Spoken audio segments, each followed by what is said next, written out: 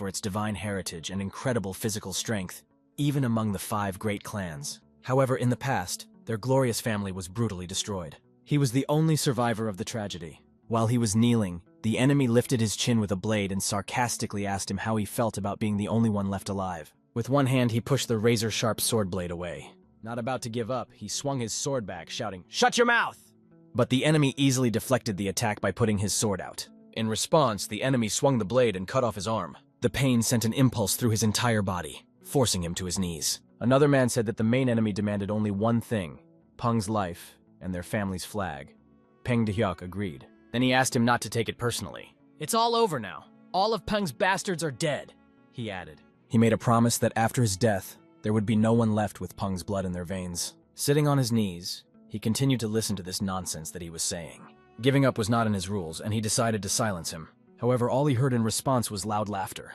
He wanted to see the light in the guy's eyes, but instead he saw a bloody glow without a doubt. There are people whose eyes shine with life, even when they are on the edge of an abyss. Sometimes, however, before they die, that glow seems to fade. As he looked at the blade approaching him, he said to the last that he would be able to kill the head of the magus who held the sword and promised to revive the Peng family. The light in his eyes faded, leaving only emptiness. "Farewell, last of the Peng family," was the last thing he heard. After taking the sword out of his body, the enemy returned, and the boy fell to the ground, coughing up blood.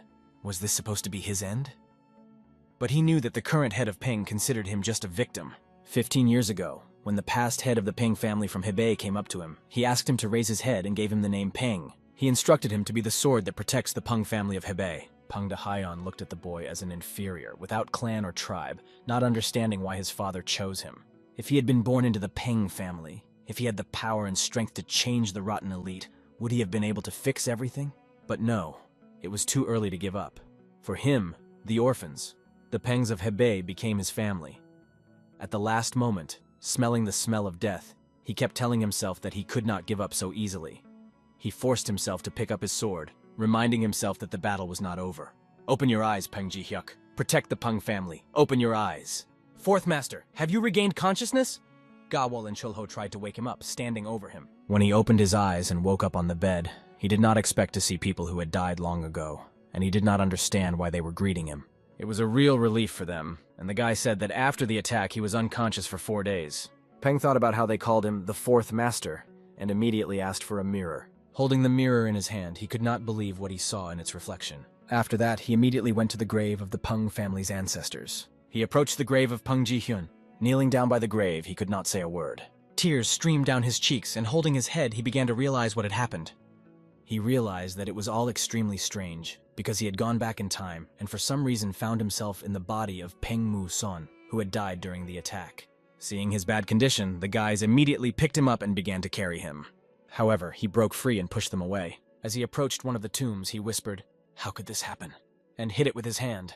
He could not understand whether he was destined to see the destruction of the Peng family again. At that moment, Peng Dehyun, the elder master of the Peng family from Hebei, appeared. Sun considered him a traitor and immediately clenched his fist tightly. But Peng Dehyun put his hand on his shoulder. He noted that Song had not yet fully recovered and looked weak. Then he asked if he was worried about the attackers. Hugging him, Peng Dehyun asked him not to be afraid, and added that he had already given orders to look into the matter, so it would soon be known who attacked him.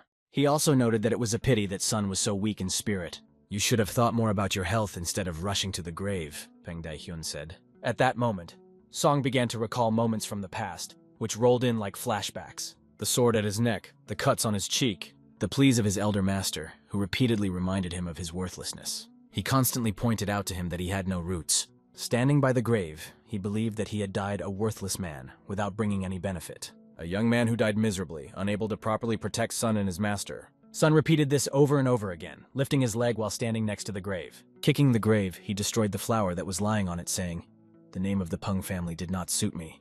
After that, Peng Dehyun turned to Sun, adding that there was nothing to take from him, because he himself was not much different from the deceased. "You were born with the name Pen, but you don't even know martial arts," Peng Dehyun said. After that, he called him a worm. Turning around, he started to walk away, asking him to take care of his health and calling him brother. Finally, he added that it would be good if both of them were dealt with. When Song was Peng Ji-hyun, his fate was determined by his ancestry, and now he had become the fool of the Peng family.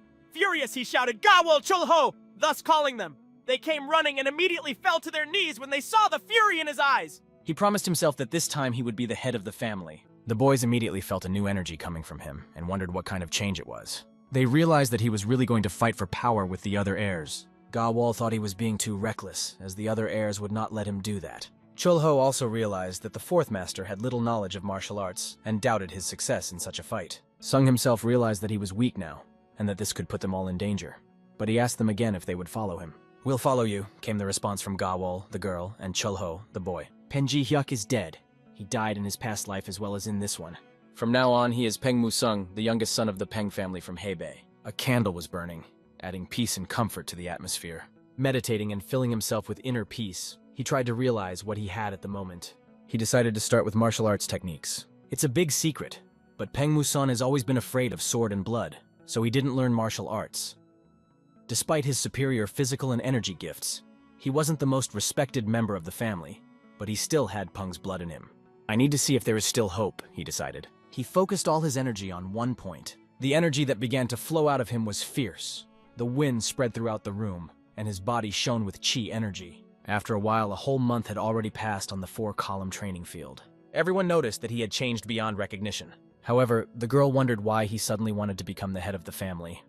It meant that he was going to participate in the competition for the election of the head. In the competition for the selection of the head, the sons of the Peng family take part in official fights to determine the next leader. They are judged on martial arts skills, integrity, wisdom, and courage. Even image affects the distribution of power. The boys didn't understand why he didn't strive for it from the beginning and decided to become the leader so late. Some wondered if he had started striving for this goal too late. But only a month has passed, and he has already started to look impressive. When people saw him in the office, they couldn't understand what he was doing here, because he rarely left the house before. However, rumors were already spreading that he had been training regularly lately, as if he was going to practice martial arts again. People wondered why he was doing it now, since the competition was coming up. Peng asked Young-ho to wait here while he went to the 3rd floor. He couldn't understand how this was possible, because only the direct heirs of the family and those who had received special permission from the head could go up to the 3rd floor, because all the secret techniques of the Peng family were kept there. He thought he wasn't strong enough to learn the techniques there now. As he climbed the stairs, Sun felt that they became easier for him. In his past life, everything was different. These stairs seemed insurmountably high to him. Previously, he had only watched others climb them, and he was able to get up there only once, when the Magi had taken over the entire Murem. This is the difference between direct descendants and everyone else. Right in front of the entrance, there were 2 swords in front of Sun, and he was asked to stop. It was explained to him that it was ordered not to let in those who did not have sufficient knowledge of martial arts. Sung decided not to be nice to them and said that if they did not retreat, there was nothing he could do. He grabbed one of the wooden swords and squeezed it tightly. "What kind of power is this?" the guards asked themselves as he squeezed harder and harder. His energy was unrecognizable, and no one had ever expected anything like this from him before. As they flew apart, the guards asked themselves once again, where does the 4th heir get this inner energy from?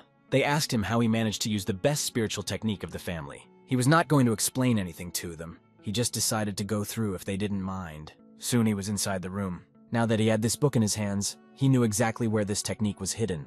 The King of the Mountains Victory March is the best technique of the Peng family, based on the actions of the tiger, the King of the Mountains. This technique is characterized by courage and agility. Sun needed to master the King of the Mountains Victory March to show his true strength.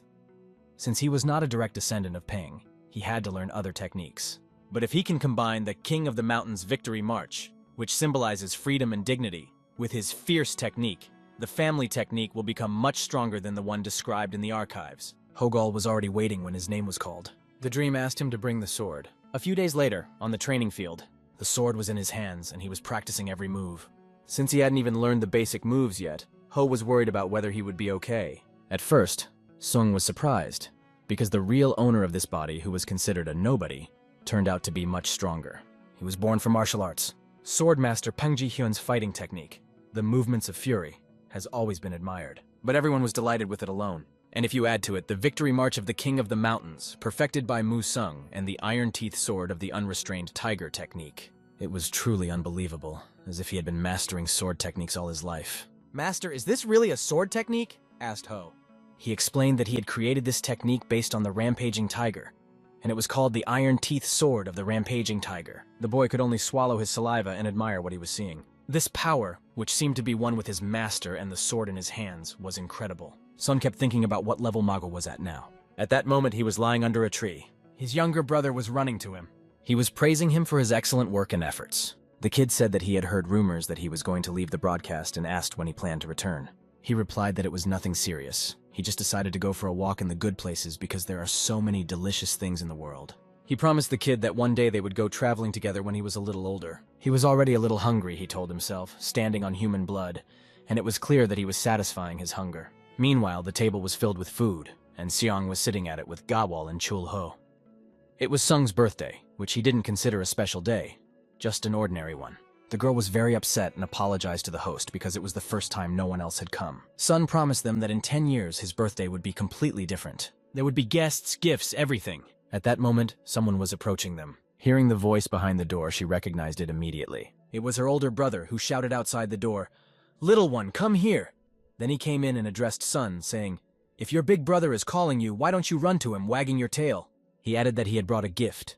His name is Peng Seo-hyun, and he is the third heir of the Peng family. His abilities and diligence did not match his ambitions. Because of this, he was always compared to his other brothers. Since childhood, he liked to bully the younger ones. Most of his victims were Peng Mu-song, whom he was especially cruel to. Song asked him what he had come for. Holding a box in his hands, he approached Sun, emphasizing that he could not leave his younger brother unattended on his birthday. As he got closer, he opened the box and threw its contents, disgusting bugs and worms, right into Sun's face. "Eat it, but don't get it all over yourself," he said, calling it a wonderful gift. Sun took one of the beetles and examined it carefully, trying to remain calm. Squeezing the beetle so that its blood flew in all directions, he looked at his older brother. "You come to the birthday party of your younger brother, who almost died, and you make such stupid jokes," he said. "You're all grown up, but you haven't gained any wisdom." Peng Seo-hyun started to get angry at Sun's words about intelligence. Clenching his fist, he asked if he had gone crazy and had become immortal since he had managed to escape once. With a wave of his hand, he decided to hit his younger brother, but Sun reacted in time, easily dodging to the right. Then he grabbed his older brother's wrist. At that moment, he felt all of Hyun's heroic strength. Sun had a sword hanging from his belt. Noticing this, Hyun asked if it was true that Sun had decided to take up martial arts again. He then offered to fight, even giving Sun a 5-strike advantage because he thought he would win easily. Great, thought Sun, preparing to show his brother where the crayfish hibernate. Sun told his older brother his conditions. If he won, he would no longer address him as his older brother. Sun's sword was already above his head, and his fit, muscular body was hovering over his older brother. The older brother's eyes showed shock at the speed he had just witnessed. He barely had time to put his sword under his younger brother's blow. It was quick and silent, but he did not understand how it happened. "There are 4 more strokes left," Sung said, and Hyun was already begging to wait. It was very hard for him, his body was shaking. When Sung asked him a question, "Are you okay? Or are you fighting like a girl?" Hyun was speechless and began to freak out. Embarrassed, he was furious. In response, his older brother attacked. The lone spirit rolls out the thunder and the shining lightning of the 3 thunderbolts. He really hoped that this attack would bear fruit, and that he would be able to put the younger one in his place. But the raging tiger, an attack that Hyun had not expected, ruined his plans. The blow left him on the ground, lying on his back and coughing. Chul-ho could not believe his eyes. The lone spirit rolling thunder had been stopped by the basic technique of the unrestrained tiger. It seemed that they had switched roles. The dream made it clear that if you can't make fun of your older brothers, you shouldn't pick on your younger ones, and that people like Hyun have no right to be called big brothers. After that, he punched his brother in the nose pretty hard, making him think. After that, in the house of the head of the family, Peng, Hyun's hand was on his knee, trembling, and he had no strength at all. Sun came up to him and greeted him. Peng Jin-young, the current head of the Peng family, was coughing with his hand over his mouth. "How are you feeling?" asked Song, to which the head replied that he was doing quite well. Sun was very eager to see the family head, and it was a pity that he came at a time when he was already sick, to get the family off its knees. Peng Jin-young tried to perfect the lone spirit rolling thunder technique, and this eventually led to his current state. The head had already heard that Song had beaten Seo-hyuk. He asked him if it was true. Sung was confused, and there was a moment of silence between them. Then he bowed low in front of the leader and apologized. But the head laughed and explained that he did not blame him, because brothers always fight.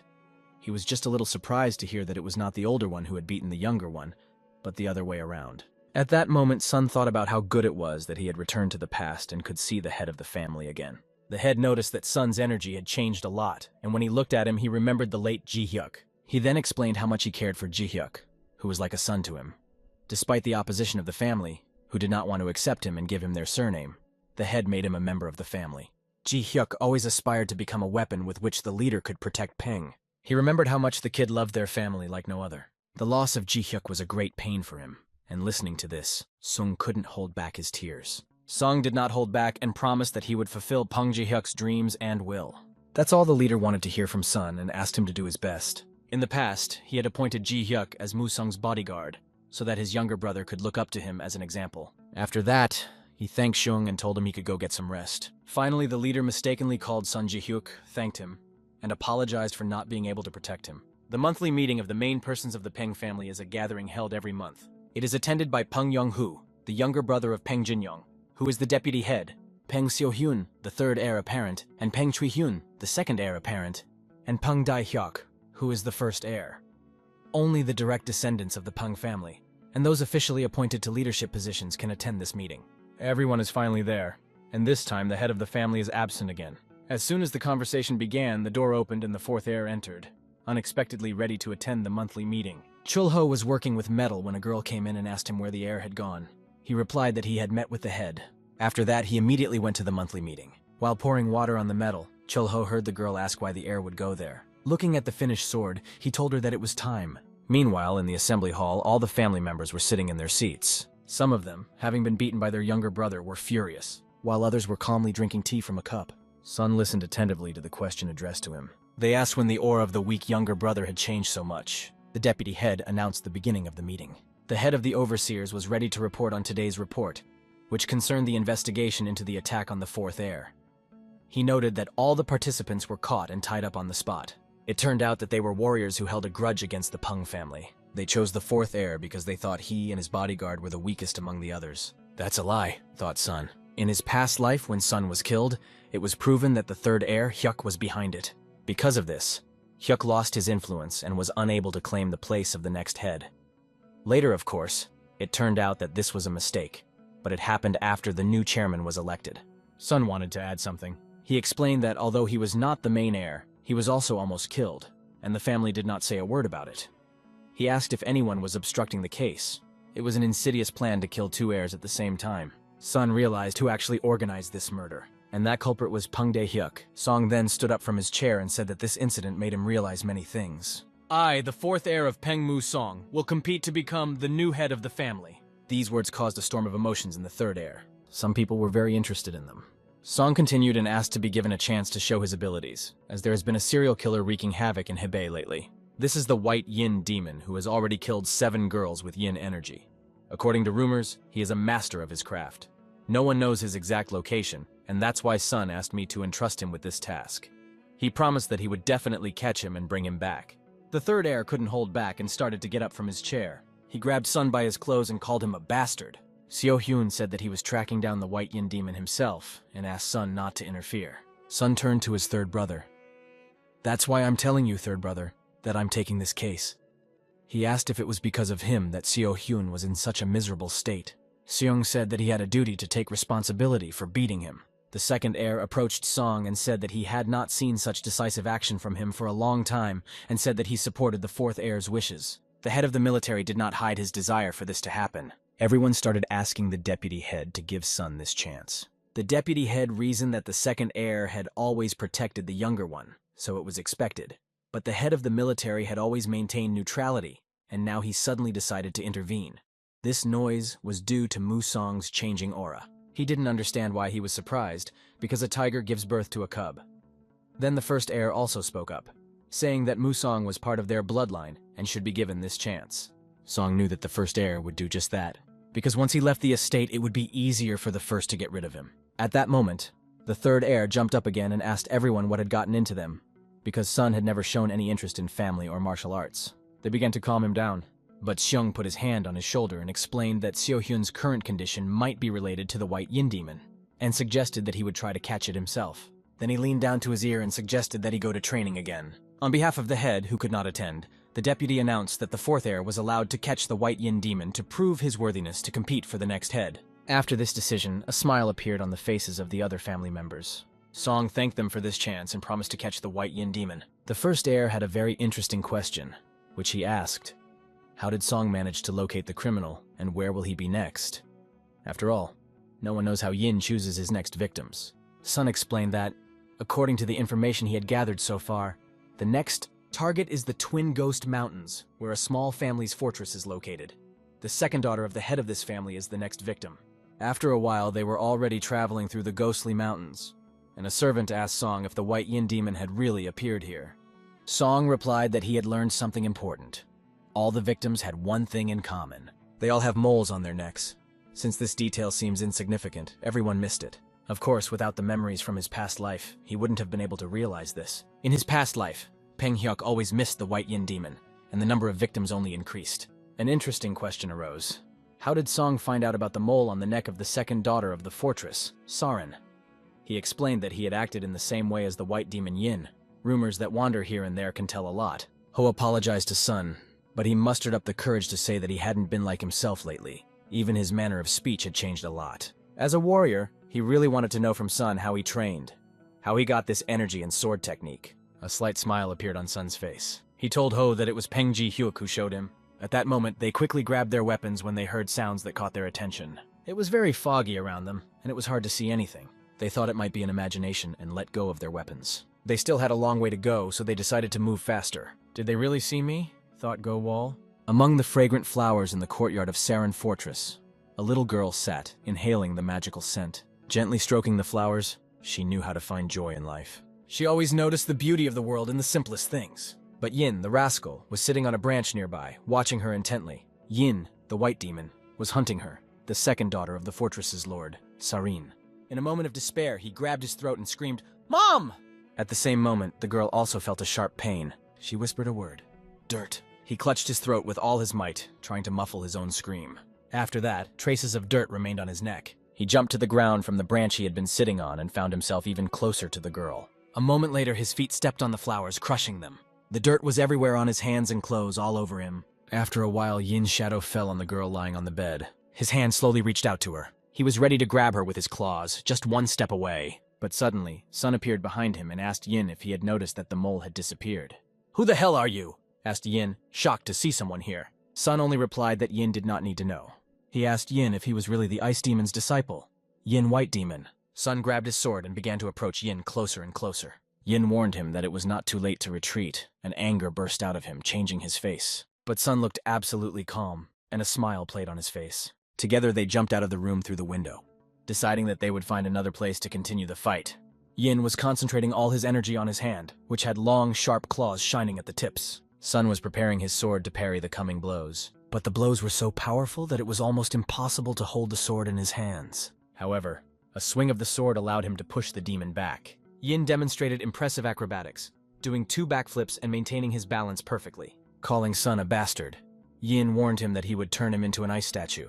Yin launched a whirlwind of blue ice directly at Sun. What a massive amount of energy Yin had absorbed to carry out such attacks. Knowing Yin's fighting techniques, Sun had no intention of retreating. By saying this, Sun made the demon realize the situation. Yin realized that his opponent was no ordinary person. His skill might even be higher than Yin's, and the energy enveloping the sword was powerful yang energy. From this, Yin realized that Sun had not been sent by his mentor. He realized that he was facing a descendant of the Peng family from Hebei. The guy's energy was really extraordinary, it overwhelmed him. Gawol was sitting on the roof of one of the buildings and watching them fight. Gawol was ready to grab her sword, which was hanging in a scabbard on her belt. Yin and Song both came from northern clans, Yin from the An clan and Song from the Chinju clan. Yin believed that the Peng family were just children compared to his clan. This was quite a loud statement on his part. The iron teeth sword of the indomitable tiger. A powerful tiger strike that made the trees tremble. These 2 attacks silenced the demon and made him pay for his words with the loss of his arm. He finally saw the real power in front of him. The dream looked powerful. His gaze was confident, his face was serious, and his soul was eager to punish the offender.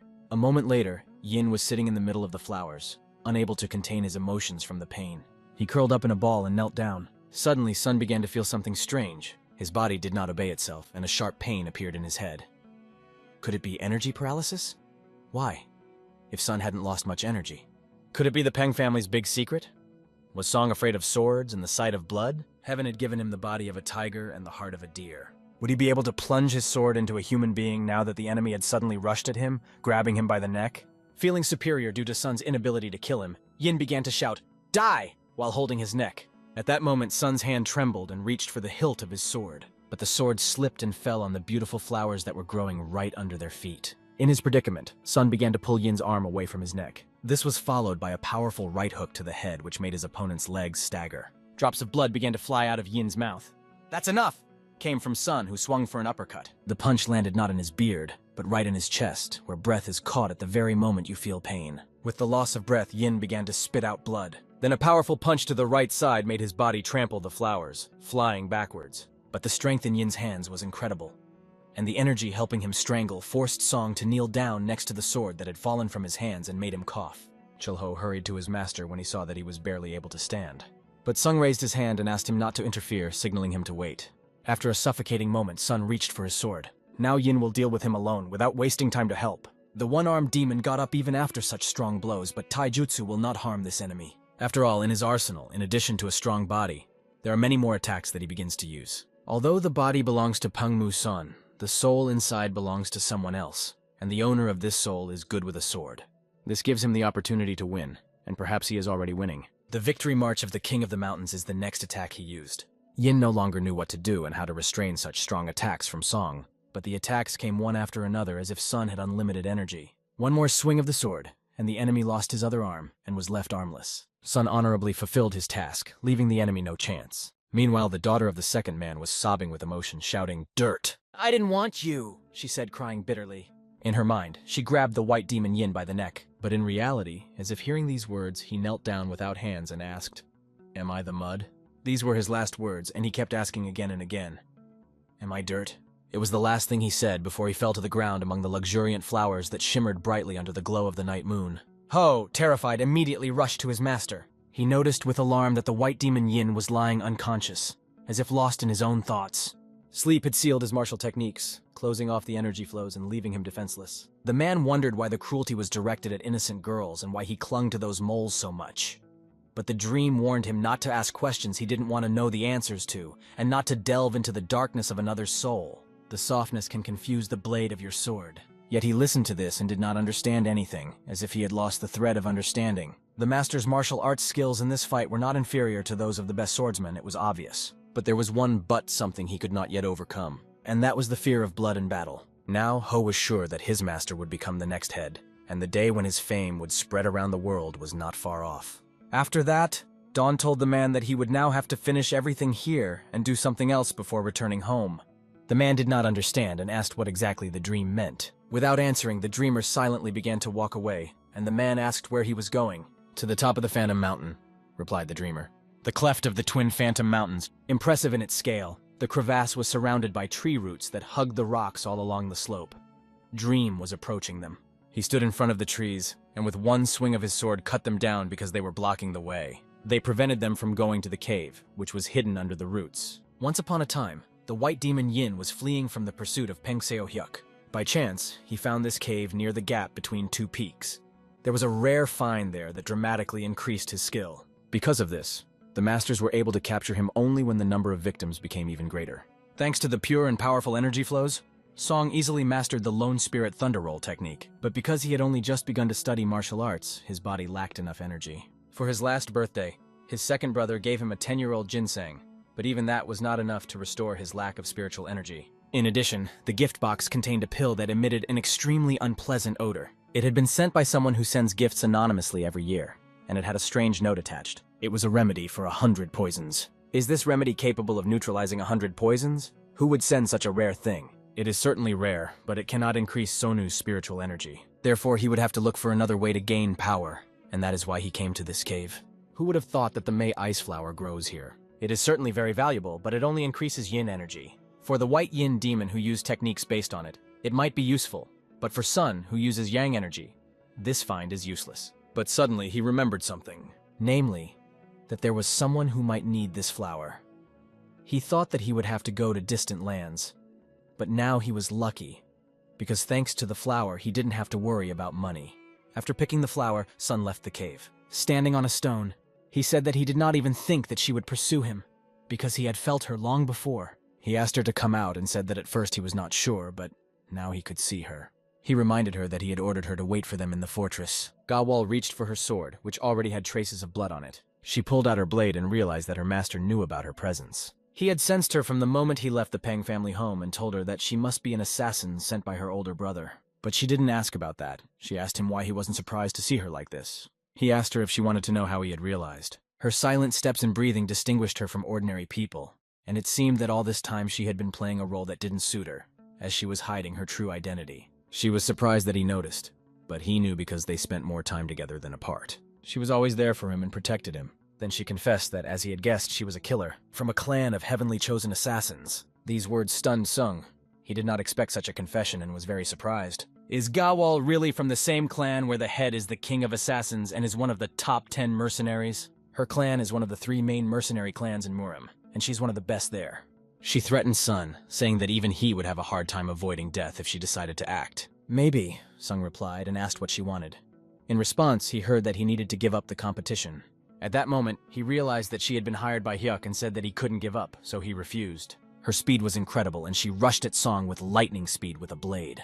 We can recall how she used to take the lady's hand. There were tears in her eyes that she could not hold back. She begged to be called sister for the last time, like in the good old days. Even on her knees to the last, she wished for the mistress to live and asked for her son Musung to be protected. Her life ended like the last drop of water that dried up in a lake that had asked for nothing in return all its life, but only gave its water to the birds and fish that lived in it. Her pain was unbearable, and she fell on the sheet that covered her and cried. And now her blades were pointed directly at Sun's throat. He said to her, "You can't do this, you won't succeed." "I don't know about the others, but you won't betray me," Sung said right in her face, knowing that she would do nothing because her emotions had already gotten the better of her. "Why the hell?" she asked, and dropped the knife from his hand. Grabbing his clothes, she began to ask him why he was choosing the most dangerous path, and in her mind she apologized to her sister for having to protect her master, and now it seemed she would not be able to be there for him. He took her tender hands and apologized for making her worry, but said he could not change his mind. Even her eyes pleading with him could not make him change his mind. At that moment, she brought up the subject of his late mother. She was the only daughter of a clan leader, and Pengmu Sun's mother was the daughter of the King of Killers, which means that Sun's grandfather was the same King of Killers. The girl began to explain that Peng's family was very famous, so it was impossible to reveal the fact that the lady came from the assassin clan. Sun could not believe it. Was the antidote he had recently received as a gift from his grandfather? And all the other gifts were also from his grandfather? It seemed impossible. Sun knew the truth about Gawal being a murderer from his past life. After Sun was murdered, Gawal, knowing it was Peng Daehyun's handiwork, secretly infiltrated to take revenge and died. Her identity was never revealed. At that moment, the girl was sitting on her knees and explaining to Seong that she had been trying to protect him from danger all this time. But now she accepted his decision not to refuse to participate in the competition for the election of the head. In accordance with my late mistress's last will and testament, I, Gawal, from the clan of heavenly chosen assassins, will protect you at the cost of my own life. It was unexpected for Seong, but he found a reliable ally and thanked her for it. The next day, he and Chulho left the city with the last white demon Yin. Gawal followed them, but she wasn't the only one watching them. She was the only one who dealt with all the unnecessary problems that came their way. In particular, she got rid of the assassins hired by Hyuk. Rumors spread that Sung had defeated the white demon Yin. On their way home, they were warmly welcomed on the main road in Jeonjin. Finally, they reached the Peng family home. As promised, the vice chief kept his word about Sun catching the white demon Yin. The deputy head allowed him to participate in the competition. This did not make the other heirs very happy. The first heir could hardly contain his anger, and he was even shaking. The water in the glass in his hand was almost overflowing, because the tension caused cracks in the glass. In the pavilion of the first master in the house of the first heir, Peng Daehyuk, the dishes were flying in all directions. When he returned home, he was able to throw out all the anger that had accumulated in him. It was unexpected that the owner, who usually takes no interest in his brothers, was watching the younger one. But he replied that he had no particular interest in this, only a slight interest. However, this jock said that he did not blame him for anything, and at some point the whole Peng family began to pay attention to the fourth owner. He then asked the first one if there was any news from the hired killers. The next thing the owner heard was that the head of the family, his grandfather, was relying on his grandson. Kachok came closer, took the owner by the shoulder, and said that the Peng family should belong to Mr. Ono of Chinju. The deputy head's reception. It had been so long since they had last met. How many days have passed? Gong Sung-jin, the head of a region in Marima, an organization similar to the United Nations in the martial arts world. It is often used as a concept for factional alliances. What can you do? Both are very busy people. The deputy really did not expect to have to personally accompany the white demon Yin to Marimi, but he explained that it was more important than it seemed at first glance. It was no secret that he was the lover of the heavenly ice demon, one of the 5 great representatives of Sadokon. After that, Gong asked if the fourth master had managed to capture him. And was this true? Since the fourth was a weak child of the head who could not even master martial arts? Swaying the cup of tea in his hand, the fourth master replied that he was right. The fourth was the one who brought great changes to the Peng family. Meanwhile, the fourth man was standing by the cart on the street. Suddenly he was addressed. It was the deputy head, whom Song greeted, bowing to him and Gong's master Song Jin. When Gong looked at Song, he was amazed. Such a powerful aura at such a young age. It was even hard to appreciate the power of his energy. It was the first time in a long time that he had felt such strength and power, and the last time he had felt it was with the genius of the Namgun family, Namgun Hyuk. Without hesitation, he approached the fourth heir and offered to work for him. He promised that Sun would be able to study, accumulate energy, and he would write a letter of recommendation for him. With such abilities, he would quickly take an important position in Murim. Gong promised him all this. Hearing this, the deputy head could not understand what was happening. Song explained to Gong that it was a very good offer, but he was busy with family matters at the moment. This was a bit of a surprise for Hong. After saying goodbye to everyone, he realized that Musung would bring big changes to the Peng family. In a moment, he was already sitting on his horse, ready to leave. He realized that this young man would not only bring changes to the Peng family, but would also shake up the whole of Murim. After that, on the training field, Sung continued to improve his martial arts skills. Together with Chulho, they competed in sword fights, honing their skills to the max so that they could always remain in a dominant position in close combat. They would always come from uncomfortable positions to create maximum difficulties for each other. This helped to make the picture as close to real events as possible, so that it would seem as if they were really fighting on a real battlefield. They were exhausted to the limit. Chul experienced firsthand that Sung's flickering sword technique was lightning fast. It was a really good fight, after which they shook hands. Both left on a note of optimism and shook them. Sung sincerely wanted Chul to become stronger and warned him that there were many more challenges ahead. Suddenly, Ga-wol appeared in front of them. She handed them a book and asked them to hold it. It was a martial arts book that Sun had written for Chul. He had asked him to focus on learning the technique of the iron teeth sword of the unrestrained tiger. Chul couldn't contain his joy at this gift, as it was really valuable to him. In his past life, Chulho was so dedicated and skilled in martial arts that other young masters wanted to engage him. But he died while remaining loyal to his master, the fourth heir. However, Song was sure that in the near future, everything would be different. Chulho would not die and would only become stronger. He would be the only one to take responsibility for the new Peng family security unit that Sun was planning to form. Sung approached the girl and asked her about what she had said earlier, namely about having assassins to bring in. She immediately asked him if he had any errands for her. He asked her to gather information about the heirs, especially to pay attention to the first heir and the situation in Hebze. If anything unexpected should arise, he asked her to inform him through the clan of heavenly chosen assassins. After entrusting her with this task, he said goodbye to her and the others. He asked her not to pursue him this time. Chul Hoseong was given a task, to become even stronger by the time they met again. The fourth son of the Peng family from Hebei, Peng Musung, embarks on a 2-year journey through Murim, which is a tradition for participants in the competition to choose the head of the family and is known as the spiritual path of the tiger. After a while, he was walking through the streets filled with people. Children were laughing and running around happily. Vendors were offering their wares, and as he watched, he asked himself a question. How long has it been since I walked along the shopping streets? This seems to be the first time since he became Peng Musan. After he adopted this name, he had no free time because he was adjusting to his new role and practicing martial arts. But now that he was able to enter the competition to choose a chapter, and everything was going according to plan, although there was still a long way to go, he decided to celebrate the beginning of the spiritual path of the tiger. He decided to take out his money and have a few drinks. He heard that there was a good inn nearby, so he went there. On the way, however, he met a very unexpected person. He was so surprised that he even dropped his money. Could it be the head of the Mogyo, an organization whose members worship evil demons and wield magic, and who are Murimin's main opponents? After a second of thought, Sun realized that if he got rid of this bastard now, there would be no war. He immediately started running towards him, but suddenly his legs began to disobey. His whole body began to tremble, and he could not understand what was happening. His body refused to fight, but why? Was it because of the initial fear of him? Don't be a laughingstock, Sun told himself. He asked himself if he was reborn to be afraid of every other person in Murim, because this was his only chance. He began to stalk him, asking himself where the head of Mogyo was, where he had gone. Having overcome his fear, he began to move forward with all his might. But it didn't last long, as sweat broke out on his face, and everything before his eyes began to darken. When he opened his eyes, ordinary people were leaning over him, asking if he was okay and could not understand what had happened to this guy. Not yet recovered from the anger he had just felt, he could not even hear the words of the people who said that maybe they should call a doctor. He clenched his fist as hard as he could and slammed it on the ground. It was impossible not to blame himself for missing such an important target. In Taiyuan, Shanxi, near this house, there was a conversation about the mission and its simplicity. After all, their target was just a young man from the Peng family. It even somehow touched on his honor. Why send us for anyone, especially for some boy? He asked. but the other asked him to be quiet because they were on duty. They were the Black Death and the Red Death from Satacon.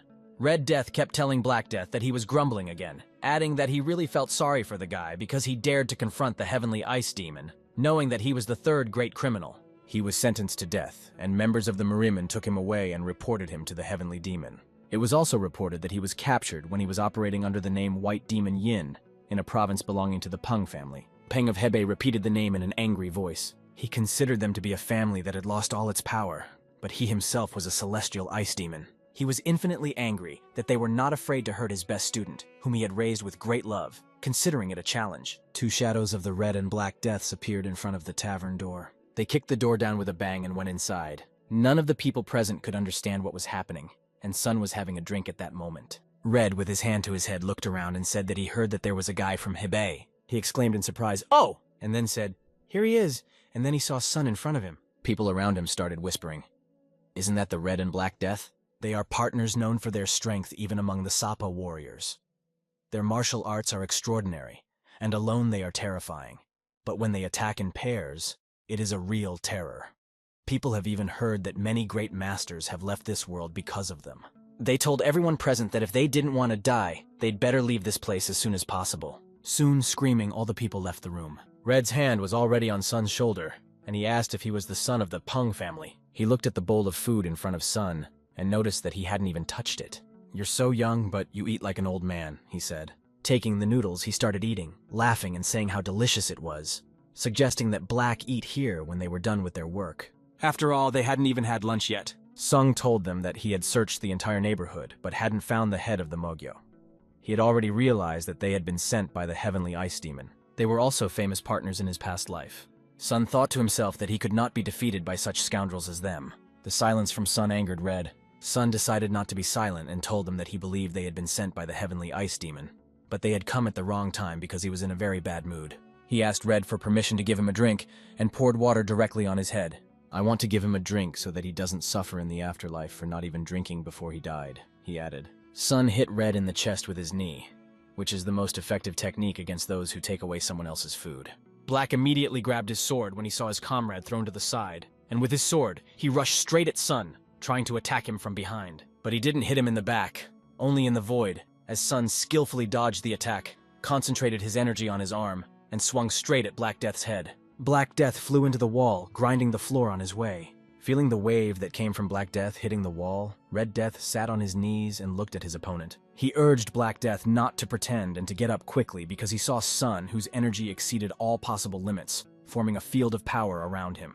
Red Death took out his whip and realized that this mission would not be easy. The Red Death offered to fight in earnest, noting that the blow was in view of the fact that he had yielded to him as a junior.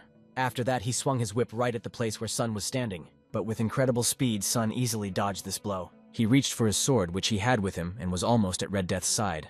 The Red Death tried to do something, pulling out his whip, thinking that he could now punish Sun. A whip, compared to a sword, is a weapon for longer range combat, and you need very high speed to get through the whip's blows that can tear the skin.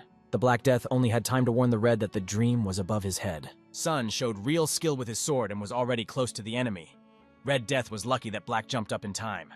He wondered what kind of power Sun had. Before that, they hadn't even considered him a serious opponent. But it was only after they got their asses handed to them that they realized he had such a perfect skill. "Phew," Sung finally exhaled. "I just have to clean up this mess." He thought to himself that this was a complete failure. At first, he made a few winning moves, but, as expected, it was a tough bet, because Sun's inner strength was less than the amount of energy they had accumulated over their lives. In the best-case scenario, he will survive 3 more clashes. But if the battle drags on, Sun will be finished.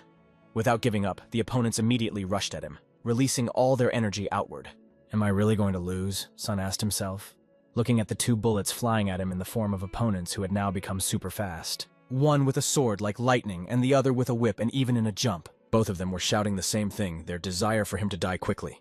With one hand, Sun defended himself against the whip, and with the other hand he deflected the sword. But the whip wrapped itself around the sword's blade. Behind him, the Black Death decided to attack from the rear. Sun, with great effort, put his hand directly under the blade, putting all his energy into this point so that the blade would not cut through his hand. It was difficult to even move, because one hand was occupied with the sword to which the whip was tied, and the other was holding the sword. But his 2 legs remained free, and he lifted one of them up. Then, kicking it to the floor, he released energy that threw both opponents back. Black Death barely stayed on his feet, and Red Death flew backwards, flying over the boxes that were in his way. This attack took a lot of strength from Sun, and blood flew out of his mouth. The internal injuries caused by the reverse energy flow were serious.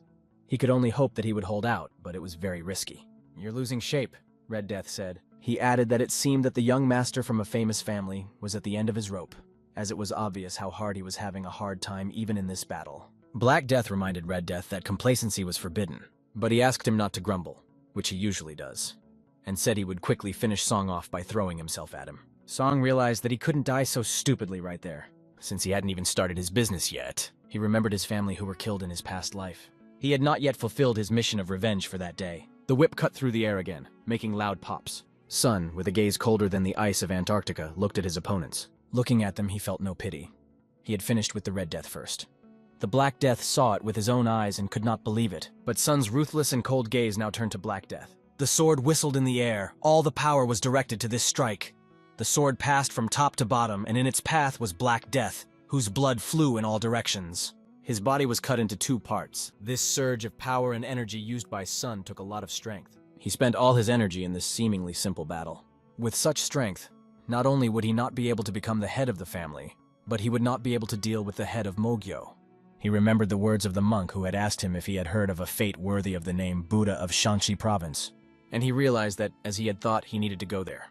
He held a bag of money and put it on the bar, apologizing to the owner for the mess. The owner, meanwhile, was hiding behind the counter from the bloody battle that was taking place there. On the floor, there were only traces of two deaths, red and black, which were ruthlessly dealt with by Sun. Shanxi Province. Datong is a city in Shanxi Province, China. Yonggang Rock Cave is a Buddhist temple in Datong. It was in the vicinity of this place that Song was wandering. Next to him was a man who was carving a sculpture out of stone. He turned his head and saw Sun. At that time, Sun was walking toward a nearby cave. When he entered it, he saw a giant statue of Buddha made of stone. Sun bowed down to the Buddha with Amitabha, which is an exclamation in Buddhism that is uttered when praying to the Buddha. Sun apologized and said he would make some noise. He then concentrated all his energy in his fist and swung. The bright red glow of this energy illuminated the statue. Sun struck it with all his power right in front of him. Shanxi Province, the center of Taiwan, the streets remained as lively as ever. Meanwhile, in the Songhang Inn, beautiful music was playing, and the girl was completely immersed in it. The guests were drinking delicious teas that completely soothed their bodies. A nervous man opened the door. It was clear that he wanted to say something, but he couldn't. The girl immediately greeted him. "Hello, long time no see." He answered, stammering, "A long time." She asked him if he wanted a comtech as usual, and suggested going up to the third floor. He followed her, and she led him to the third floor. Opening the door, she greeted him again. She was quite surprised by his visit, as she had not seen him for a long time. When she asked how he was doing, the man asked her not to ask. He told her that recently there had been a big fight in his guest house. She realized from his tone that the damage was serious. He said that there was not a single intact bowl left and put a bag on the table. He explained that he had paid generously for the damage. "Is this really what I think it is?" the girl thought. "Has the little king finally become stronger?" she asked herself and reached out for the sack. She was the mistress of the Songhang Inn and the leader of the clan of heavenly chosen assassins in charge of Shanxi Province. Her name was Hua Ran. Song left a message inside the compensation bag. In it, he asked for information about a person in whom he had a personal interest. Kim, young man from the Kimjok group of traders. This is someone who has recently become much more powerful. She wondered why the fourth master needed this man. Then she realized that if it was about that temple, she immediately asked where the fourth master was now, and emphasized that she had to hurry because the person he was looking for might die within the next few days. Meanwhile, when Sun hit the stone with all his might, the stones shattered, making a loud crash as they fell to the ground. After using enough force, a cave opened up for him to enter, and it was just as the monk had said.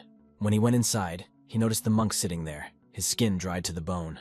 The dream greeted the 1,000-year-old killer monk from the Shaolin Temple. Later, when it was already dark, a very calm atmosphere reigned on the roof of one of the buildings. A great swordsman was drinking juice with the monk. He had a scar on his eye in the form of 3 claw scratches. The monk turned to him and asked if he knew the Iron Fist of Sadakhan, as it is said that the destiny worthy of the name Buddha, which he attained at a young age, is the legacy of a 1,000-year-old killer monk. "A killer monk?"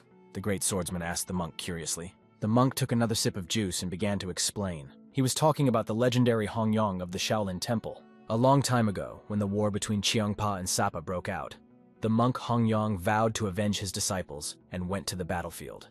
However, he committed too many murders, so he decided to leave the temple and later began to wander the expanses of Murim, feeling remorseful At the end of his days, he dug a cave in the rock, using fist-fighting techniques and power attacks.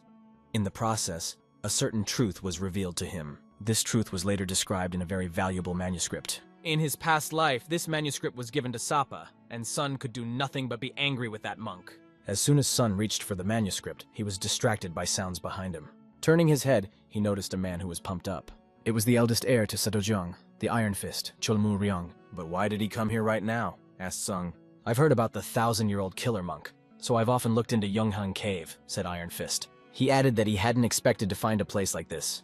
He laughed and asked Song how he found the place. He replied that Sun had simply sensed the place and asked him to back off, explaining that the manuscript had nothing to do with Sapa. But Iron Fist tightened his fist with all his might and told Sun that it seemed they had the same goal. He then suggested that they use their skills to determine the true master of destiny, the one worthy of being called a Buddha. Sun realized that this was a tough competition, because the Iron Fist was very strong, and the monk could not overcome it even once. But sometimes there are moments in life when there is no retreat. Song knew this better than anyone else and told him who he was, namely the fourth heir of the Peng family from Hebei, Peng Musong. The man working with the stone got up from the stone he was sitting on and finally waited for them to arrive. The one who could fulfill the cherished wish of the monk observer had arrived, the one whose strength is amazing. The battle between them began. They looked at each other with greedy eyes and rushed into battle. Iron Fist put all his strength into his fist, gathering all the energy there. Sun held his sword in his hands, which had no less energy. Luck was not on Sun's side this time. He was in a lot of pain, but the opponent still did not expect Sun to last so long. He noted that these skills did not look like those of a person of such a young age. Sun began to look for strength in himself and found it to get up at least one leg. He then said that he never liked and would never like to be distracted by chatter during a fight, gathered his strength, got to his feet, and picked up his sword. He promised to break Iron Fist into small pieces so that he could never return to martial arts again. The enemy took this with the hope that it was not a bluff, and he was the first to rush at Sun.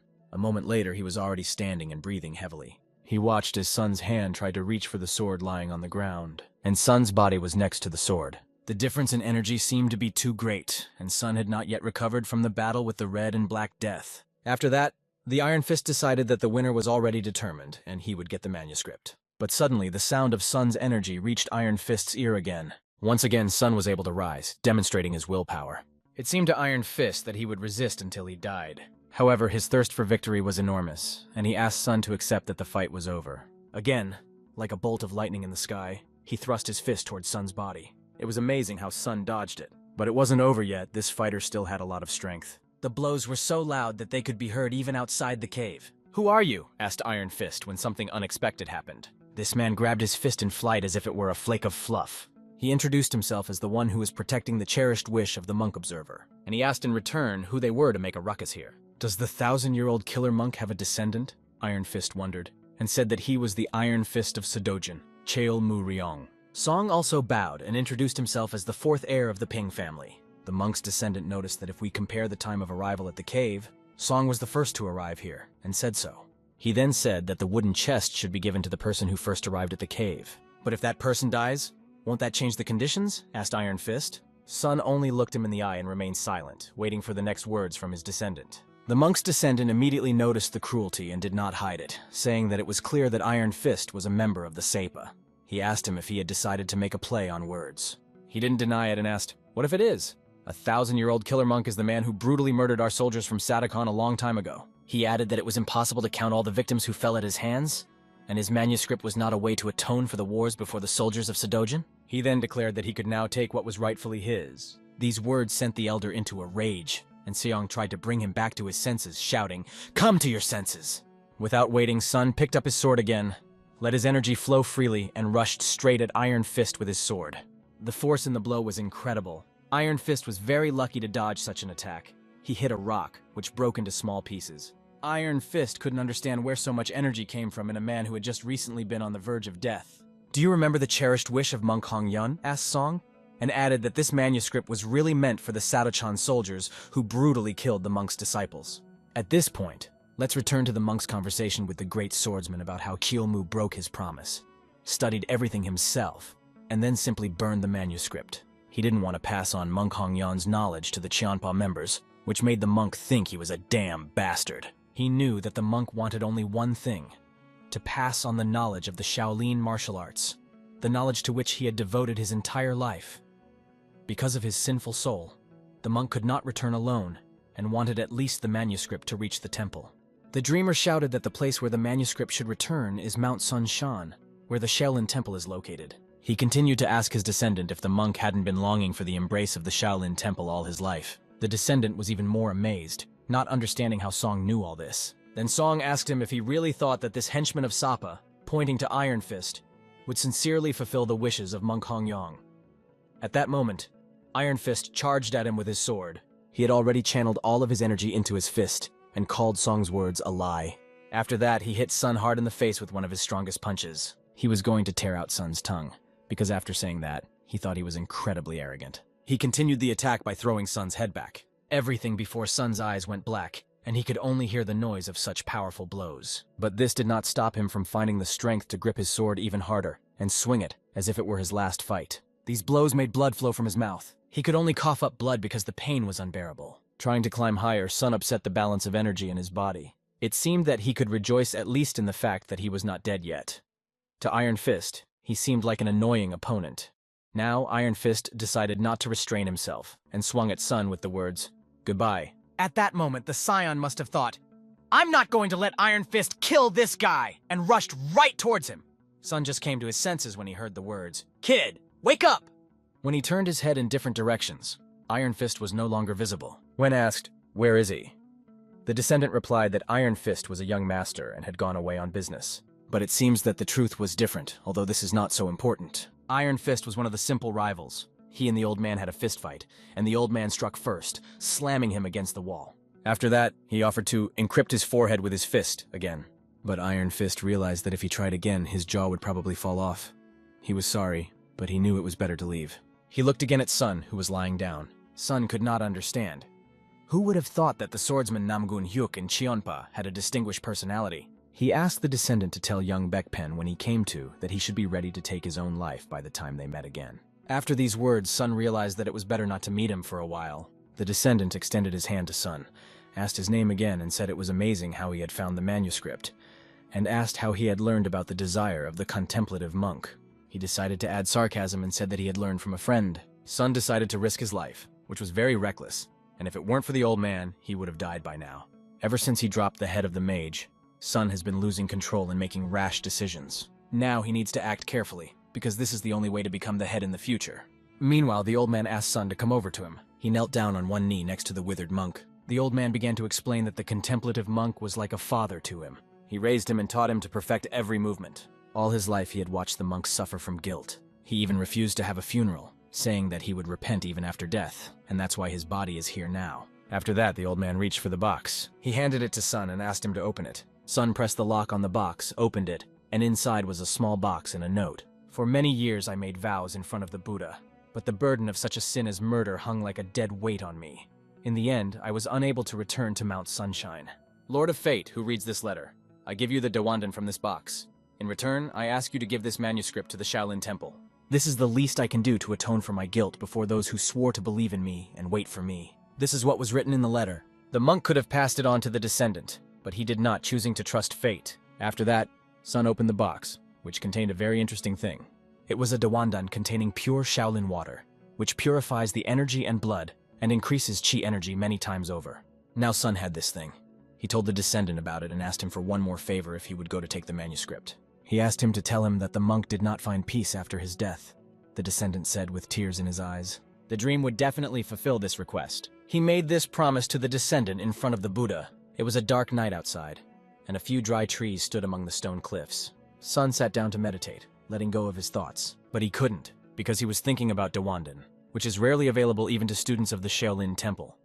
Who would have thought that it would end up in the hands of Song, a divine power that enjoys overwhelming authority even among the most powerful? This power changes the contents and liquid of the bowl containing chi energy. The body that takes this medicine will have strong blood vessels and unearthly strength, and for Sun, who was severely lacking in chi energy, it was a lifesaver. Even if you try to control fear, it will not be as effective as Dawandan.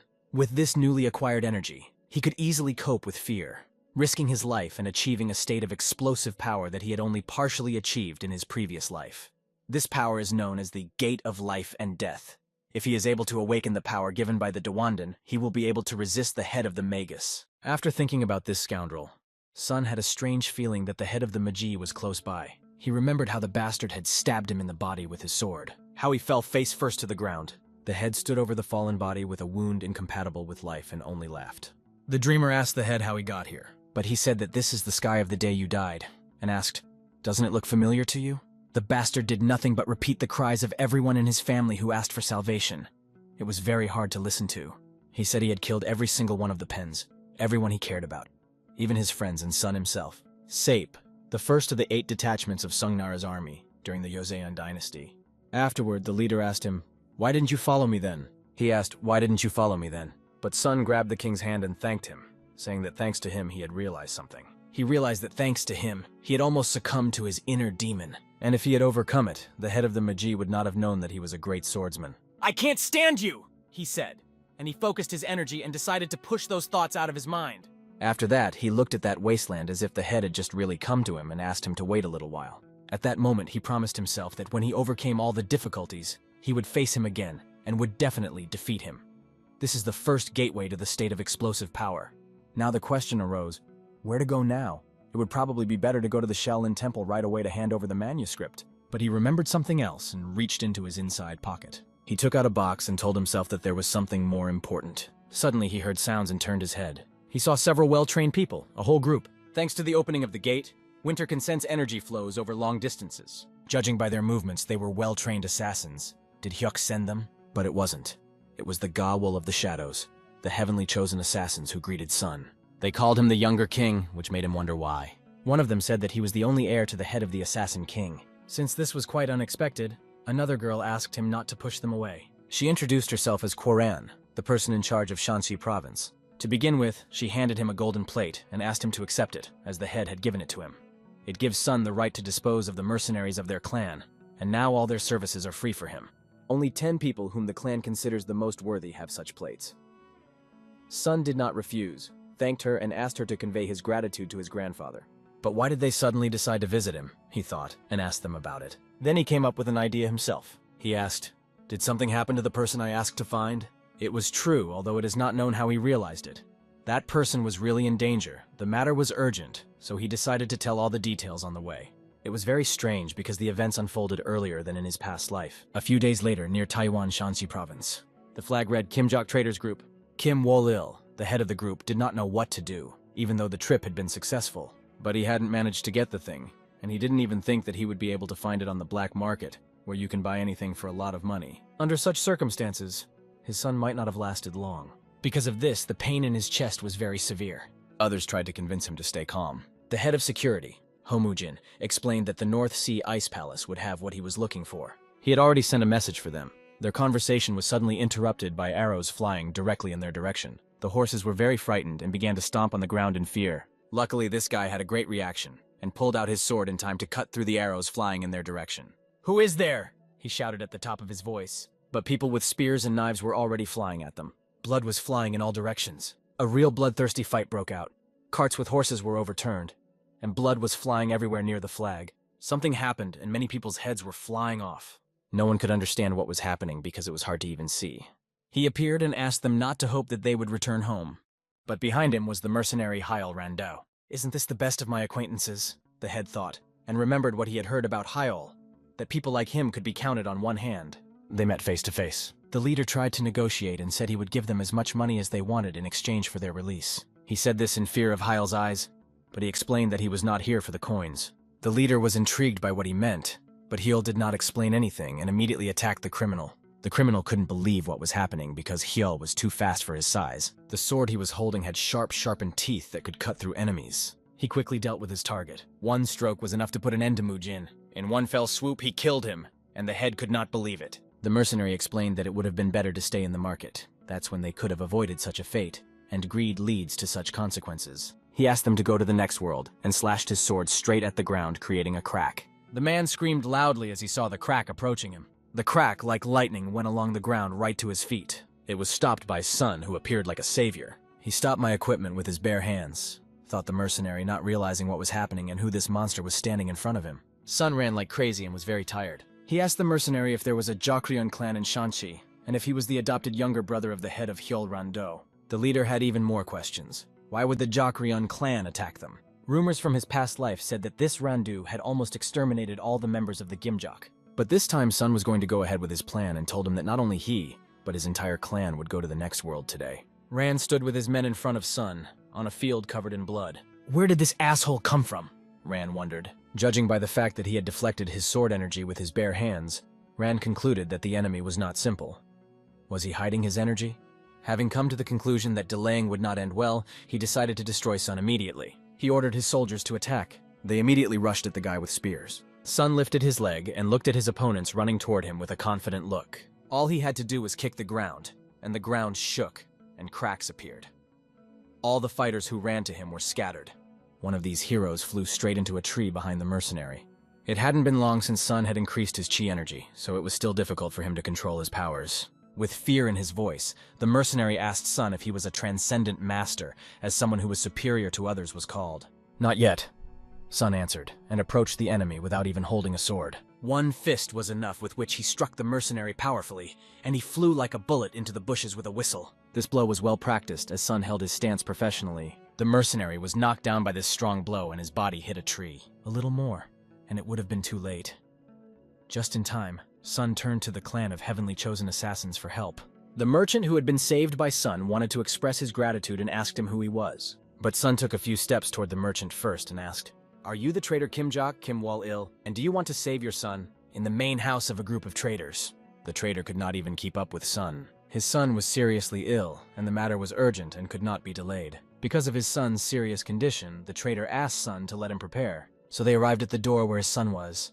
His father jumped in front of the door and asked Sun not to come in. He began to cry and said that even though Sun had saved him, he couldn't just barge in. Sung apologized to the head and explained that he was in a hurry, without going into details, and had embarrassed him. He then began to explain that he did know about the young master's condition. After returning from a trip to the south, he was bitten by a Fire King snake. The traitor was amazed at how Sun knew this, but he continued his story. The venom of the Fire King snake, which feeds on flames and is filled with yang energy, makes you feel as if you are burning from the inside, and eventually the poisoned person will die. To neutralize the poison, you need a medicine that absorbs yin energy. Suddenly, behind their backs, someone said that the conversation seemed to be going to be very long. His son asked not to keep the guests on the doorstep and said he was fine, inviting everyone inside. Mang had already heard from the messenger his father had sent earlier that he was meeting the fourth young master of the Peng family. First of all, he expressed his gratitude for saving his father from the sudden attack. He introduced himself as Kim Yongman, the son of the head of the Kimjok group of traitors. This is the same man who later became famous as the King of Gold. He was an inventive genius who was able to lead a small trading family to prosperity, a master of Murim, and even the imperial family desperately tried to establish relations with him. However, at this time, Kim Yongman lost his father and almost died of grief and illness because of Rondu. Sung thought that it would be great if man could regain his health faster than in his past life and become his ally. At that moment, the man asked Sun to sit down. He said that his guess that he had been bitten by the Fire King's snake and the venom had spread throughout his body was true, and he lifted up his sleeve. His father was shocked to see what was under his sleeve. Man explained that for his sake, his father had been searching everywhere for a medicine with the properties of yin energy. It is said that the ice crystal, which is located in the North Sea Ice Palace, or the 1,000-year-old snow ginseng, are effective medicines. But the North Sea Ice Palace does not sell its crystals, and the location of the 1,000-year-old snow ginseng has not been found. Although he tries to be treated with other medicines, if things continue like this, death will sooner or later be inevitable. Without thinking twice, Song listened to this and took out a box and put it on the table next to Man. He explained that inside the box was the May Ice Flower. The father and son's eyes nearly fell out when they saw the May Ice Flower, and they both exclaimed, "Really? This is a medicine filled with yin energy that suppresses the venom of the Fire King snake. It is not inferior to the ice crystal and the 1,000-year-old snow ginseng." It was good that Sun remembered Mana in time. Although he was going to make contact with him anyway, luck was on his side. The help of the King of Gold would be necessary in the war with the Magi that would happen in the future. After that, Sun said that he was giving them the flower, but in return, he asked for their help. Since he was going to become the next head of Pen, he would need the wisdom of his master to restore his family to its former glory. Before he could say the word master, the merchant grabbed his arm.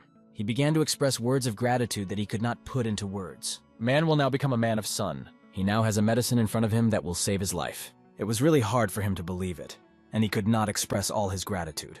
But he said he could not accept this gift. But his father could not understand why his son refused. Man believed that he shouldn't be in a financial debt to Sun because his father's life was priceless, and he was just giving this medicine away without any demands in return. The reason for his refusal was his distrust of Sun, and he did not hide it by saying so directly. Suspicions were raised that Sun had learned about his condition, because only a narrow circle of people knew about it, and it seemed that he had known about the Jokryon clan's attack in advance. He added, however, that he did not think Song was a bad person. However, he didn't believe in so many coincidences, so he apologized to Seong and asked him to take the thing and just leave. This really hit Sun hard because man had put his life on the line to avoid making a deal with unknown terms, which was worth mentioning from the King of Gold. Sun apologized, stood up and said that he had disrespected him. He explained that his grandfather was an assassin king from a clan of heavenly chosen assassins. Man could not hide his surprise when he heard this. Song went on to say that he had been lucky enough to get the ice flower in May, and since he didn't need it himself, he decided to find someone to give it to. He also said that he learned not only about the trouble that happened to man, but also about the attack that was planned for the near future. That's how Sung learned that the clan was behind it all, planning an attack on the traitors. He concluded by explaining that, regarding his family on his mother's side, he had to keep it a secret, so unfortunately he hid his source of information from him, apologizing for the misunderstanding. Although Sung had learned about it from a past life, he barely lied when he said that his maternal clan had told him. He wanted to keep this secret, and he even refused Hwaran's offer to accompany him to Taiwan to do so. However, in order to gain the trust of the Gold King, Song had to keep his true intentions hidden. Sung waited to see what decision Man would make, but Man said that he now had reason to trust him, but he still didn't understand one thing. Why me? What did you see in me that made you decide to invest in me, when I'm just the son of the head of a small group of traders? Sun also knew the phrase that Man often repeated, "A merchant must know the price of everything." Sun added that he had heard Man repeat this phrase often. Rumor has it that he was the reason the street vendors were able to become a prosperous group, and today was the chance to see for myself. The dream continued, addressing the young owner, calling him someone who carefully thinks through every step and acts wisely despite his illness. He extended his hand to him and said that he could not help but notice his potential. Sun asked him what he thought of himself. "Am I worthy of your trust and cooperation?" These words made Man think hard. Man told Sung that he was exaggerating, but added that he still had the strength to think straight. Shaking hands, Man said that maybe Sung was the person he had been waiting for. My father, crossing his arms, just prayed that Man would agree. That was the end of the conversation. Man promised Sun that all the riches of the world would be in his hands. Tears stood in his father's eyes as the flower's glow fell on his face. The May ice flower was striking in its beauty and blue color. For the father, it was true happiness to save his son. For him, Sun was like an angel who came down from heaven. First he saved him and then his son. Then Man continued, saying that he had arrogantly promised to give Sun all the riches of the world. But even if his body was soon cured, it would be very difficult to keep this promise right away. He realized that Sun knew a lot, so there was no point in hiding anything now. All the traders and their groups in Taiwan, except for theirs, are in a bad situation. They are under the influence of the Jokryon clan, which belongs to Sape. They are trying to conquer them as well, but Noman explained that they refused this offer. Because of this, the Jokryon have hired a gang of bounty hunters called the Mukjin, and have been putting pressure on them, and today was the first time they acted so openly. Because of this, Man is now a little confused, and doesn't know how far they are willing to go, but what has already happened is worrisome. It wasn't hard to understand. If Jokryon disappears, all the problems will be solved. After that, Sung said he would be gone for a while. His sudden decision surprised them, but then he asked where the Mukjin were. Soon he was already in the gang's fortification. These idiots were lying on the ground under the sun and warming themselves. Suddenly a shadow stepped over the body of one of them and blocked the warm sun. The other was woken up by his friend's question to the newcomer. "Who are you, and are you not going to leave?" Sun asked them, "Is this the hideout of the Mukjin gang?" They were immediately outraged that a boy with milk on his lips was calling them a gang. One of the idiots asked Sun, "What are you going to do if we are the gang?" Sun lit up with joy, smiled right into his face, and realized that he was right. Meanwhile, these people had no other entertainment than to drink sake in the barracks and make these stupid jokes one after another. They were talking all kinds of gibberish while drunk, and this was called their vacation. Sun helped them to lie down by flying into this barracks, opening the door with the body of one of the fools who was outside. He flew right into the barracks, punching a hole in the wall. "What the hell?" the others asked when they saw it. I adjusted my shoulder from the impact and asked them what kind of idiots drink in broad daylight. The fools, who saw a neatly dressed guy in front of them, gave up immediately. But this time they took up swords. But Sun didn't need a sword, he just tensed his fist. First he hit one of them in the nose, hitting him squarely in the center of the face. It was rumored that after this blow, the guy's nose remained on the back of his head for life. Then Sun hit another guy with a nice deuce. The one who had flown to the wall finally stuck to it and fell face first to the ground. The others noticed this monstrous power with fear and asked Sun who he was. He took the bottle in his hand and said that they did not need to know.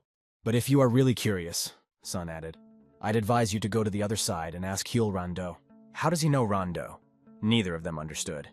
At this point, Sung tipped the bottle and took a few sips. The sake flowed over his lips, and in this state, he had much more fun dealing with idiots. Since he didn't have much time, he intended to send the entire Jokryon clan to the next world today. So less words and more action. He invited the others to attack him, saying that this was a ticket to heaven, or in their case, hell. The reception of the Jokryon clan. The head of the clan, Doc Ando, was worried about Rando because he hadn't heard from him yet. He was asked not to worry, but without any news, it was hard not to worry. They believed that the clan leader's foster brother would sort everything out and return safely. He told them that he did not ask them to yap, but ordered them to send people there immediately. He reminded them that he was in a bad mood and did not want to hear excuses. He warned them that if they didn't deal with Kimjok this time, their lives would be at risk. One of his henchmen came running in, screaming in panic, and reported the problem. He asked him to go outside immediately. When he went outside, he did not understand what had happened, and could only guess that perhaps news had come from Randu. One of his beaten men was lying on the ground. What happened? He asked the other. The victim's hand grabbed the bearskin draped over the head, and sobbing, he told the head that someone had come to their hiding place. It was unclear who he was. He called Sun a monster, saying, "The monster has come." This angered the leader, and he clenched his teeth hard. He then ordered everyone to immediately call the Red Sword Squad. Meanwhile, in the center of Taiyuan City, the best warriors of the Jokryon clan, the Red Sword Squad, were walking. Ordinary people noticed them, and realized that there would be trouble, because they attracted these psychos who were obsessed with murder. Rumors said that they were all first-class swordsmen, and the fact that they were coming meant only one thing. They were out for someone's head, and it would be difficult for that person to stay alive. Meanwhile, they had already reached the clan's hideout. Sweat broke out on their faces from what they saw. When they opened the door and saw a mountain of people scattered all over the barracks, it became clear that they had not rested with a glass of sake, but had rested with Sun's fist. Sun did not go anywhere, but was already well drunk with the sake he had taken from them. He told them that he had finally waited. His body is not used to killing yet, so he has to drink a little to keep himself calm. When he noticed their headbands, he realized that he was dealing with the Red Swords. His knowledge surprised them greatly, and they asked him a question. "Who are you? Why do you need my name?" He said pompously, and then added that it was very annoying to answer pompously every time. But he decided to introduce himself and said that he was the fourth young master of the Peng family from Hebei Peng Musong. The Peng family from Hebei made the others tense up at what they heard. Without wasting any time, they took their swords into a fighting stance and rushed at Song. He grabbed the edge of the table and exerted a little effort. He then flipped the table over so that it flew straight into the crowd. Judging by the way he cut this table, their combat skill was greater than the previous ones. The skill was greater, but the attention wasn't, because of the table, he didn't notice where Sung, who had just been right in front of him, had gone. "Peekaboo!" he heard behind him. Sun was standing behind him, holding a sword. This seemed impossible for the enemy because he did not even notice when Dreams was behind him. In his past life, there were many such cases. People often begged him not to do this anymore. They asked him not to constantly fight alone against everyone, and warned him that it was very dangerous. But he always replied that he had to act as usual, and standing in front of a large group of people, he would say that he would go first. He would ask the others to follow him. When they saw him rushing into the crowd, they would only shout after him, "Master!" To reduce the losses among his soldiers, he always did this. He fought alone, reducing the number of enemy swordsmen. Now, with sarcasm, he sincerely regretted that his opponents would not be able to cope with him. His movements were honed to perfection, and he put down the red swordsmen one by one. He was more skilled and agile, so his opponents could not cope with him. They thought it was completely impossible. How a person with such a large body could be so fast. They could not even predict his numerous attacks to dodge.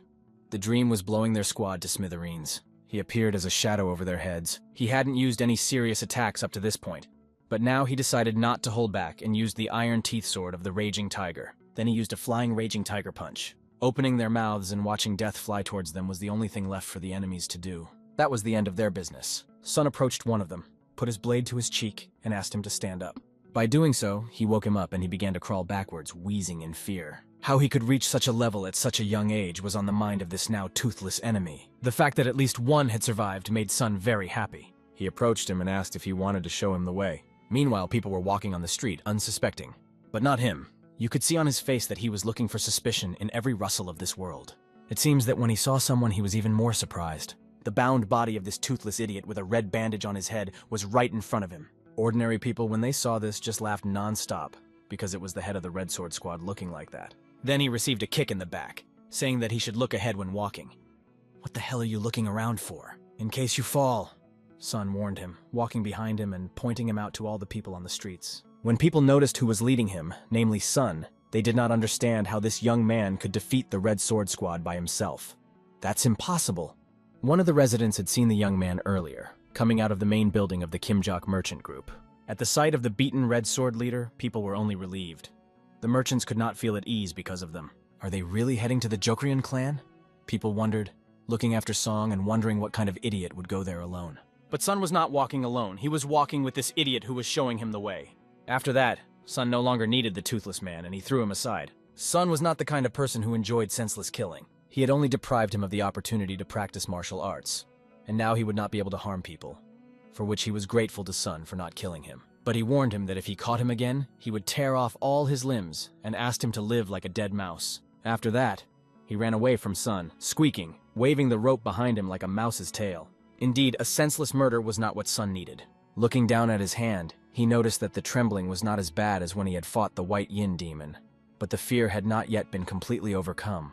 However, his condition had improved to some extent since the battle with the Black and Red Death or Chilmyung. If his body gets used to fighting, it will become even stronger someday. Now, standing in front of the door, Sung was ready to enter. Holding the sword in his hands, he was already on their territory and assessed the situation through the feeling of energy. He was surprised that they all came out to greet him. Even their elite swordsmen were unable to do anything, and Sung doubted that they were hoping to take him by sheer numbers. It seemed to them that the pride of this young brat was propping up the sky. The head of their clan had been waiting to meet him, and standing right in front of him said, "At last we meet, Penmuson." The fact that he knew his name surprised Sun. But thank goodness, to be honest, because Song had introduced himself so many times today that he was getting tired. The fact that Sun was also joking with them made them even angrier, and the clan leader decided to take revenge on him not only for his faithful brother, but also for the White Demon Yin, and for the Black and Red Deaths. Have SAPE members always stood up for each other? He asked the head, and then asked him to wait, and asked how he knew about the White Demon Yin, the Black and Red Deaths. But he didn't wait for an answer, because the leader ordered his men to attack, and they all rushed at him as one. Do they really think they'll succeed? Sun thought. His mind began to wonder if they were servants of the Heavenly Ice Demon. When he asked the head about it, he became even more angry. From this reaction, Sung realized that he was guessing correctly. His chain dogs are everywhere. He was tired of it. Wherever he goes, it's always him and his men. Were he and the old man enemies in a past life or something? No, they didn't seem to be. Then why? The attack of the Jokryan clan happened a little earlier than in his past life. Perhaps it was because of him, or maybe it was because of the old man. Because he had lost his disciple, and his loyal servants at the same time. When the one-eyed man heard this, he couldn't believe how Sun had the nerve to call his mentor that. He waved his sword right in front of Sun, seemingly missing, and shouted, "Die!" The calmness did not leave Sun's face. He held his sword even more confidently when he saw the threat. As he repelled the attacks one by one, only the clash of swords could be heard. Then he looked at his left hand and remembered something. He remembered that he could give the enemy a good slap. Such a slap that would impress all his men. And then he would slap him again so that he could taste his cheek with the tip of his tongue. Since he was from SAPE, he should have been in his own Satachan, not here. Then maybe he wouldn't be crying right now sitting on my lap because of those 2 slaps. But no, he dared to come to Cheonpa's territory. And not only did they get to Hebei, but they got to Taiwan as well. Having said all this, Song addressed all those present. Don't think about returning safely. Their leader screamed loudly, his eyes filled with red blood. It was running down his teeth, and he was ready to tear everything and everyone apart. He was screaming so loudly that the waves around him broke. What happened? Sun wondered, because the enemy's internal energy had increased dramatically. Is this really the same technique? The hidden bloody explosion technique that was in his arsenal? Now Sun will have a hard time, as he will have to withstand the enemy's very strong attacks. The blows even make the ground shake. Previously, Sun had heard that this technique is like a deal with the devil. It takes all the energy forever. In return, it only repeatedly increases its initial amount for a while. This means that the opponent has put his life on the line. But the power is so impressive that when he kicks off the ground with his foot, he even throws away stones. What annoyed the clan leader the most was that Sun despised him, saying, "How can you insult me?" Even if it cost him his life, he was ready to send Sun to hell. Sun needed to stay calm and act concretely, which he did. But because of the lightning speed that the enemy had acquired, it was difficult to even keep track of him. 1 minute he was in front of you, and the next he was behind you.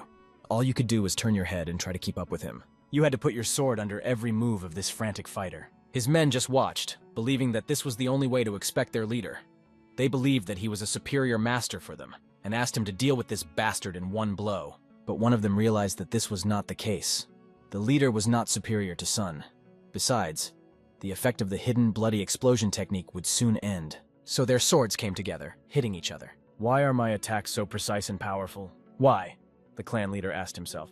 And then he could only turn to the devil saying, "Devil!" Like a child holding a branch trying to move a heavy stone. Why? Is this guy really an outstanding elemental master? The opponent was thinking, seeing Sun's incredible accounting. Song addressed him. Hey, clan leader, why are you lounging around? Why don't you make more effort? Then he pointed out that he didn't have much time left. This was noticeable because he didn't look good at all. He could only see out of one eye. After that, the leader pushed off the ground, leaving a trail of his running footprints, and rushed towards Sun, loudly shouting his name, Pengmu Song! He swung his sword once again, hoping that this blow would solve everything. But Song's cold eyes told him otherwise. The sword of iron teeth is not to be eaten. Sun's words were followed by a lightning attack. It was followed by the strike of a flying inedible tiger, which left a deep mark on the stones underfoot. Such loud attacks could be heard far beyond this house on the street. After that, the only thing left in the house was rubble, under which the enemies were lying. And Sun exhaled a calm breath. But not now, it seemed, because the enemy was still on his feet, but in fact, he had already died standing up. Looking at him, Sun thought, he shouldn't have been in such a hurry. Behind Sun, the people of the clan were shouting that this could not be true. They couldn't believe that some kid had defeated their leader. As expected, they knelt before him and began to ooh and ah. Showing his dominance, Sun told them that he was releasing them to go without any further talk or movement, because he was definitely not up to it today. He was very tired. He warned them not to set foot on Taiwan. He asked them to tell the heavenly ice demon that he would soon come for his head. Just let him wait a bit, he added. After that, he went to the main house of the Peng family. He could not believe what he was told, that the fourth heir had personally defeated the head of the Jokryeon clan. In addition, the fourth lord had entered into a cooperation agreement with a large group of traders in Taiwan, the Kimjok group of traders. To prevent retaliation from Sape, Song asked to send their warriors to Taiwan for 2 years, and the city would receive 100 silver yangbok. At the end of this period, they would receive 500 silver yangs, an amount that could even cover their family's expenses for several years to come. The deputy head, hearing all this from the messenger, almost fainted. How did this guy's son do the impossible? Meanwhile, a week or so had passed. Sun was being fed very well and treated to good alcohol. He already wanted to ask to stay with them for a long time as a breadwinner, laughing and adding sarcasm to the conversation. Man said that they would be only too happy to do so, as Song was their benefactor who had saved their father, Man himself, and the whole of Taiwan. He added that he would not have enough life to thank him. But anyway, Song himself was happy that Man recovered, and it was thanks to the May ice flower that Song gave him. His father even started to cry because sometimes he thought that Man would never recover, and he was so scared by these thoughts. Then, after wiping away his tears, he reached into his inside pocket and said that he had forgotten something. He handed Sonu an interesting thing and asked him to take it. It was an iron plate with the inscription, Heavenly Dragon Vault. Sun said he didn't even think Man would think of such a thing and added that he was out of money, so he would take it without a problem. Man added that he would definitely keep his promise to give Sun all the riches in the world. In the future, the Kimjoks, united with other Taiwan merchants who have freed themselves from the oppression of the Jokryeon clan, will be able to extend their influence to the entire Zhongyuan. The 500 silver yangs were just the beginning, and they promised generous support for the Peng family of Hebei and Song himself in the future. They shook hands. Song also promised them that he would become the head of the Peng family, which would be the sword of their group of traders in the future. And where are you going now? They asked Sun. He answered without hesitation that he was going to Luoyang, although he was very late. He remembered that girl and said that he wanted to keep the promise he made 10 years ago. Everyone in the restaurant was delighted with the meat dishes, which were very tasty. And then they ordered dumplings. But the waiter could not bring them because the ingredients for their preparation had already run out. The girl apologized and asked what he meant. The waiter replied that all their dumplings were already sold out. Sun was listening to their conversation and heard them reply to the waiter, "No way!" She fell to her knees because she hadn't put even a small piece of food in her mouth since the morning. She was very hungry, and then she was told that there were no dumplings at all. Sun came up to her, apologized, and asked why she was sitting on her knees. He told her that he had ordered a lot of food, and if she wanted to join him, she could.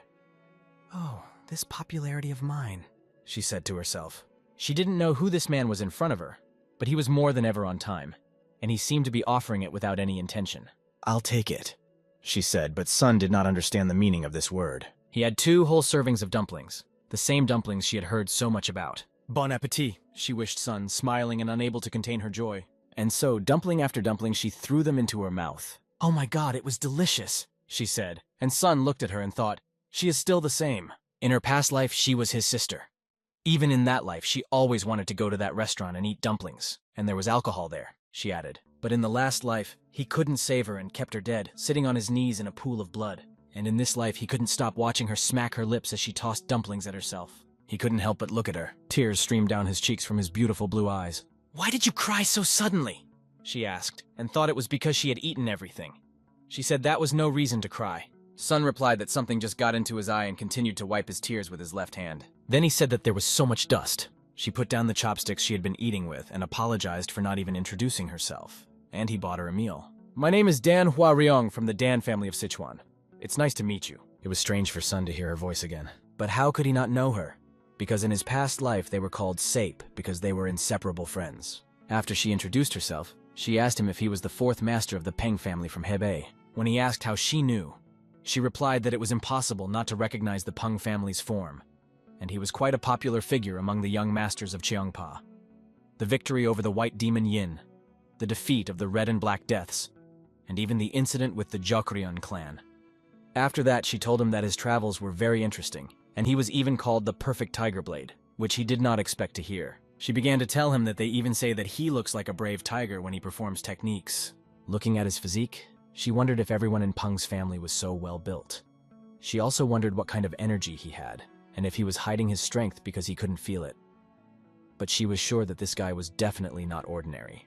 Then, although it was not polite, she asked him to show her his skills, at least to have a look. After that, she asked him why he had come to Luoyang. He explained that he liked to go to restaurants where the food was good, and this one was famous. One of the employees of this restaurant looked at Sun and thought that this guest had been sitting here since the morning for several days. Hasn't he been waiting all this time for this girl sitting across from him? He and his aunt laughed, saying, "Oh, that youth." After that, the girl told Sun that her purpose for coming to Luoyang was to participate in a black market auction. It was good that things hadn't changed much. Sun smiled to himself and said that if we are talking about the black market, this is the place where you can buy anything for money. Auctions are held there regularly, and all items are very rare. Only those guests who have previously used black market goods are invited. This is a good opportunity to get a rare weapon, a valuable manuscript, or a miracle cure. Sun wanted to go with her, and then she invited him herself, and said that she could get him an invitation. But she had one condition. "What condition?" he asked her, and did not notice how he had already found himself in a field planted with ears of grain. He was very surprised by her desire to fight him. "Let's get started," she told him, and asked him to fight with his full strength. Her face was full of positive emotions and a smile that was striking in its beauty. She was just as he remembered her: poisons, delicious food, and martial arts. Hua-ryong had her own unique tastes, and he was overjoyed to experience a day like this with her again. She warned him that her weapon was not poison to reassure him and threw herself at him. This wonderful day was already over, and night had fallen outside. This guy was told that there were no more dumplings, and he thought about it. Others looked at him and thought he seemed like a rich heir. His appearance aroused their interest because they thought they could get rich off him. But it didn't take long for them to beg for mercy. He was not going to spare them, and he squeezed the face of one of these easy money seekers with his hands so hard that coins almost fell out of his pockets. As he squeezed harder and harder, he wondered where to eat in Luoyang, and decided to go to a restaurant nearby because they had spicy chicken. "We'll have chicken for dinner tonight." Her attacks were so ferocious that he could not even give in to her. All he could do was to deflect her blows with his sword.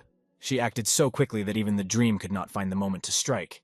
But at that moment, the dream chose a very interesting option. She looked around and could not understand where he had disappeared. As soon as she raised her head, she saw the dream with the sword flying at her. But there were already shurikens between her fingers. She threw them right at the dream, and they flew, creating a whistling sound in the air. "Is this really happening?" she thought as she looked at the dream. It was a triple flip technique that he performed, dodging the shurikens and landing. He guessed that the Dan family's secret weapon was a fusion of small fish scales, because their shape resembled fish scales. The Dan family, experts in secret weapons and poisons, consider this weapon, made in the image of fish scales, to be deadly and very difficult to use. It is said that in the hands of a master, even fish scales become dragon scales. Now it became clear to him that she had been able to use this weapon all along. This meant that he could not just stand there and watch the victorious march of the King of the Mountains. When did he manage? She thought, seeing his face right in front of her. But at the right moment, she miraculously managed to defend herself from the sword. In fact, she was pleased that the dream had shown its true face, as he was fast and strong. It was foolish to compete with a warrior from the Peng family. She warned him that he should now prepare for a serious battle as she began to use the ferocious dragon scale storm technique. There was nowhere to hide, but the dream held the sword in its hand. There was only one solution left. Take the sword and be ready for battle. The girl expected that nothing would help against this technique in the open. The scales would catch the enemy, and the dream would feel them everywhere. She wondered how he would react. As if with an all-seeing eye, he deflected every scale that flew at lightning speed. Impossible. He calculates the trajectory of each individual scale. How did it happen that such a young master became famous only now? She asked herself. After the attack was over, he complimented her, saying that it was not bad, and acknowledged that there was a real threat of turning into a hedgehog. When asked to continue, she refused, saying that she had lost because the secret weapon had failed, and she had no chance of winning in close combat. But the dream said that she won because she did not use poison. What would I be like if I used poison in a fair fight? She added. The dream would still hide its power to the last, and there would be no winner. When she said this, the dream realized that he had fallen into her trap. She might be right, but if the dream hadn't experienced her secret technique in his past life, he would have suffered now. His every scale was saturated with inner energy, and his hands still ached. She noted that the dream was worthy of its nickname, and asked if he happened to know about the Dan family's martial arts. She wondered how he had managed to repel the attack, but it didn't matter anymore, because a promise is a promise, and she said it was time to go to the black market auction together. First, she suggested going to the market nearby, where there was a restaurant with delicious duck meat. This suggestion made Sun smile. It was already dark outside, and they were traveling in a carriage. The carriage, oddly enough, had no windows to hide the auction venue as much as possible. As they rode in the carriage, the dream was thinking that everything was very well thought out. At one point, he asked her why she was looking at him so closely. She replied that it had been a few days since they had met and suggested that they could skip the formalities. She also mentioned that he was 2 years older than her. Sun wanted to say something, but she interrupted him, asking him to forget about it. She emphasized that she would call him brother, and he should treat her like a little sister, without any formalities. This agreement ended with them smiling. She changed the subject, saying that it was good that they had gotten out of the house, and that was how she had met a master like him. He asked her if she had heard of the 5-family way, where representatives of 5 large families visit the other 4 to share knowledge, gain experience, and strengthen the family union. Peng's family used to be one of the 5, but now the dream doesn't even know how it came to this. She smiled and simply asked him to look at her hands, calling him brother. She asked him if he thought they were too ugly and emphasized that they were so because of the use of knives and working with poisons. She explained that it was logical that a child from their family would eventually learn martial arts, but it seemed difficult at first, and her hands were a separate story. Most men are terrified when they see them. Sun took her hands and began to examine them closely, saying that if you look at them as the hands of a warrior, he said that there are no more beautiful hands in the world. At first she blushed and could not find the right words. Then she laughed, asked if it was true, thanked him for the compliment, and called him brother again. What's wrong with me? I told a person I've known for only a few days everything I could think of, she thought, blushing and not realizing what emotions were overwhelming her. Then she asked him if they had met before, during the fight, because she thought they had known each other for a long time. He only replied that they had already arrived. They went out and ended up at the same auction she had only heard of before. Everything had been going smoothly up to this point, but everything important was about to begin. If the future hasn't changed, then tonight a magician will appear. In her past life, she had a dream about a scar she got at a secret black market auction. She got this scar a long time ago when she was a representative of her family at the auction. Now the black market has become a source of income for the mage, but things were a little different back then, she explained to the son on the battlefield in his past life, when he was not a son. She told him that since the first time the mage had attacked, the market had been under his control. As for the scar, she asked him not to worry because it was still alive. She joked that if no one would take her as a wife, then he should take responsibility for her, and asked why he was silent, brother. This question carried over into real life, and she turned to him. Why are you silent, brother? But he was immersed in memories. She asked him what he was thinking about so deeply, and asked him to take the mask she had handed him. She explained that if he was participating in a black market auction, he had to hide his face under the mask. Taking the mask she gave him, he said to himself, Waryong, in this life I will not let you get hurt. I will never let you get hurt, he repeated again and again, and he walked with her to a huge building. Inside there were many auctioneers, and everyone was wearing a mask. Sun sat down, his face was a tiger mask, and she was wearing a white fox mask. His excitement was immediately noticeable, and she asked him why he was so worried. Sun did not know the details of the attack, as in his past life she had only dismissed it and did not tell him the details, which is why he decided to be on the alert. Suddenly a voice rang out, Dear guests who have responded to the black market's invitation. Sun instantly turned his head. This person expressed his joy to see everyone present. It was the person in charge of the secret black market auction named Kim Ryong. He explained that all the items prepared by their market always surprise and satisfy the participants' desires. However, Drawing special attention to one of these items, he said that he was sure that everyone would like it. He ordered the item to be taken out of the box and announced that he congratulated everyone on it. It was the first item in their silent auction, and everyone couldn't wait to see it. "What's that piece of paper in his hand?" they asked, because it didn't look like a regular map. Sung told Hui that it was a Changbodo, but she only asked again, "What did you say?" Kim Ryong announced that this piece of leather depicts the cities where the lost martial arts manuscripts and Changbodo weapons are hidden. However, this is only a part of the map, and they do not know what exactly this fragment indicates. The warrior who single-handedly stopped the Hyohian, who were trying to conquer all of Gyeongung 300 years ago, is a legendary figure, the strongest person who ever existed, the God of War. This map shows the place where his weapons and remains are hidden. Wow, the weapons of the God of War, the location of the manuscripts and weapons of the God of War. People's interest instantly rose. They began to discuss among themselves that if Muchan, the heir to the God of War, found out about this, there would be real chaos, because they are obsessed with everything related to the God of War. In a whisper, the girl asked sleepily if it was true, and the map was not a fake, but he explained to her that since it was put up for auction on the black market, there was a high probability that it was real. Not a high probability, but 100%. In the past, the weapon of the God of War was found only a short time after the discovery of this Changbodo fragment. Kim then announced that since this was the first lot and fragment of the map, he proposed to start the bidding at 50 silver nannies. The bids immediately began to rise, with people raising their hands to offer 70 and then 80 nannies. When the bids reached 100, 120, the girl realized that these people were really rich, because 1 silver neon was the monthly salary of a small official. The fat man wearing a pig mask made a bid of 200 neon. Hua grabbed her head, thinking that she couldn't spend money on that, because she needed to buy the deadly poison that would be the next item. Kim asked if anyone would bid more than 201 and started counting to 3. If no one raised the bid, the lot would be sold. "I guess it's about time," thought the dream as he reached into his inside pocket. As soon as he heard 3, he pulled out the sign he had been given earlier. Raising his hand, he said, 500 nannies, and a smile appeared on his face under his mask. Hua almost fainted at what her brother had just done.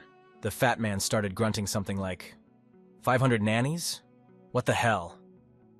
And Sun remembered the words of the mana who said that he was now his personal bank card, and why deny himself if he could not deny himself. Hua grabbed the dream by the collar and started shaking it. She asked, "Brother, do you have a lot of money? Does it mean that the Pengs really have a lot of money?" Sona began to feel dizzy from her emotional swings. Kim warned her that he was counting to 3, and if no one made a better offer, the goods would be sold to this guy in a tiger mask. The fat man was clutching his heart when he heard 2, and then the word 3 was called. His body flew across the floor, crushing everything in its path. "What happened?" Kim asked, while others shouted that the man had fainted. The Sung's mask began to melt and melt. He didn't understand what was happening, and he noticed smoke seeping in. The air became very stifling, and this smoke was not from the smoking pipe, as Hua realized. An incense burner is a small container for burning incense. She noticed people falling to the floor and screaming loudly. Then she realized it was a poisonous fog. Chaos broke out at the auction. The building began to shake, and people inside could barely keep their balance from the shaking of the building. They could barely keep from being poisoned by this poisonous smoke. A question sounded in my head. What the hell, can it be like this? He thought he had everything under control, but he was wrong. Magyo appeared with a scythe on his shoulder, attached to a long chain, and sitting on the roof asked them, "Aren't receptions like this supposed to involve the guests in singing and dancing?" He then ordered them to sing and dance until their intestines fell out of their ripped bellies. "Sing and dance! Have fun! Who are you?" "Mercy," came from all the auctioneers, while Sun and Kavu stood holding their weapons. It was extremely difficult because the visibility was no more than a few centimeters. Sun felt someone's energy behind him and turned his head back. He asked the girl to be careful, warning her that someone was there. The enemy's appearance was terrifying, his clothes were tattered, and he was approaching the dream. His speed was like lightning. Using this speed, the enemy rushed straight at the dormouse, trying to attack. However, he did not take into account that the dream is not an easy enemy. As a result, the new enemy was left without his right arm, and if he is lucky enough to survive, his life will become much less fun. But unfortunately, he still has his left arm, which also needs to be dealt with. The rascal reached for his katana, grabbed it, and approached the Sung from behind. Hua screamed loudly, trying to warn her brother about the threat behind him that he had already noticed. The girl did a brilliant job, slicing through the enemy like a blade. She dealt him one more blow, after which he no longer posed any threat. Sun survived thanks to her and nothing else. The enemies did not look like people at all. They didn't scream even when they received fatal wounds. They attacked without thought, and Hua couldn't understand what was happening. The dream explained to her that it was a fake demon squad, a cult of killers created by a mage from birth. After that, they took a fighting stance, and the dream added some energy to his sword. Then the Scarlet Blade swept through the enemies. It is said that they gather orphans from Zhongyuan, destroy their will and true self, and then teach them martial arts. They feel no pain and will not stop fighting until they die. We shouldn't jump to conclusions, but most likely the dream is right, he explained to Hui. Who would have thought they would send a fake demon squad? Now I understand why I didn't feel their presence. He told the girl that if this continued, everyone would be dead. We need to gather the people on the tribune, where there is less poisonous smoke. She immediately understood the task and knew that people who did not know martial arts would not last even 30 minutes. Meanwhile, the dream decided to find the killer because if the dolls are here, their puppeteer must be nearby. And since he decided to go alone, she gave him something. He knew what it was, and they agreed to meet later. They scattered in different directions, each knowing their task. The puppets kept getting stabbed with blades. How many times do we have to cut him into pieces before he calms down? He is a human being after all, the dream thought. Kim was also fighting and did not understand who dared to attack the black market. She appeared like a shadow over his head. Then she grabbed him by the robe he was wearing. But the puppets rushed at her and had to be dealt with. But this was not a problem for her, because she was fluent in the use of the blade. Kim just watched as this girl skillfully dealt with the enemy. He thanked her and asked her who she was and how she managed to do it. I am the daughter of the Sichuan family, Dan Huariang, she explained to him, adding that there was no time now, and asked him to help gather the guests who did not know martial arts in the stand where there was less poisonous mist. She entrusted him with this task and asked him to try to save everyone. She said, "Cursed magician, how dare you use poison where there is a member of the Dan family? You will regret it." The puppets felt neither the smoke nor the blade stabbing, and it seemed that nothing was scary to them. But they could be destroyed with a quick stroke of the sword, which is what the dream was doing. The problem was that the fog was getting thicker and thicker, and even if you created a vortex with the help of techniques, it would hardly be possible to disperse it. Behind him, he heard the words that all the black market warriors and survivors should gather at the tribune. Sung was pleased to hear this, as he realized that the fake demon squad would also go there, and only this place would need to be defended. Suddenly, a hand grabbed his pant leg, begging for help. It was the fat man who had fainted first. Sun sat down next to him and asked if he was okay. It was immediately obvious that he had already shown symptoms of poisoning. Sun asked him to calm down, take his hand, and do it quickly. "Thank you."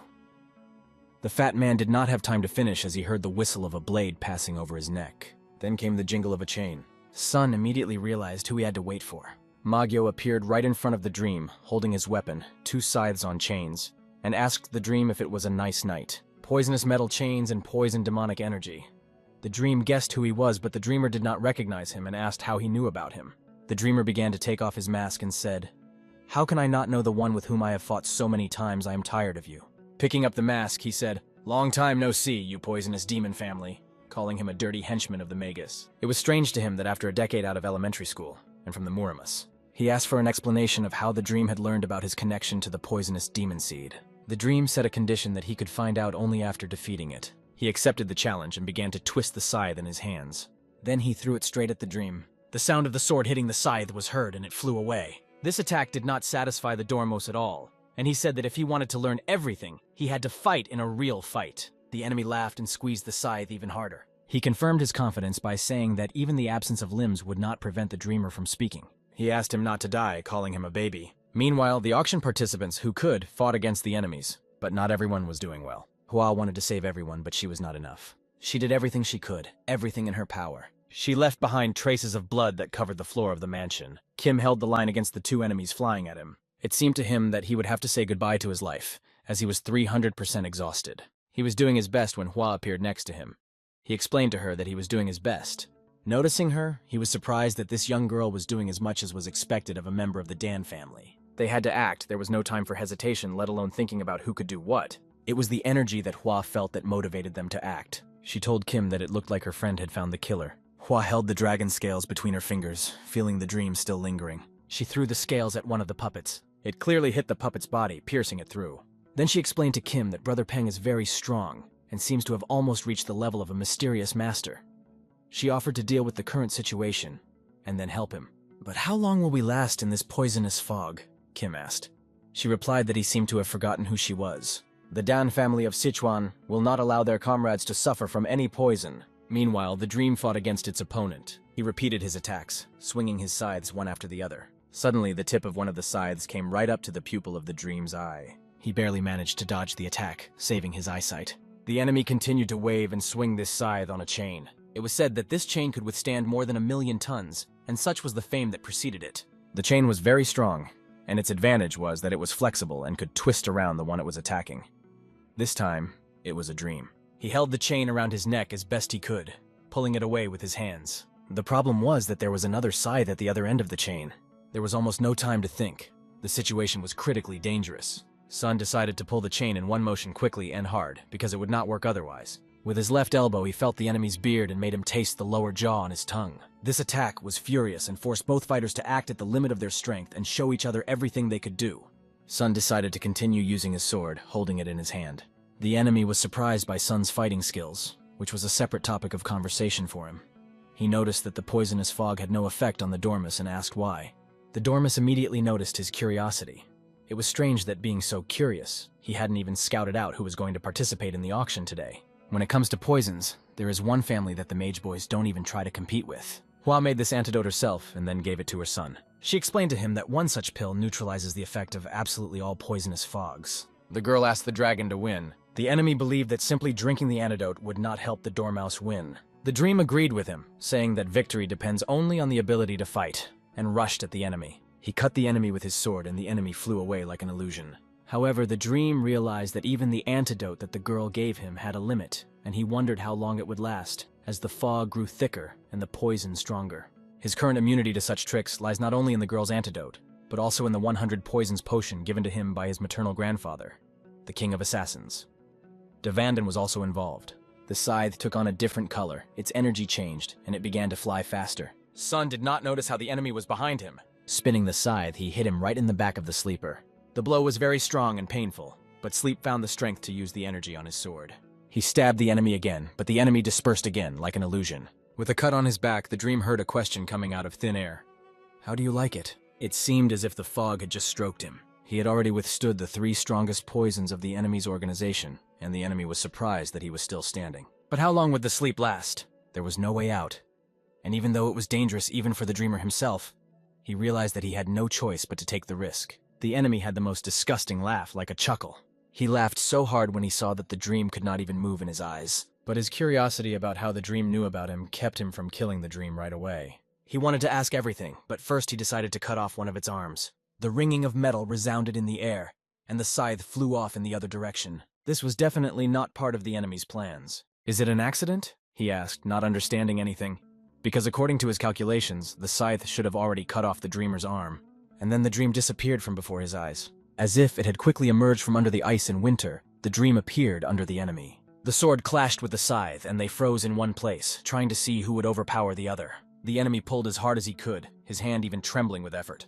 What annoyed him even more was that he was doing it with his eyes closed. This made the enemy jump back with his scythes. He took up a fighting stance and thought about what to do next, watching the sand right in front of him. He decided to abandon sight and fight, relying only on the feeling of energy. The art of controlling the energy of the sun was a real miracle for the enemy. But he continued to believe that Sleep can lose its head at any time. Sleep did not open his eyes for a second, was completely immersed in concentration, and dodged the enemy's weapons as if he could see them. However, he did not avoid the last attack from below, which hit him in the leg and cut it. The enemy asked the sun, "Well, what are you going to do with your body, which will wither from the poison?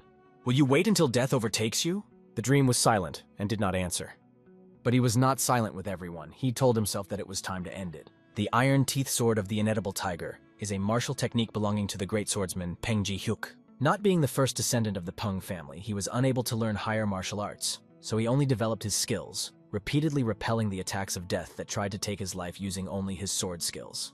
His desire to protect the Peng family carried him to the grave. But the question remained, was that why it happened? Hyuk was standing face to face with the enemy, barely holding his sword because of the wound on his arm. The enemy was strong enough to pierce his body with the blade. At that moment, the dream stopped breathing. But he did not stop living. He believed that he could defeat the enemy. Despite the fact that his wound was incompatible with life, he carried the sword through the enemy's body. Everyone watching could not understand whether this guy was a human being or some kind of creature. Hyuk could have died at any moment, and no one would have been surprised. His sword technique was practiced in extreme conditions. Over time, it got better and better. He did not dodge or block the attacks. The enemy's sword pierced his body once again, completely cutting through his chest. Hyuk cut, pierced, and cut again. Although he had almost no strength left, blood was flowing from his mouth. There is a phenomenon. The closer you are to death, the more you want to avoid it. And after that, the second wind opens, and internal reserves are released. This is the essence of his technique, the sword of the iron teeth of the ravenous tiger. Sun's aura at that moment changed beyond recognition. His sword skills became many times, hundreds of times better. The enemy did not even have time to blink when the dream appeared behind him. He was devilishly fast, and the enemy only asked questions. "Where are you going?" But once behind the enemy's back, the dream ran into his scythes, which pierced his body several times. The dream was open to attack, blood was flying from his body. The enemy said that he was going to let the dream live, but now he was very sorry. He promised the dream that he would die, but the dream did not feel pain. His eyes were cold and eager for the enemy's death. He cut the chain, which was considered to be powerful, with a sword. Before the eyes of the enemy, the weapons that had been passed down from generation to generation were shattered into pieces. Now the time has come for the enemy to be like a chain that has kept the dog tied up all his life, not giving him freedom. The enemy did not allow the nature of humanity to act for good. It had to be broken into pieces. The enemy called the sun a crazy bastard as he flew at him and tried to dodge, believing that he could still deal with him with a scythe. But the dream used the iron teeth sword of the inedible tiger technique, which the enemy could not handle. This put an end to this battle, an end that would forever take the enemy's life. Sun used the 5 claws of the inedible tiger, and everything around him turned red from the energy that devoured the enemy upon impact. This battle took all the strength he had. Blood was running down his cheek from the blows of the enemy's scythe. His body was pierced, but he had the strength to hold on. He had the strength of mind not to end the fight, and not to lose to the enemy, proving to himself that he never gives up. Hua turned her head just as he was about to deliver the final blow. It was hard not to notice, because the explosion was heard very far away. She was worried because she thought her brother had been hurt, but when the cloud of smoke cleared, she saw him sitting on his knees, his hand covering the wound on his body. How is he still standing? Was that the last blow of the sword? She thought. Who would have thought that the young master would be in a state of wu-wei, said the enemy, miraculously staying on his feet. He was covered in blood, half alive, but still able to talk and stand. He realized that he wouldn't last long in this state. But he was damned curious to know who this guy was. The dream told him that he was a good fighter.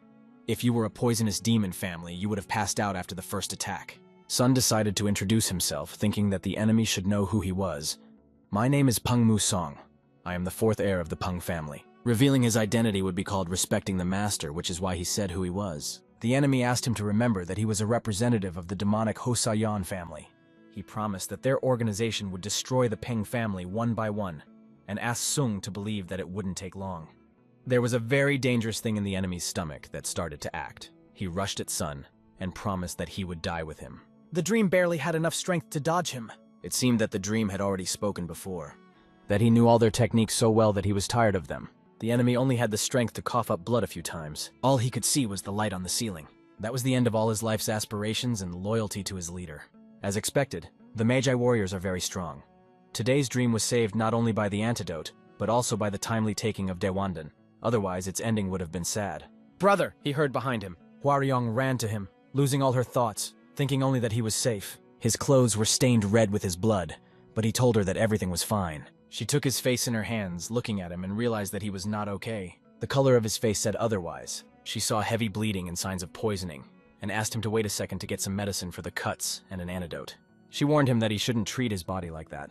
Otherwise, he would grow old and suffer. He thanked her from the bottom of his heart. But suddenly, when she was taking out the medicine, one of the magician's puppets appeared behind her. She could see it only in the reflection of the eye of the sun sitting opposite her. This immediately plunged the dormouse into memories of his past life. Her gentle smile had always warmed him. But this time, he was not ready to let anyone hurt her, and he pulled her away from the attack in time, saying, "No way." The sword pierced the puppet's head. His hand weakened, and the sword fell to the ground. He still had impulses in his body, and he wanted to touch the girl's face with his hand. She was very frightened at that moment. The dream was no less frightened for her because she almost died. Now he sat down next to her and asked if she was okay, if she was hurt. A smile appeared on her face when she realized that her life had been saved. She thanked her brother. It was really something incredible. He had saved her life. After a while, the person in charge of the black market auction, Kim, would like to formally express his sincere gratitude to young Miss Dan and young Mr. Peng. He noted that if it were not for them, the black market would have been in extreme trouble, facing an unprecedented situation. The black market decided to compensate the distinguished guests who had almost been injured. However, he wanted to thank them in a slightly different way and ask them how they felt about it. To Mrs. Hua, he offered the strongest poison of the southern barbarians, which was up for auction today. And to Mr. Penn, he wanted to give a fragment of the map he had previously purchased for free. Kim thought about it and asked who dared to attack the black market. Sung immediately answered, "Magi." "These are Mageo that were thought to be long gone," he added. Sung asked to inform the owner of the black market. Kim replied that he would definitely do so. That was the end of their conversation, and after a while Hua's feet were walking on the forest floor. They were walking through the forest. It had been a crazy day, and she still couldn't believe that the evil that had been rampant in her grandfather's time had returned. The dream asked her if it was not difficult to write a letter to her family to inform the world about the return of the mage. He then thanked her, but that was not all. She had one more question. She asked where he was going to go now. He explained that he had to hurry home to prepare for the battle with the Meiji. She was sad because it seemed that this was the end of their journey. But it was not so. The dream invited her to go with him. A flurry of emotions overwhelmed her when she heard this from the dream. And she asked again, "What did you say?" He explained that he would need a partner like her in this battle. The atmosphere around them was tense, and she was already thinking that this was an unexpected confession, saying to herself, "Is this a confession?" And on the word confession, he interrupted her. He said, "Can I count on the help of your family, Dan?" He was annoyed that the word of his Peng family carried little weight. He added that if she told everyone, other families would take their side. She replied that she was very pleased to hear that, but she chose to refuse. Is she angry? The dream thought, and could not understand why. When she'd been angry with him in the past, she could just drill him with her eyes for a whole week. He remembered being told that he should always be honest. After that, the dream said that he just wanted to be honest. But the main reason he called her was because he wanted to be there for her in the future. These words were much more pleasant for her. The last phrase was so touching that they shook hands and she agreed to go with him. After that, they found themselves on Mount Shunshan, where there was a Shaolin temple. The children in this temple worked hard to learn martial arts. The coaches never spared the students and ordered them to work even harder. During one of their training sessions, Sun came and greeted the coach. He apologized for being a distraction and told the monk that he just wanted to meet the head monk of the Shaolin temple. The head monk of the Shaolin temple, Hyunjin, sat quietly and waited for nothing. Suddenly, a guy ran in and started shouting that something unusual had happened. "What's all the fuss about?" asked Hyunjin. He started mumbling something about a 1,000-year-old monk. Then he said that a man with the will of the late monk Hong Yong had appeared. A young master from the Peng family, Mu Song, has just arrived in Shaolin with a manuscript left by the monks, the guy went on to explain. The head monk ordered him to bring Song to him immediately. A moment later, the son was sitting at the table opposite him, and they were talking. That's how it was written in the postcard, that he missed Shaolin to death. The head monk folded his hands near his beard and prayed. Then he told Master Peng that he had done a great thing and thanked him. The monk asked if he had taken the Dawandan that the monk had. Sun replied that he had. The monk was only glad that it had happened, and that the Shaolin temple had been able to help Kang Ho's new achievement. At first glance, the monk thought the dream was a natural warrior and a straightforward person. The monk was eager to find out what the future held for him. The appearance of this young man in Shaolin was probably the great will of the Buddha himself, and he wondered if it would be right to send him back so easily. The monk then warned him that it would be unexpected, but he suggested that he stay for a few more days, since he, as the leader of Shaolin, could make such an offer. If he didn't mind, the monk offered to help him with his studies. This meant that the dreamer would now be able to learn the martial art of Shaolin, the temple with the longest history in Murim. Given his past life experiences, the mage would probably be quiet for a while, and that is why Sun should take this opportunity to improve his martial skills and level up. Sun thanked him for the opportunity and said that he could not refuse. The master was pleased to hear such words from the young man. Then the master said that he would like to ask him one more thing. "Since I am the only one who can compare to you," the monk said. The monk then slammed the box in which he had placed the manuscript. He said that this man would be the owner of this manuscript. At a young age, he has profound martial arts skills, and Shaolin has high hopes for him. But he is a real daredevil, not knowing the limits of heaven. His training always takes place in extreme conditions. When he puts his fist to a rock, he just needs to move it 3 centimeters to the rock, and the following happens. The rock shatters into pieces. That's who he is, this guy. Monk Jin asked if sleep could pacify this young man. Meanwhile, Hua, humming a song, walked across the bridge and looked around. Suddenly, a voice came. "There you are!"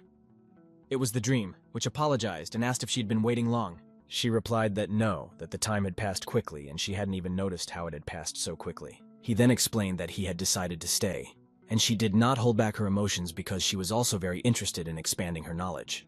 What a blessing that she is interested in martial arts. But before that, she needs to meet someone, he went on to explain. The monk was amazed to hear this and asked the son, "Have you really decided to meet him now?" "But what's the problem?" the dreamer asked. He explained that he would have to face some difficulties in any case. He added that he wanted to apologize in advance, which sounded rather strange. Then the monk explained that the man they were going to see was a psycho. Sun recalled his past life and realized that people's opinion of him was the same as in his past life. He asked them not to worry, as he was already used to this type of people, although he did not think that they would meet in this way. They went to meet their old friend, as the dream called him. There were sounds coming from the cave, which was destroyed. It was him sleeping and snoring, his body pumped up to such a figure that it was scary to look at in a word, an ideal. Hearing the sound of someone coming, he began to rise. "Who are you?" he asked when he saw the people in front of him. The dreamer immediately apologized for interrupting his training. Then he asked if he was the promising student of Shaolin. Mugak was the name that fell to him. He was a friend of Sun's in a previous life. But Gak asked them to introduce themselves and asked them again who they were. Sun was indeed a little late with his greeting. He then greeted them, said his name, and explained that he was from the Peng family of Hebei, and introduced the girl who came with him. He explained that the head monk had asked to meet him and called him a talented Shaolin martial artist. Mugak's teacher called him an idiot in an angry voice and asked him if he wanted to introduce himself. He smiled and apologized to the older man for not introducing himself. Then, doing something incomprehensible, he hit a stone and jumped. Everyone braced themselves because they did not know what to expect from him next. He threw a few stones up and jumped after them. In the air, he began to shout loudly. He spun around and hit one of the stones, then the second, then the third, and so on. The stones flew straight at the dormouse, aiming for his head. This idiot thought he could just overpower the dormouse. The sun had to use some of his energy to deflect the stones that were flying right at him. You could easily see the excitement that the opponent felt in his eyes. He sent even more stones in the direction of the dreamer. Everything was flying at him. But the dreamer decided to grab his sword and act more seriously. He began to cut every stone that came at him. The teacher became angry, very angry. He asked Mugak, "What are you doing?"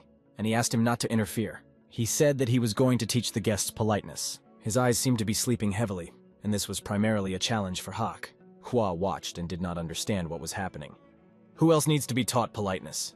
Hawk explained that, first of all, they were spying on his training and disturbing him. And most of all, he was outraged by the fact that the sun had a cheeky look. Yes, he really is everyone, Hua said to herself. And the older monk only agreed with her words. Hook decided to use the highest spiritual technique of Shaolin, the power of wisdom. Sun did not even think that this guy had been so rude from his earliest years. In his past life, they had fought badly as soon as they met. But the dream knew that to make friends with him, he had to show his skills. The dream accepted this challenge with excitement, and he saw only positive things in this battle. It was even interesting to him. Hook's punch was so strong that the counterattack created a large wave crater in the ground, which spread apart.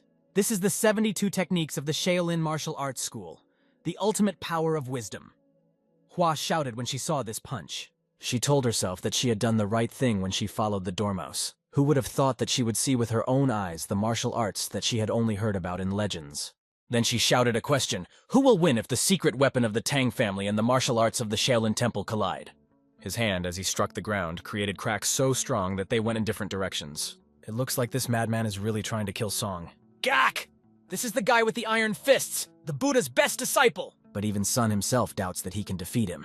Great is the power of wisdom. To comprehend this Shaolin martial art, one must excel not only in combat but also in Dharma. There are only two people who have mastered this martial art. One of them is the teacher of the young warriors, Marima, the Buddha. And the other is now rushing at Sun with his fists, screaming with rage. He moves so fast that it is impossible to notice him. The lonely spirit of thunder and the great power of wisdom clashed in battle. The girl realized that it was better not to interfere. She realized that it was better not to interfere, and she remembered the words of her teacher Hook, who also said that he did not trust his swords. The one who had always been full of discontent and anger could not believe that he saw him so happy. My brother really looks happy, Hua thought. He's excited, like a child who has met a friend after a long time apart, and they are behaving in a way that he can't even intervene. After losing his parents and warrior friends, Sape met his teacher and became part of the Buddha. It was through blood, through the loss of his dearest people, that he became who he is. When he was young, he tried his best to prove his strength. It was extremely difficult for him to find his place in this world then. Anger and sadness over the unjust death of his family forced Guak to study Buddhist sutras, master martial arts, and finally get rid of these feelings. However, the stronger he became, the deeper he felt lonely because he did not want to deal with the weak and lazy. He needed an opponent who could fight him on equal terms. And finally, he met someone who was able to answer all the questions he had been accumulating, risking his life. That's why he is happy now, fighting with Sun. When the teacher saw the stance Hook took, he immediately realized that he was preparing for decisive action. Once again, he accelerated like a bullet and flew at Sun. The 72nd skill of the Shaolin martial arts school is 18 palm strikes. But Sun was not going to be silent. He prepared for the iron teeth sword of the unrestrained tiger strike. And after that, the great tiger shaking the trees strike. Like fire and water, they merged together, raising a huge cloud of dust. When the dust began to settle, a laugh came from behind it, a silhouette of a muscular guy laughing loudly. Hook said that no matter what he thought, his eyes were right. He was liking Sun more and more. But Sun was only thinking about how much strength this crazy monk had already taken from him. His fists were filled with such powerful energy that it was impossible not to notice it. The energy was so strong that the stones lying nearby began to rise into the air. The chakra grew larger and larger, enveloping his fist in a yellow glow that grew brighter and brighter. The girl thought it was a trick, because he had already used the 70-second skill of the Shaolin martial arts school so many times. But the teacher explained that this is why he is called a monster. His endurance and strength are admirable. Caught up in the excitement of the battle, he began to attack again, shouting to Sun, "Can you withstand this?" and hit the wall with all his might with the divine fist of the Archete. With all his strength, he rushed right into the center of the attack, taking no damage. Sun repeated his sword of the iron teeth of the unrestrained tiger attack. He used the great tiger shaking trees strike again, repeating these two attacks, and he struck with his sword right at the area where Hook had used his attack. Now it was time for Hook to defend himself. The two attacks used by Sun became dominant and broke down Hook's defense. He put up his hands, enduring the full force of this wave of energy, focusing on survival. But then he got even angrier and started shouting at the top of his voice. "Don't play games with me like this!" he shouted, full of rage. He had one more trick up his sleeve that he had been hiding and hadn't used yet, and now he lunged at Sun again. It was impossible to tell from Sun's reaction that he had expected this turn. Even his teacher and the girl who didn't know him that well were amazed at what was happening before their eyes. The Buddha statue standing in front of them was one moment away from destruction, and the next second it was shattered into small pieces, leaving no trace. Sun turned to Hook. "It looks like you exaggerated your strength." Huck was in great shock, not knowing what to do because he realized the consequences. "The consequences will not be long in coming. The teacher will kill me," said Hook, full of fear. A bird landed on one of the pieces of rubble and suddenly began to sing. Later, when the time came, Sun was immersed in training, and it was at this point that he meditated. However, his meditation began to be distracted by laughter from next to him. "What are you doing here, brothers?" One of the monks came over and asked them. Many beaten monks were lying on the ground, and only one stood over them, laughing. They had been forced to get up immediately, saying that they had asked for more power, but now only those who could try to get up, saying that they had not asked for it. Thanks to Sun, who had come along with an older Shaolin monk, they watched Hook, who was in a great mood. Jin noticed that since Sun's arrival, a smile had not left Hook's face. Afterwards, they greeted each other. Sung explained that he was training, and the head monk allowed him to learn the martial arts of Monk Hongyan. Then Jin immediately took a stance and started kicking. Sun's arms were pumped up strong and strong. He put his hands under this kick. The kick was so powerful that even smoke rose from his hands as they made contact with Jin's leg. It was a test as the powerful kick stopped a millimeter away from Sun's face, but he managed to hold it back. Jin noticed that the skin of his entire body was getting harder and harder. This martial art, contained in an ancient monk's manuscript, is called Iron Tiger Skin. The head monk said that he wanted Sun to name the technique, and Sun named it out of necessity. He was grateful to him for allowing him to study this technique. Jin added that even the right decision by the head monk could not fully repay Seong for the kindness he had shown in carrying out the will of the late monk Hongyan. "There you are, Mugak," a voice said next to them. "Are you ready?" asked Hua, approaching him with her blade in hand. She had promised herself to win today, and someone asked who she was. He replied that she was Miss Tan, who had lost to him yesterday. He then asked her if she would accept her defeat, because in the last few months he had won 12 games and she had 8 losses. But she promised that today would be different, and she wanted to put a stabilizing agent on those overly pumped muscles. However, he did not believe that she would be able to pierce his iron hide with what he considered to be an insignificant weapon. Sun watched and realized that her weapon was poisoned, but Mugak, like Mr. Peng, had mastered the Iron Tiger Skin technique and was very excited. Jin noticed that someone who had already reached great heights was rising to an even higher level and thanked Song, thinking it was thanks to him and Madame Tang. But Sun said that he was the one who should be thanking, because by training with the Shaolin students, they all became much stronger. Yes, it is true that Hua's skills with the secret weapon have become more accurate as she interacts with the monk's martial arts. The speed with which Hook is mastering the Iron Tiger Skin technique is truly impressive. He will no doubt be able to reach a higher level faster than in his past life. The same goes for Sun, but I'm going to touch on it. It's been 3 months since he arrived in Shaolin, and now it's time. At the end of this intense day of training in the main hall of the Shaolin Temple, Jin was sitting at a table, sipping tea, brooding. Suddenly he felt an energy that seemed to be right next to him. This child, he thought, hoping that the late monk's will had helped Mr. Peng. At the same time, Mr. Peng was deep in meditation, his body radiating powerful energy, electrifying the space around him. His power was incredible. He had complete control over it. He was able to overcome the poisonous demonic seed. In his fights with the masters during his Shaolin training, he was even able to master the Iron Tiger Skin. He realized that all the pieces were assembled, and it was all done for a reason. After going through this thorny path, he overcame the wall. Upon reaching this level, an illusion that looks like 3 flower buds appears overhead. And because of this phenomenon is often called 3 flowers on the top in Kano. It may be too early, but Sun is running out of time. If not now, then never. After a long meditation, he went outside and looked at the moon shining in front of him. Had he ever felt like this before? So peaceful? Hua appeared next to him and said that he had beaten her to the punch. Sun didn't even notice that his sister and Hak were there, and asked them how long they had been here. He was holding a bottle of wine and said that he had been holding it for a long time, offering to drink it together. Wine is alcohol. What else could you expect from a crazy monk? Like a true fearless adventurer, he suggested that we get drunk tonight. It was a warm evening, and the three of them sat on a bench drinking wine. Hook congratulated Sun on reaching the 3 flowers at the top level. They raised their glasses and he said, "This is not just breaking the wall, but reaching the level of a transcendent master." Damn, who did that? Was the question in the house. Hook was holding one of the elders by the neck and asking if he was responsible for what had happened. The girl explained that she had heard him receive a message from his teacher, Buljong, who said, "You have committed a crime. Come to the place of silence." The place of silence is a cave where Bodhidharma practiced continuous contemplation of a stone wall in sitting meditation. In other words, this is forced training as punishment. How did a person who is currently in closed training know that Hook broke a Buddha statue and drank rice wine on his knees? This question was a mystery to him. "That's a blessing from the Buddha himself," said Sung. Hua asked him if he had also received a letter from home, and he replied in the affirmative. The deputy head of the family allowed Seung to attend a celebration of 100 families, where the secret activity of Magyo was to be revealed, where all Marim's families would gather. "Great," she said, adding that she had been told the same thing. After that, Jin approached them and asked if they had finished their preparations. Jin came over with the head monk. They expressed their regret that Sung and the girl were leaving, but the young warriors thanked them for everything they had learned, and the girl jokingly exclaimed that she would come back to eat with the girl. Jin was proud that they had grown up in Shaolin and hoped they would use their power to save people. Afterward, Jin put his hand on Sun's shoulder. He noticed that his shoulders looked heavy. He went on to say that although he didn't know all the details, if Sun tried to do it alone, he might get sick, and asked him to take care of himself. Bowing before the head monk, Sun said he would remember these words. Hook came up to them and, holding back tears, asked how he would live now, because it would be very boring when they left. But the girl came up to him and assured him that they would come back, and asked him to hide the wine well. Sun asked him to practice, and not to get caught with wine again next time. Hak promised that next time he would win the fight and go unnoticed. In response, Sung and Hua gave him a warm smile. They shook hands and agreed to see each other again soon. After that, they traveled to Hebei Jinju.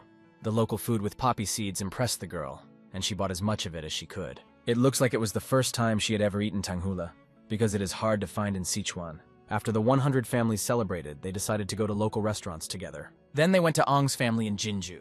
She was finishing the last of the candied fruit she had bought earlier. Before entering, she admitted that she was very scared. The thought that they had spent several months together, and now they would have to leave, was frightening. "Indeed," Sun replied thoughtfully, pausing for a moment. He planned to explain the whole situation with Maggie as soon as he met his family, and asked her to convey it to them as well. They then said goodbye, promising to meet again later.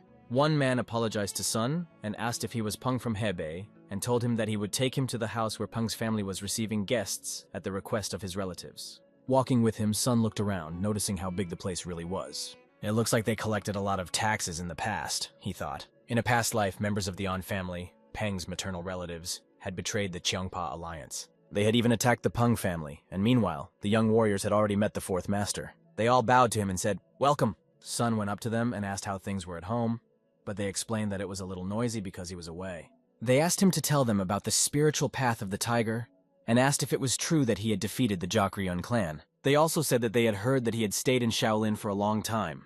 After that, the first heir appeared and said, "I thought that something serious had caused such a fuss, but it was just the junior who arrived." The appearance of Pen de Hayek inside the song caused a storm of emotions. However, he couldn't show it. So Song greeted and congratulated the first heir, but he just laughed and said that he didn't need to be so formal because they were brothers. After that, he approached Sun from the side and put his hand on his shoulder. He remarked that they hadn't had a heart-to-heart for a long time, although it was quite strange coming from him. Then looking at Sun, he said, "You don't seem to like it." He kept calling him his little brother. He added that if Sun wanted to survive, he should obey his older brother. It was all quite strange. And after that, he took his hand off Sun's shoulder and walked forward. To the others, Sun told them that he was sorry, but he couldn't explain anything right now and promised to talk about it later. Sun immediately noticed that the first heir had become stronger. The tables almost broke under the weight of the food, which was plentiful. He was treated very generously, considering that it must have been very difficult for him. At least those were the words of the first heir, who then brought up the topic of the Sapa alliance, noting that Sung continued to mess up relations with them, and that it could affect their family. He also noted that the conflict with the celestial ice demon was problematic, and asked Song if the Moran clan was not in Hangbei. He explained that now was not the time for their family to target Kong Ho, and asked Song to temporarily refrain from confrontation. However, Sun only laughed in response. He apologized and explained that he had no choice but to do so. Chongpa was offering a joint arrangement, and that was a reason not to worry about Sape's opinion. He went on to explain to the first heir that their Baek family shouldn't be afraid of anyone. But when Song mentioned the An family as their enemies, the first heir became very angry, and asked if Song had forgotten that the An family were their friends and maternal relatives. Sun's next question about why they were looking into the sphere of influence of their friends, the Peng family, only added fuel to the fire. Everyone knows that when the main family that ruled in Hebei many years ago was broken, the Ong family slowly began to absorb the Peng family's territory. When Song continued and asked if it was true that even members of the main family were being replaced by those closer to Jinju, the first heir slammed the table and asked where Song had heard such a lie. "Sometimes I'm even confused. Are you a person from the Peng family or the An family?" continued Song. The heir was very outraged and said a lot of things in Sun's direction, but Sun decided to get up and just walk in the other direction. The first heir thought he was being too arrogant. He realized that when it came to this rascal, it was becoming difficult for him to control his emotions, and he wondered why this was happening.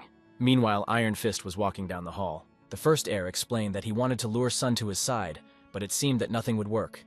He asked for an opinion, and was told that he was halfway to becoming a transcendent master. "Is he really stronger than me?" the first heir thought. However, he was weaker than the future head of the An family, the Dragon Fist. He asked if it was true that there would be a small martial arts competition during the 100 Families celebration, and suggested asking the head to smash the younger man to smithereens. As expected from Sun, he did the right thing by hiding his martial arts skill level. The Dragon Fist realized that they had set the table for Sun. All that was left was to eat.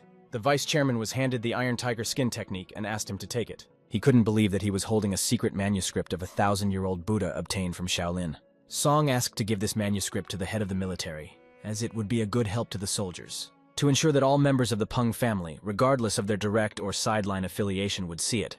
Song wanted them to place the manuscript on the first floor of the family library. Song intended to raise the skill level of the entire Peng family, and this made the vice chairman realize that the junior's feelings ran very deep.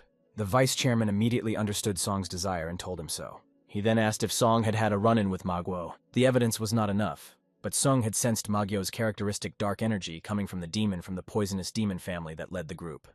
He recognized it and explained the situation. It had been a very long time since they had disappeared from Murim, and because of this, the vice chairman was worried whether the other families would believe them. But no matter how much they didn't want to believe, the Magyos would take action anyway. "No one can escape from this," Sun explained. After the conversation, he looked around, noticing how much fun the celebration was having, and wondered if the brother would show up today, since he should have come by now. A young man approached him and asked him if he was Mr. Peng Monsoon. When Seung said yes, the young man lit up with joy, saying that he thought so. He introduced himself as Seok Jung-ho of the Seok family of sword warriors, and said that he had heard a lot about the fame of the perfect tiger blade. People nearby also heard these words. Like fans, they ran up to him and asked if they could meet him. They were all from different families, but each of them was honored to meet Song. His fame among the young masters was so great that their blood boiled when they heard the story of how Song defeated the Jokryun clan. Some of them stood aside, thinking that these people were being too fawning in front of someone from a fallen family. Hua walked by them, nudged one of them with her shoulder, and apologized. Mrs. Tan was incredible. It was impossible not to notice her because her appearance impressed everyone. In the eyes of others, she was an incomparable beauty. She came up to Sun, stood in front of him, and said that she had been looking for him for a long time. Grasping the edge of her dress with 2 fingers, he pulled her closer and said that he had wanted to see this face for a long time. Standing opposite each other, very close, feeling each other's warmth, she said, "Let's go, brother." After they greeted each other, rumors began to circulate among others. Could the perfect tiger blade and young Madame Tang be close?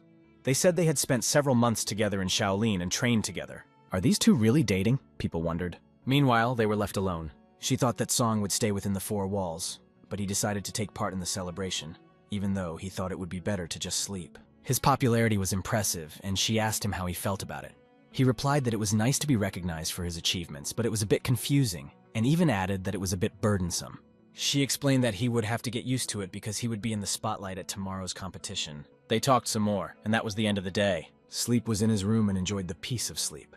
He was finally able to rest properly. Suddenly, his eyes opened wide. He felt as if someone was calling out to him, and he sat up, sitting on the bed. A moment later, he was outside, where someone was waiting for him. However, this man said, "I was looking forward to one child, but another came. Sun came here just in case, and just as he thought, it was him. Peng Musong of the Peng family from Hebei.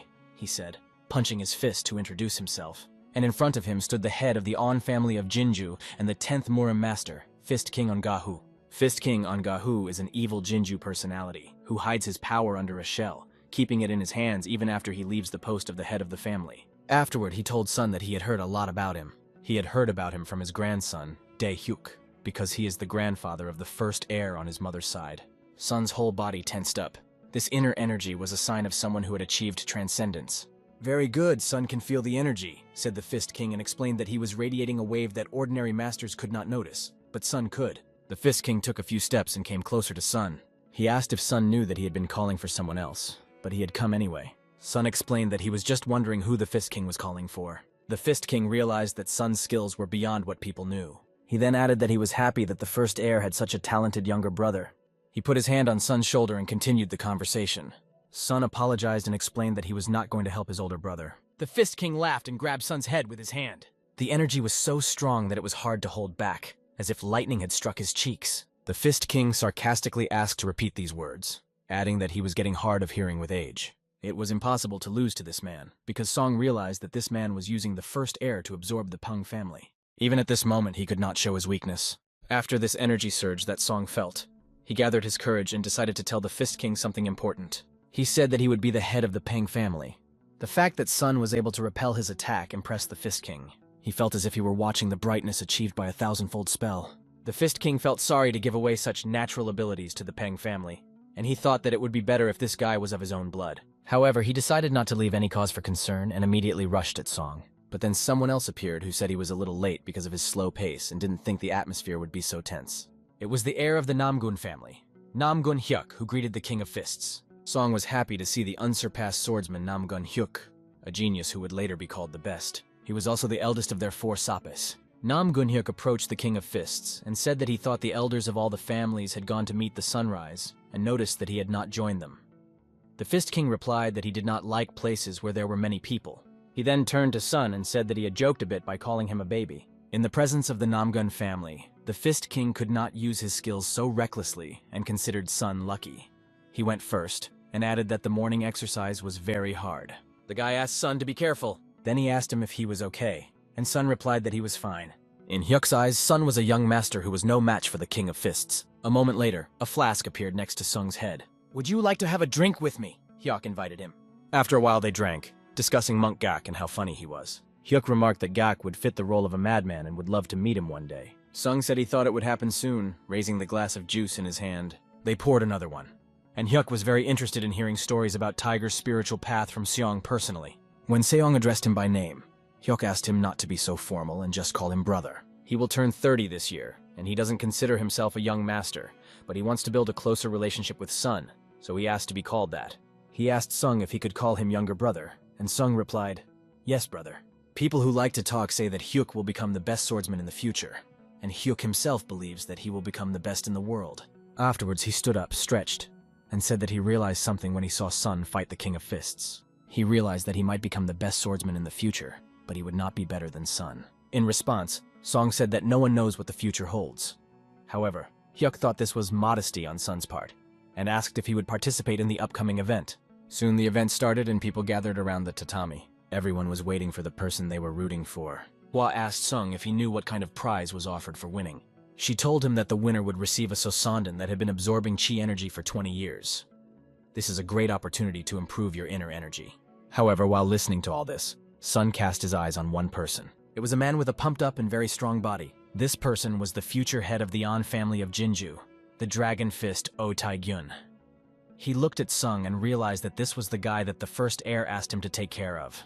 The thirst for battle immediately arose in his blood, and he was eager to see what this young man was capable of. Meanwhile, the other participants took to the tatami and began to fight. Their skills were quite good, and Sung estimated that the guy with the spear would win. Hua remembered that those young masters who had pretended to know Sun yesterday were now participating in the battle. Sung asked her if it was true that everyone could participate in this competition. "Yes, anyone can enter," she replied. She explained the rules. The loser leaves the site and the winner waits for the next participant. The battle continues until there is no one left. As Sun expected, the guy with the spear won. After this battle ended, Hua said she would go next. Sun did not expect anything else, but suddenly he heard the words on the tatami, "I refuse to continue." The guy with the spear was afraid to participate against this red-haired big man. This person was Hwangbo Seun of the Hwangbo family, one of the 5 great families. "Dragon Fist!" He started shouting loudly when he got on the tatami. He asked Sung if he wasn't bored just watching it and asked to go up on the platform. Hua was outraged that he had stolen her opponent from her and said that no one could stop the two from fighting. Sun asked her what she meant, and she explained. She explained that among the young masters of Yeonbong Chinja, those with outstanding abilities are given the nicknames Dragon and Phoenix. Now Cheonpa has 5 dragons, and among them, the Dragon of the Fist is the name of the heir and future head of the On family, On Taegyun. Now, Sun began to realize that this nickname had belonged to the Hwanbo family for generations. But recently, members of the On family from Jinju have been called the Dragons of the Fist. Perhaps this competition was organized for their duel. The Fist Dragon remarked that if he received the prize prepared by the On family, it would be amazing. He told his opponent that even if he won, he could take the Sosendan for himself. But the red-haired man would gladly accept his gift, and even the nickname 13th Heavenly Royal Fist, and immediately launched an attack. But the Fist King put him down with a single punch. The screams from the audience and their shock left everyone stunned. To put someone from a big family down with one punch, who would have thought there was such a big difference between them? Others said it was completely predictable. The Fist Dragon was too bored to leave the court, and he and the first heir exchanged glances. After that, the Fist Dragon said that he would like to see the perfect Tiger Blade skills that were so much talked about. He turned to young Master Peng and asked him to come up to the platform. Song himself was looking forward to it, and said that if he wanted to, he could try it once. The duel between the Dragon Fist and the perfect Tiger Blade began. His brother looked pleased, Sung noticed, but that was for now. Hua watched and was jealous of Sun, because he was the one who came out, not her. As he walked out onto the court, he turned his head to her and asked her for something. He threw her a sword and asked her to hold it. Dragon Fist did not understand what his opponent was going to do without a sword. "It's nothing special," replied Dawn, stretching her arms. "I'm going to defeat you using only fist-fighting techniques."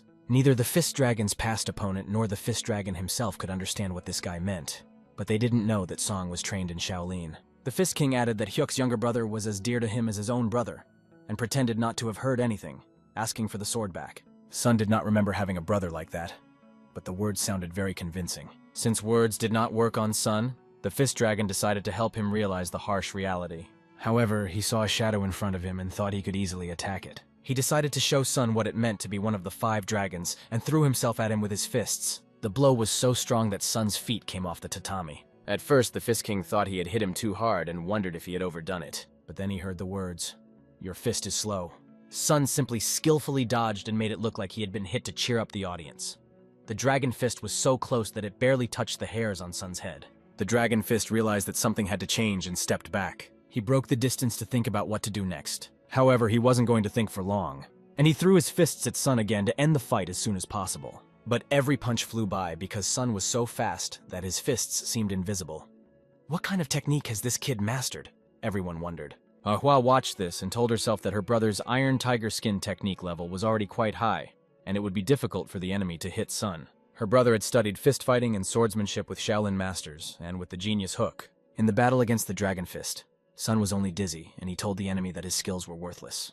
When Sun realized that he had entertained the audience enough, he decided to strike out himself. "I am disappointed, Dragon of the Fist," said Sun. He said this as he stopped his fist a few centimeters from Fist Dragon's nose, which was already bleeding. Turning around, he told his opponent that he could leave the site. The Fist Dragon was very angry that he had been humiliated in front of the audience. The fact that he decided to attack Sun from behind was a fatal mistake. "Stop, Dragon Fist!" came a voice from the audience. Namgun appeared and inserted his sword right next to the Fist Dragon's neck, explaining that if he was unable to accept the result and was going to deliver a fatal blow in an official competition, then he should be ashamed as one of the 5 dragons. After that, he solemnly announced that the perfect Tiger Blade had won this duel. Their location changed, and now he was sitting at the table, raising a glass of wine, congratulating everyone on the victory of the perfect Tiger Blade. Everyone, in unison, raised their cups, enjoying the delicious appetizer, and congratulated Sun on his triumph. Drinking was not a problem. Everyone did it with pleasure, savoring every sip.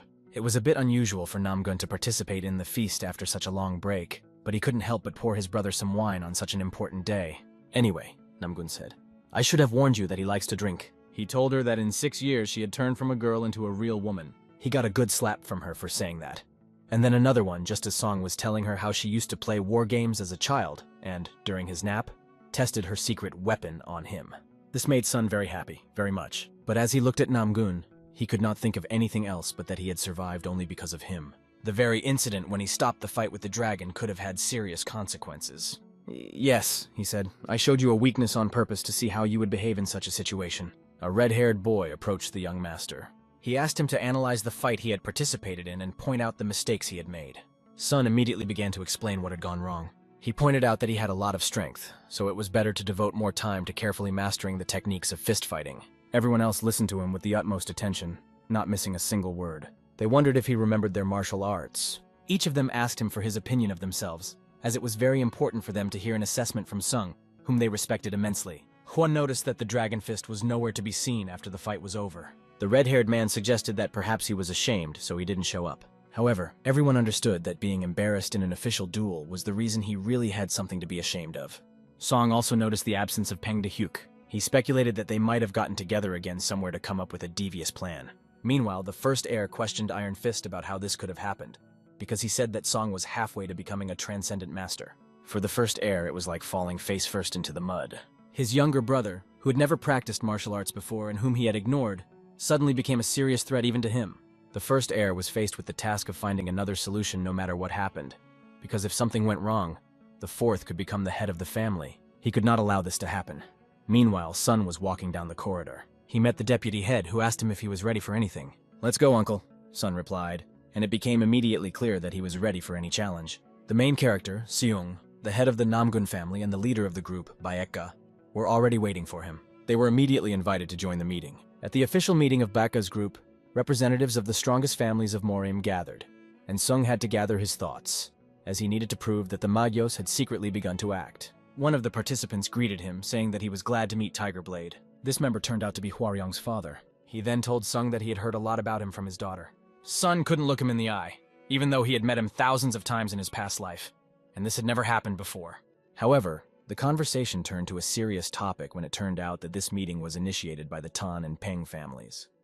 They claimed that the Magyos had attacked a secret black market auction, and if true, the blood wind would descend on Morim. Another participant remarked that it was foolishness to believe the words of a young man who had not yet dried the milk on his lips. He continued by asking what if Seung was just confusing sap with Magyo. This question was asked by a representative of the An family, An Sa-in.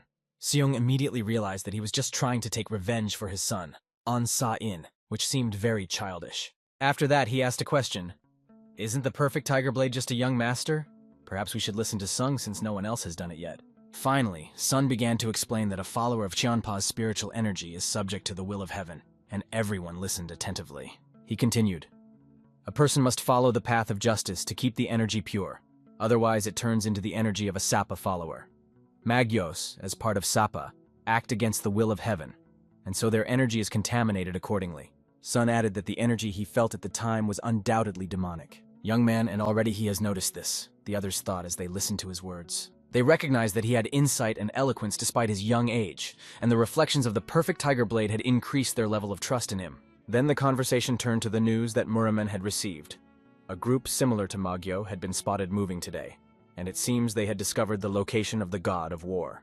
Huangbo Hong, the head of one of the families, said that their family also received similar information. They say that the burial site is probably in Shandong or Jiangsu province.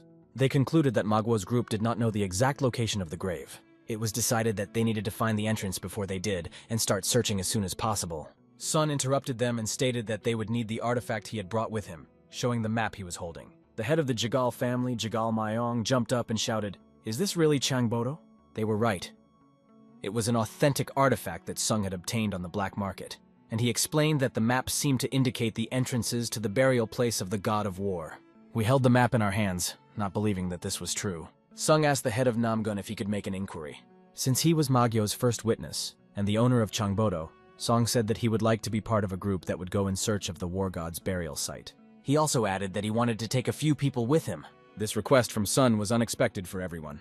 After that, he announced who he wanted to take with him: the heavenly swordsman Namgun Hyuk and the poison flower Hwaryong. After a while, the mountains were enveloped in fog, gently embracing them with its warmth. He stood on a tree branch, and the shadow that fell on his body gave him a harsh and ominous appearance in this atmosphere. A speaker suddenly appeared behind him. The Dark Lord was expecting a report, and he said that they had discovered several places that were likely to be the tombs of the god of war, and were now investigating each of them. This made him very angry, since all of Murim was flocking here, smelling the lucre, and he still hadn't found the entrance. He believed that things had gotten so bad because Hosa Yan had failed to bring the map from the black market. The Dark Lord, a member of the Nine Lords, which includes young Magus Masters, considered them to be real lowlifes. He already knew Peng Musong's name. Known as the one who dared to disrupt the plans of a powerful Dark Path Master, Song was to be wiped out. Meanwhile, in the Sandong Fortress on Mount Taisan, two men bumped into each other on the road, almost bumping shoulders. One of them made a remark, taking the other's life, smiling and saying that he would be more careful next time. It became clear to everyone that it was a vile scoundrel from Sepa who did this, and people instantly grabbed their swords. Rumors were already circulating around the neighborhood that in recent days all of Murim had been flocking to Mount Taisan, where both Cheonpa and Sapa were gathering. Rumors were spreading that the tomb of the god of war had been found somewhere here. Meanwhile, Seong was sitting at the table and overheard a conversation about the treasures and secret teachings of the god of war that all of Murim wanted to find. He also heard people talking about how a great battle would soon begin on the mountain, because it is not without reason that this place is associated with the god of war. The heir of the Jeagle family, Jeagle Moon's son, asked Song if there was any news from Heavenly Swordsman and Poison Flower. They hadn't been in touch since the morning when they went on a scouting trip. They should be back soon, but Sun was worried because there were so many more people here than he had expected, and he assumed that he could forget about secretly entering the tomb of the god of war. It was rumored that not only the strongest families of Murimu and the 10 schools, but also the whole of Sadojiang had gathered here, and both small and large-scale clashes were already taking place. "Welcome," was heard in the same restaurant where Sung was sitting. At that moment, as they walked in, Sun assumed that someone was deliberately spreading rumors to sow turmoil, and it could definitely be the machinations of Magi's followers. These people came closer to Sun and greeted him. They said that they had just come to Taisan from Mushon Palace, looking for interlocutors, and noticed that something was being discussed lively, so they asked permission to join in. Finally, people from Mushon Palace showed up. This is a huge clan that stands apart and practices only the way of the warrior, founded by the god of war himself. In other words, they are his rightful heirs. Sun immediately invited one of them to sit next to him. As expected, he immediately gave way to the older man. Thanking him for the opportunity to join him, the young man explained that he was with the elder, and he was the heir to Muchon Palace, named Han Baek Yu. Sun immediately realized who he was. Sung began to explain who was where in Sadachan. Iron Fist is in Jiangbei, Heavenly Swordsman is in Jiangnan, and Blade of Light is Han Baek Yu. After that, he introduced himself as well. Peng Muman also introduced himself along with them. The elder began to talk about how Baka's group and Murimans were misfits from Cheongpyeong looking for self-proclaimed alliances. He then continued, saying that he was not surprised that everyone flocked like moths to the light as soon as the legacy of the god of war appeared. He called their alliances a pathetic faction. They tried to explain to him that he was overstepping his bounds, since Becca had sent her warriors to quell the riots. But he sarcastically asked if they also wanted a piece of the pie. Didn't they? Song pointed out that the elder believed that the tomb's treasures were the property of Mushon Palace. The elder continued by stating that all of the god of war's legacies should belong to them, the heirs. In that case, Mushon Palace should take responsibility for any disorder that occurs on Mount Taesan, as well as for the information about the tomb. Song asked again, didn't he? Are they planning to seize the treasures without even thinking about the rivers of spilled blood? The elder indignantly asked how Sun dared to put the responsibility on them. At that moment, Han Baek Yu laughed. He agreed with Warrior Peng, saying that although they considered themselves the heirs of the god of war, they had arrived too late and had no right to claim the tomb. The elder turned to the heir, shouting loudly at him, but he raised his hand, begging him to be quiet. He explained his opinion about the god of war, and noted that he had a good reason to build the tomb and keep its existence secret. For example, so that the strongest could take possession of the treasures. He stood up and asked everyone to remember that the way of the warrior of the god of war is the greatest martial art, which has no equal. Only those who are truly worthy of this power will be able to master it. After that, they solemnly turned around and began to leave, thanking him for the conversation, of course. He addressed Sun separately, saying that they would meet in the tomb. This conversation seemed extremely awkward, but Sun realized that this young man knew him. It was a surprise to Sun that Sun was so eloquent, but in fact he was just saying what he was thinking. The 10 schools of Baeka, Sadojong, and Muchon Palace are all gathered in one place, and at this rate a war could break out here. If the Mayo showed up, the tomb of the god of war would become a place of mass murder. Sung realized that he could not delay any longer, so he looked into his cup and came to this conclusion. Suddenly, Hua ran in and began to shout loudly, "Brother Peng!" Then excited, she ran over to his desk. She whispered in Sun's ear that someone had found the entrance to the tomb. It was a group of soldiers and officials who did not belong to either Cheonpa or Sapa. But fortunately, they were not detained for long, she added, and they lay on the ground asking who this crazy renegade monk was. It was in vain that they called him a renegade, because he could have shown them the renegade's fist that would have sent them straight to heaven. Hook was, as always, in his repertoire. He looked at them with such eyes that it was scary to even be around him, let alone to follow his orders or attack him. The excitement to strike again completely took over Hook. He continued, sparing no one, hitting everyone who came across his path. His punches sent them flying in all directions, and his kicks brought him real bliss. As soon as he noticed someone with a weapon, it immediately flew out of the enemy's hands. The benevolent Shaolin monk, a Buddhist ordained teacher, was already waiting for it to be over. He was standing right at the entrance to the cave, and they approached him, all with weapons, asking why he had blocked their way. He begged them to come to their senses, because at this rate the tomb would turn into a place where everyone would be buried. But his words did not reach them, and they replied that everyone knew this and asked him to get out of the way. In the face of the treasures and secret techniques of the god of war, everyone lost their minds, and a bloody battle would soon break out. What to do? The mentor thought. Suddenly, an explosion sounded above their heads. Hawk did not expect to meet them here when Sun and his comrades appeared right in front of him. But Dormouse came just in time, as the monk had predicted. The people were already completely caught up in their frenzy and ran to their mentor. Like a pack of dogs, they rushed forward, and Dormitian decided to deal with them all in one fell swoop. The four of them ran at the whole crowd, feeling no fear at all. They wanted to deal with everything as quickly as possible. Their goal was to neutralize these people who do not understand words and always want to move on to action. During the battle, Sun took time to talk to Hook, asking him where he was from and how his training was going. Hook, while striking, explained to Sun that his teacher had told him to personally learn the path of Asura. In Buddhist psychology, the state of consciousness of the Asura world is understood as an experience of rage and force, when one is looking for a reason to engage in battle, irritation with everyone, and the inability to remain calm and solve problems peacefully. Sun was almost upset that Hook might not have joined, but fortunately, everything turned out well. Suddenly, a question was addressed to Mugun. "Is that you?" Namgun asked him, then said that he was glad to meet him because Peng had told him a lot about him. He explained to Sonu that he was the heavenly swordsman, and that he was like an older brother to him. After that, Hook walked over to the swordsman and said that he would call him Big Brother too.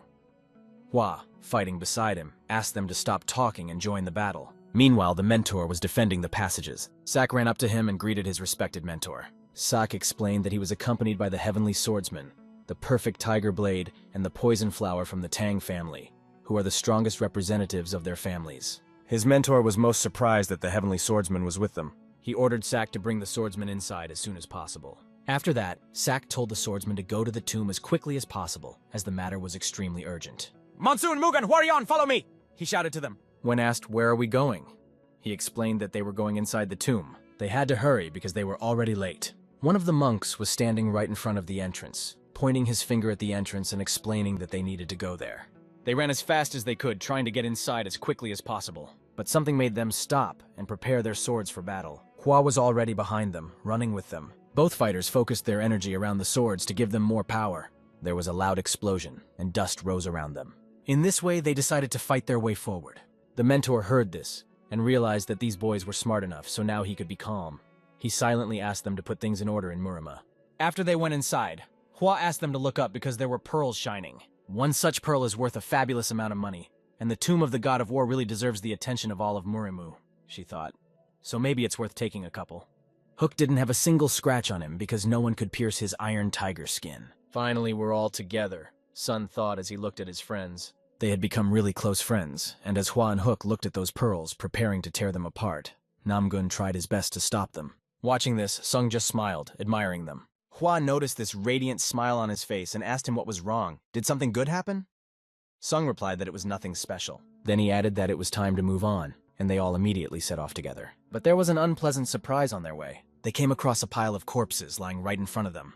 On the bodies, they found needles that were most likely poisoned. Apparently the traps were new, and the poison had been applied recently. It seemed that someone had gotten here before everyone else and placed these traps. Sung immediately asked if it was possible that the Magyos had arrived before them. Namgun suggested checking it out for themselves, and where there was the most glow, he assumed that was the entrance. When they got there, they could not believe their eyes. About 50 people were lying with swords in their bodies. The words were heard. Did we really think that we had already killed everyone, and here are new guests? The bloody old man was sitting soullessly on a stone. Baek Sang-gam was standing with his sword in his hand. Dragonhead Blade was crouching with his sword slung over his shoulder, and Hyun Hongguan was standing in the foreground. Namgun knew them all and couldn't believe his eyes that he was seeing them here. What the hell happened here? He asked himself, not understanding why Champa had joined Sapa in such a matter. The bloody old man guessed without a soul that the sons of the 5 great families and a Shaolin disciple were standing before him, judging by their appearance. Baek-sangam was glad to meet the great swordsman, because he had not seen him for a long time. To think that the valiant warriors of Cheongpa are now allied with Sapa, he said ironically. Is this senseless massacre also their doing? He added. However, this is a dangerous battle for them, and the way to take possession of the tomb's treasures, according to Gom, makes sense only if they force others to renounce wealth. But the old man said that children from rich families would not be able to understand what they understood. Sun, not understanding one thing, asked if someone had already gone on. Why did they stay here? The old man explained that there was no point in confronting Sadojin and Mushan Palace at the same time. They would kill each other anyway, and they could wait for them at the exit. According to the map fragment, there's only one way out of the tomb. So they would have to come back here. And from what the Heavenly Sword didn't say, the old man realized that if the fight happened, one of them would definitely die. After that, he suggested that Sun's team put aside their rivalry and team up. He asked them not to worry about the rumors and promised to destroy anyone who could defile their name. Listening to this old man was getting tiring, and Sung told Namgun that there was no time to waste here.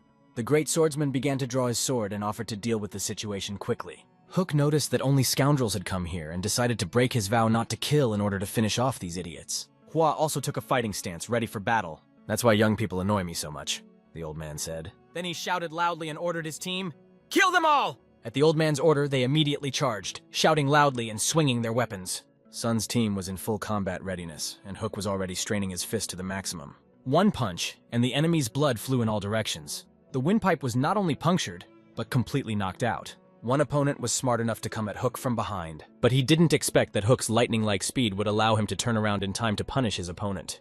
To punish him so that he would never want to come in from behind again in his life. It's not adult-like. With his face, he tasted the floor.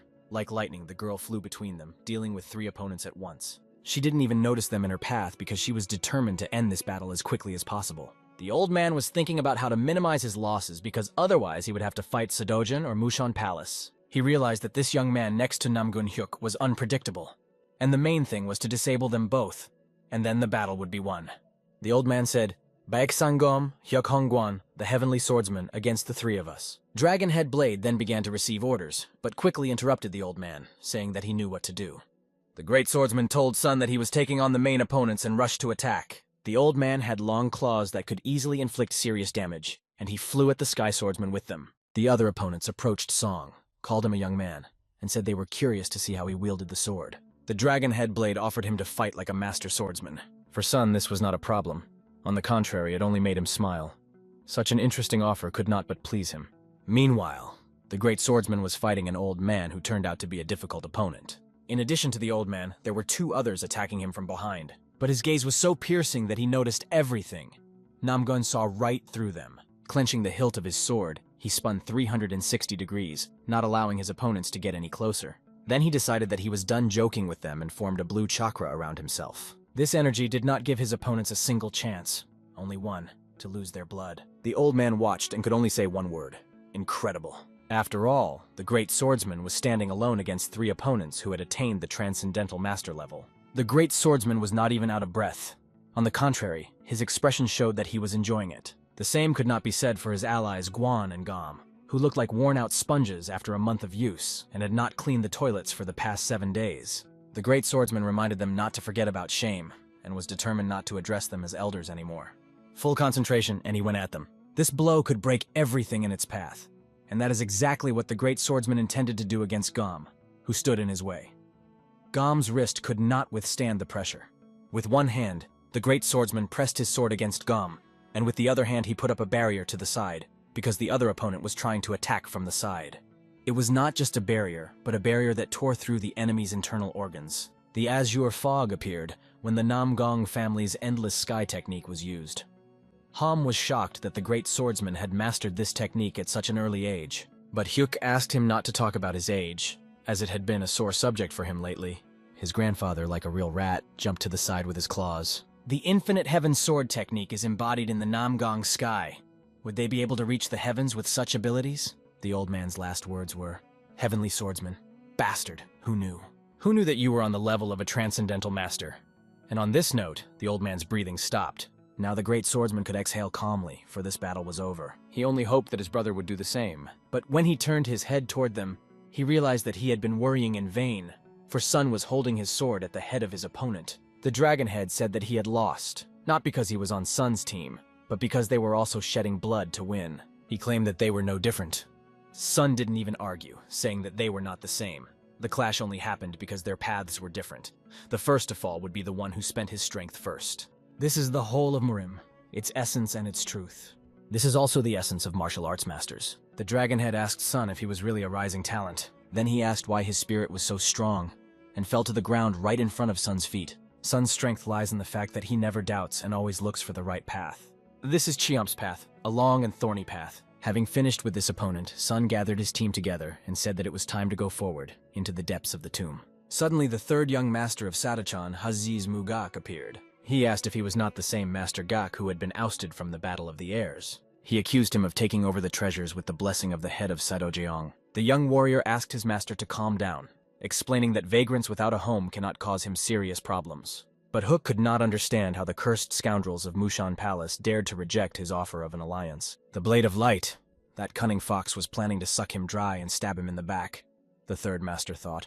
The elder asked Yu how much more time they would waste. Yu asked the elders not to be so tense. He explained that although he was weak, he felt that a real strong man was approaching them, and most likely 2 others were with him. He couldn't rashly get involved in a fight, because it would be embarrassing if they arrived before he had settled things. There was a whistle and a rustling of fabric in the air. It was the ribbons tied to the arrows, and the arrows hit the ground. This made everyone pay attention. Smoke began to come out of the back of the arrows. In a moment, everything was shrouded in smoke, and it became very difficult to see anything.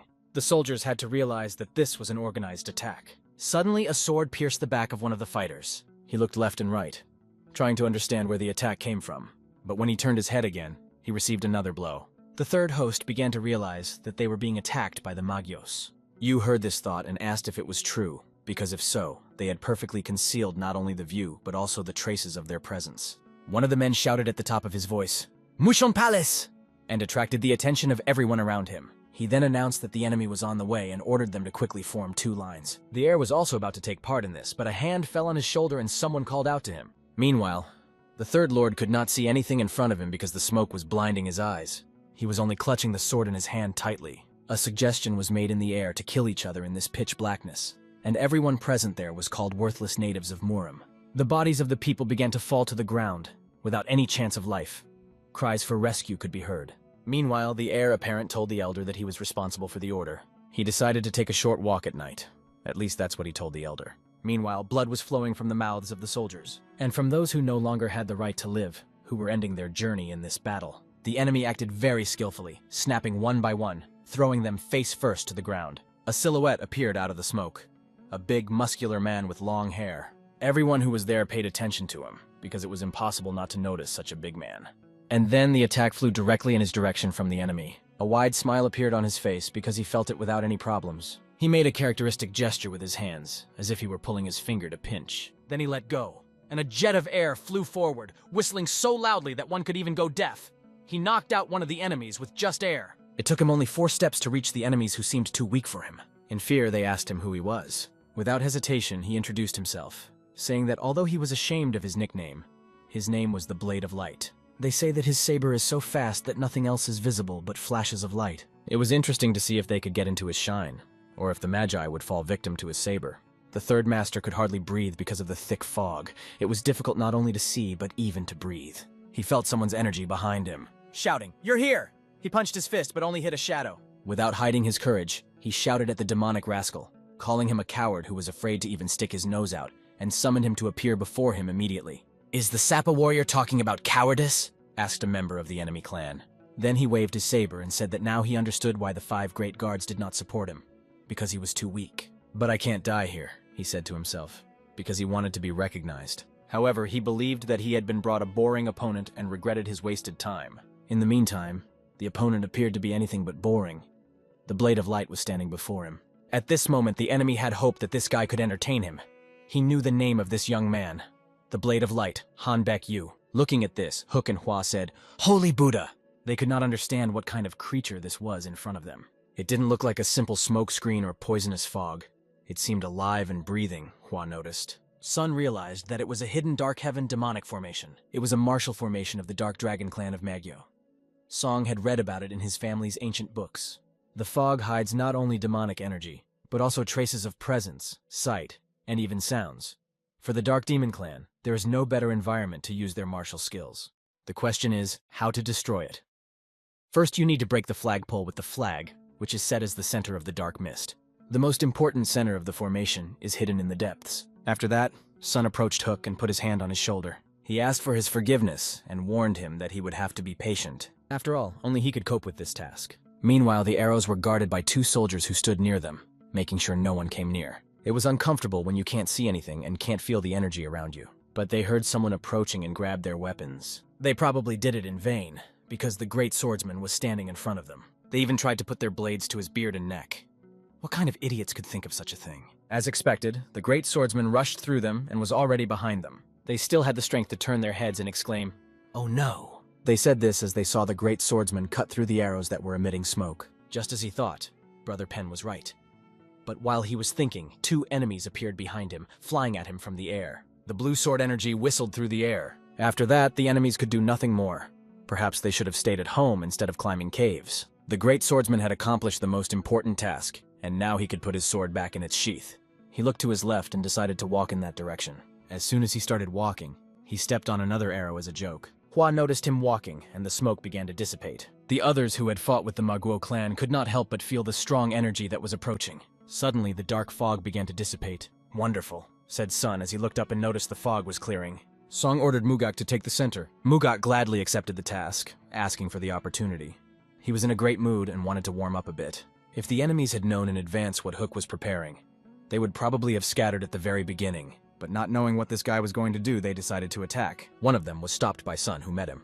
The enemy did not even have time to notice where this guy came from, but only saw the glow of the sword that flashed across his body. The enemy's strength became less and less, because the Shaolin martial art carried the power to destroy demons. There is no better technique for destroying a demonic formation. One had to be always on the alert, and because of this, Sun shouted to Hook that he was in danger. But Hook was completely absorbed in preparing his attack that he was preparing for the enemies. This attack was called 72 Arts of Shaolin, and by its energy, one could tell that anyone who stood in its way would be severely punished. "Almighty Diamond Palm!" he shouted, then punched the stone under his feet, and everything began to fall to pieces. Along with the stones, the enemy fell, suffering under the rubble.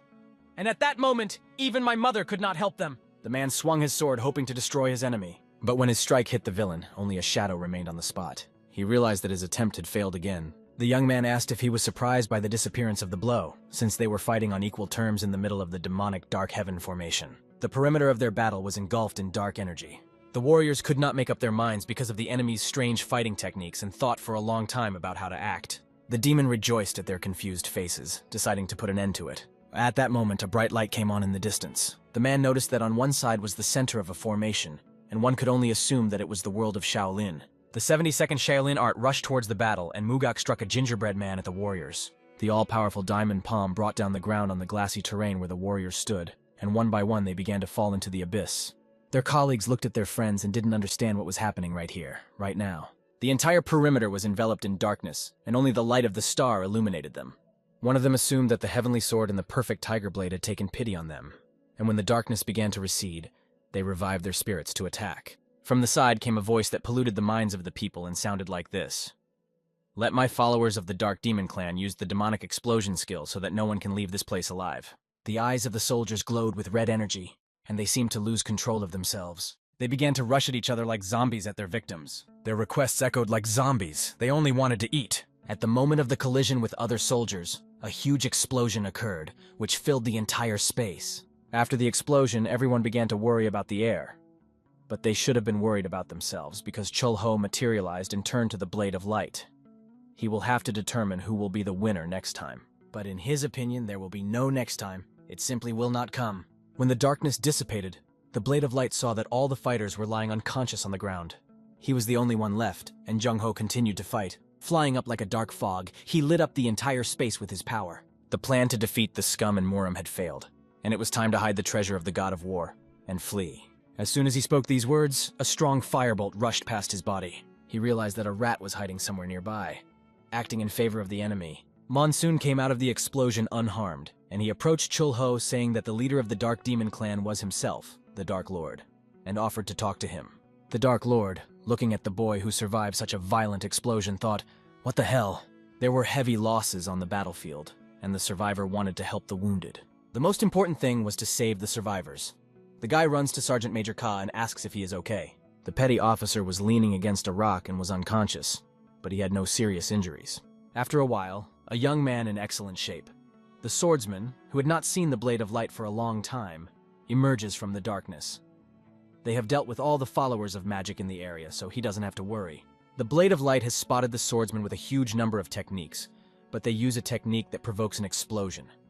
If you destroy their Dantian, you can prevent this explosion. A special agent told him about it, but who is this guy? Soon the battle gained new momentum when the two legendary warriors locked eyes. The Dark Demon felt that his opponent was much stronger than he was.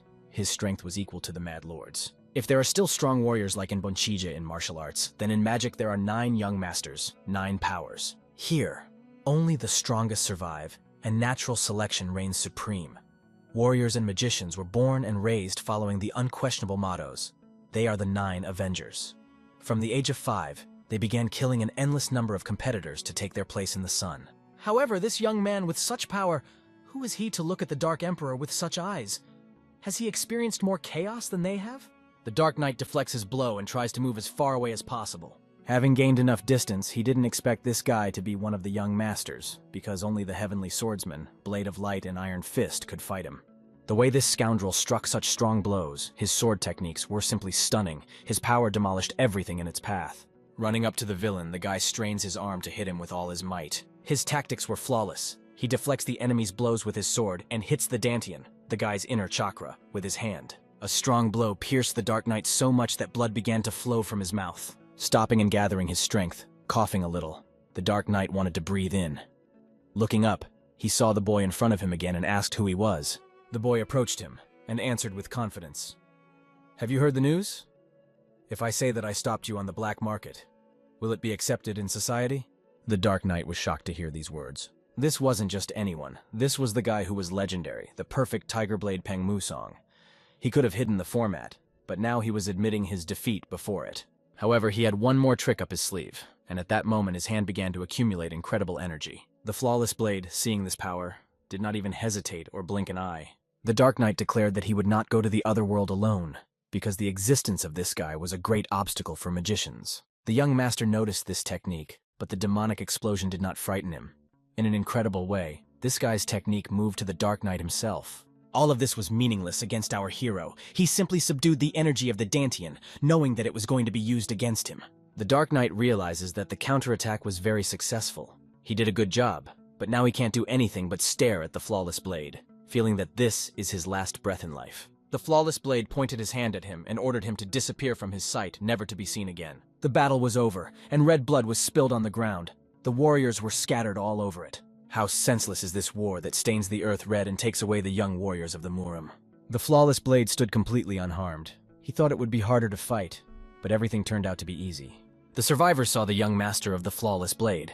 To them he was just Brother Peng. They ran up to him and began to wonder if he was okay. But when they got close to him, they saw an amazing scene. Brother Peng had dealt with a demonic follower that even he had found difficult to fight. After seeing his brother's strength, he wanted to see the greatness of the Tiger Blade.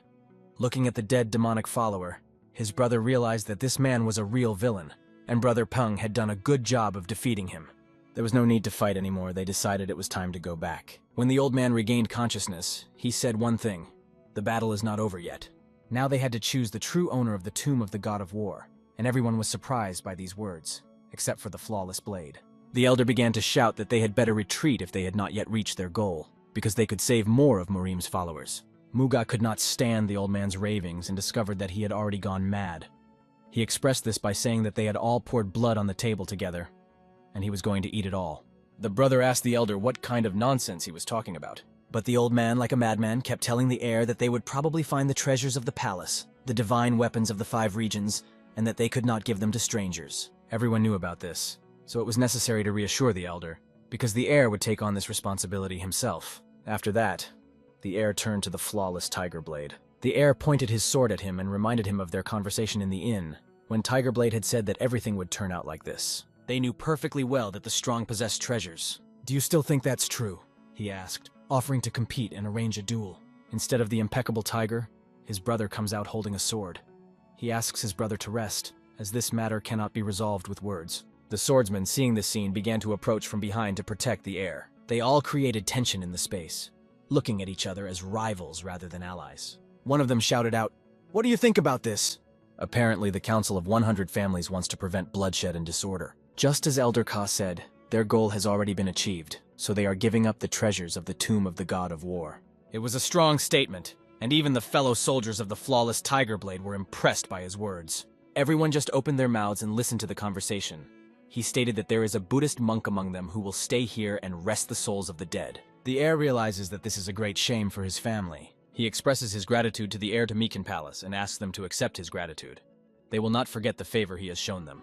It seemed that the conflict was closed, but words appeared that added fuel to the fire. The conflict was lost, and the heir and the elder had to leave. As he was leaving, the heir looked into the eyes of the flawless Tiger Blade and promised that they would see each other again. Looking at it, he realized that it was not just an ordinary person. This was a bird of high flight who would surpass them all. The Buddhist monk, seeing these scoundrels go ahead, leaving him without treasure, began to tremble.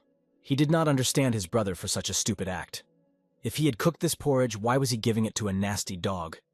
The sisters supported the Buddhist. They had come all this way for what? The tension did not subside. One brother decided to protect the Tiger Blade by asking them not to attack him. If they got the treasure, their relationship with the Meekin Palace would be ruined, and Brother Peng had foreseen this moment. Peng had been watching his brother's reactions the whole time and noticed that one of them was very shrewd. He remembered that in his past life, the alliance of the Meekin Palace and the Murim had been defeated and lost a great war due to a senseless psychological war. The map showed that there was the last platform ahead, and that the treasure was probably hidden there. However, when he accidentally set fire to the back of the map, he unexpectedly discovered a secret passage. His fellows were amazed by this news. If this is true, even more exciting opportunities open up for them. Now the true treasures of the tomb of the god of war could be in their hands. These treasures are the divine weapons of the 5 regions. In addition to the yellow dragon armor already in Meekin Palace, 4 items had long been hidden from view and from the hands of others. Brother Peng approached the stone and placed his hand on it as it was supposed to be the opening of a secret path. As soon as he offered these 4 divine weapons at the edge of God's tomb to Elder Ka, he remembered that there were more than just things resting there. They went down the secret path for a long time, and then, when they finally arrived, they noticed something mysterious in the darkness. A green ray of sunlight was falling on the water, and the water refracted this light and illuminated a chest on the rock. They quickly hurried to open the chest, and soon their hands were scooping up what was in it. They opened their mouths wide as the bright light of the treasure shone on their faces. This chest contained more than just an object. It contained secret sword training. Secret sword, saber, fist, and flying training. They found divine battle techniques that contained the heavenly martial arts. In their past lives, mages had obtained everything from divine weapons of the 5 regions to secret techniques. When he picked up this item, he was sure that the head of the mages had seen them too. At that moment, they turned their attention to the Buddha, who wanted to say something, but their sister Tan Hua Ren began to accumulate energy while sitting in the lotus position. Peng realized that they had to keep the teachings they had found secret and promised each other that now everyone could learn them. The magicians had lost both their treasure and their army. Their strategy had failed forever, and now they would gain the upper hand. Soon, a few weeks later, on the training grounds of the main residence of the Peng family, the commander ordered the swordsmen to keep their legs wider from the beginning and repeat the training. One of the soldiers approached the place of his training. The soldiers were practicing their strokes because there were many new recruits in the army and the teachers did not have time to teach them. One of the masters noticed that one of the new recruits sighed during the training, and he was about to punish him. But when he turned his face, he noticed a young master who had personally come to check on the training. Peng walked up to Chulho, whom he hadn't seen for a long time, and greeted him warmly. He told him that he had finally returned safe and sound, just as he had promised. Soon after, the 2 men met for a cup of aromatic drink. Zhang Sung was informed that young Master Peng had distinguished himself in the battle of the God of War, saved the followers of Murim, and even destroyed the people of the magicians. Our hero said nothing to these words, just sipped his glass in silence. The master praised him, proud of this guy. He didn't think that one of the legitimate sons of the Peng family would complete Tiger's spiritual path so quickly. But Peng decided to answer that the reason he had hurried to return was worth hearing. The master bowed his head, realizing that the heir had learned of the circumstances. The elder brother had been left without his energy while honing his martial skills and had fallen into unconsciousness. His brother spent enormous effort to revive the family, pushing himself to the limit for them, even though they had given up all their efforts to restore him. His condition was so serious that he could not even receive guests, and yet they asked him not to worry too much. Musung was worried about him, and he would soon be able to get back on his feet. However, Musung did not feel at ease. The only thing he could do now was wait. Instead of suffering, he went to the Peng family library. Once inside, he realized that he hadn't been there for a long time. The people who were the abbots of this library and who visited it all the time were amazed to see him there. He was the fourth master to return, and rumors quickly spread throughout the library. Despite this, the owner walked forward, went to the bookshelf, and wanted to take a book. After picking up a few books, he heard people whispering, discussing whether the owner had really saved the black market from demonic beasts, magicians, and the tomb of the god of war. There were also rumors that he had defeated the Jokrum clan single-handedly, and that they had gained the support of the Kim Trading Guild because of it. Though their gazes expressed distrust, the master ignored them. Despite everything, he simply read the book without looking into their eyes. And even when night fell and the candle was burning down, the master read and mastered the knowledge to obtain the secret teachings of the god of war, but it was simply impossible to master it all. He would need long training. Right now, he didn't have anyone who could realize the technique that was called the strongest in the Peng family. The Thunder Saber of Chaos was primordial, and the head of the family tried to restore it. The young master promises that he will complete it with his own hands, no matter what it takes. An hour later, at the training ground of the fourth master, all the masters gathered at a lavish table with lots of different food. The main guest at this banquet was Master Peng, who had finally met his brothers, but everyone was waiting to see how he would start the conversation. After a 5-minute wait, he picked up his wooden chopsticks and headed for the food. Looking at everyone, he just wished everyone a pleasant appetite without continuing the conversation. The brothers were waiting for some words, things, motivation, but there was nothing. Why didn't they touch the food? Are they not hungry? Asked the master. Realizing that they had to act, the warriors began to eat greedily and thanked him for the food. They were still hoping that the master would say something, but it was even more terrible than a few words. The master looked at the soldiers and noticed several familiar faces from the Peng family that he had seen in his past life. He focused his gaze on one of the boys who was pouring himself a glass of alcohol. He began to recall this young man from his previous life and saw a familiar picture before him. While he was thinking, his attention was interrupted by a man who addressed the young host. Introducing himself as Xionghu, he asked to fill his glass with fine alcohol, if he did not mind. It was clear that Xionghu was nervous, feeling uncertain about his actions. Looking into his eyes, Master Peng came up with an idea. He grabbed the bottle of alcohol from his hands, saying that it was not necessary, he had not realized. Master Peng would fill the glasses himself, and the soldiers loved the news. Soon all the glasses were filled, and the soldiers were laughing out loud. After drinking his glass, one of the warriors just sat there looking at his empty glass. The master approached him and said that he would pour him a glass. But this guy surprised everyone by expressing his disrespect for the master, by taking the bottle himself and pouring it for himself. It was a gross violation, but he simply said that if the fourth master wanted to become the head of the family so badly, the first thing he would do in the family would be to change the rules. Obviously, that would leave the Peng family weak. Hearing this, the warriors fell to their knees, realizing the consequences. This was a serious violation of table etiquette, and the warriors began to apologize to the host for their friend, explaining that he was drunk. But this warrior was kicking and not letting himself be broken. He simply said that he was telling the truth and was not drunk. In his previous life, the young master had experienced this situation in his head. At the moment when Doxon was lying on the ground, dying, he turned to his commander. He had a deep wound and he was lying on the ground dropping his sword. Master Peng was by his side. He was holding the hand of the dying Doxon, who had sacrificed his life for him. The master could not console with his words and did not say a single word of comfort to this man, because the situation was quite difficult. Returning back to reality, at the moment when Doxon was being packed by his friends, the master recognized that they were weak now, and the boy was right. Their family was not capable of great things. The warriors reacted to this message with shock, and the master took a drink of sake. After that, he confidently said that he would create a new Peng family that would be much stronger. Pouring more sake into his glass, he continued, "He will make the family much stronger so that they can go through life and be proud of it, and proud of the title of warrior. So that they would know the value of the drops of sweat and blood they shed, and the family, other clans, and the whole world would know about it." The boy accepts these words and raises a glass to them. Handing Doxon the glass, he drank with him. Doxon in turn supported his words, because he must keep his word. After drinking the glass, Doxon hit the table. He felt warmed by the young master's words. He turned to the fourth master with a promise to follow him for the rest of his life. The young master saw in these words his directness and his influence on them. But this guy was just drunk. That was the end of his dialogue, and Doxon fell face first into the salad, losing consciousness. After dinner, the young master went to the building. He was drinking with his family, and they were just talking about Doxon, who was still drunk, and yet he was having a hard time. Master Peng admitted that he thought the drink was weaker than it seemed. Then his brother asked, "What's the reason, though?" He did not distinguish between their ranks and backgrounds, gathering all the capable men with the will to fight. Master Peng said that he liked them. It was enough to look at their love for the Peng family. their talent and character. If he had time, the master would sometimes drop by to watch them practice. His sister had been watching him closely all evening and looked at him strangely. Lifting his arm, she checked to see if he was hurt anywhere. Noticing that she was worried, Master Peng was more interested in whether she was okay. Frowning and closing her eyes, she admitted that it seemed that the senior master had studied her surroundings. When asked what environment meant, she replied that she thought he knew she was in danger, and it was still hard to believe. He became close to the H-Bai clan, the Blood Tier clan. Hearing this legendary clan name, one of the people present strained his gaze. Master Peng didn't believe in their superiority, calling them just a bunch of killers who couldn't harm them. But the girl realized that these enemies were not so simple and not so easy to get rid of. Hearing this, Master Peng felt anxious for his family. After all, not only the life of the fourth master was in danger. These murderers were also traveling in their caravan to commit unworthy deeds. Next, we will find out what they will do in general. Thank you for watching. Let's continue.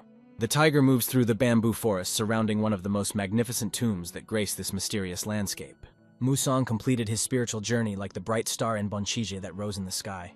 The perfect sword of the tiger once fought against the magicians, protecting the tomb of the god of war. The friends were standing by this sacred tomb when one of them raised his foot, ready to do something daring. He wiped his soul on the tomb to show his disrespect. He said that the pretender to the title of heir, Peng Musang, was weak and pathetic, and who would have thought that his younger brother would witness these words. The young man then looked at his friend, waiting to see how he would react to what he had said. The friend in turn said that Peng Musang is liked by the head of the Peng family, but the family from Jinzhou is not going to spare them, and seems to be planning to destroy the warriors of this family before making Musang the heir. The impression of these words was overwhelming, because the truth that everyone knew only emphasized the seriousness of the situation. A young man with brown hair asked Jiguan what he should do, because he felt that all his efforts were going to waste. The tiger moves through the bamboo forest surrounding one of the most magnificent tombs that adorn this mysterious landscape. Musang completed his spiritual journey like the bright star in Banje, which rose in the sky. The perfect sword of the tiger once fought against the magicians, protecting the tomb of the god of war. The friends were standing by the sacred tomb when one of them raised his foot, ready to do something daring. He wiped his soul on the tomb to show his disrespect. He said that the pretender to the title of heir, Peng Musang, was weak and pathetic, and who would have thought that his younger brother would witness these words. The young man then looked at his friend, waiting to see how he would react to what he had said. The friend, in turn, said that Peng Musang is liked by the head of the Peng family, but the family from Jinzhou is not going to spare them, and seems to be planning to destroy the warriors of this family before making Musang the heir. The impression of these words was overwhelming, because the truth that everyone knew only emphasized the seriousness of the situation. A young man with brown hair asked Jiguan what he should do, because he felt that all his efforts were going to waste. Yahello was aware of his master's distrust, for they had indeed seriously screwed up. He hoped that this was just a one-time failure, and that the disgrace would not become an eternal stain on their clan. But his eyes burned with bloodlust. He was determined to use this chance to restore his reputation. The next time that man came back, his two younger brothers would already be buried. We return to the familiar city, where a training session is taking place on the Tribune. The young master actively trains his swordsmen, and today he decided to personally attend their training. The swordsman attacked him, and the young master masterfully fought back, demonstrating his skills. His skill was incredible. He effortlessly dodged the blows, and none of the warriors could touch him with their swords. After the warriors showed their best strokes, Master Peng began to scatter them in different directions. Unlike the swordsman, he had no weapons, but the warriors still flew in different directions, unable to defend themselves. He emphasized the mistakes of each of them.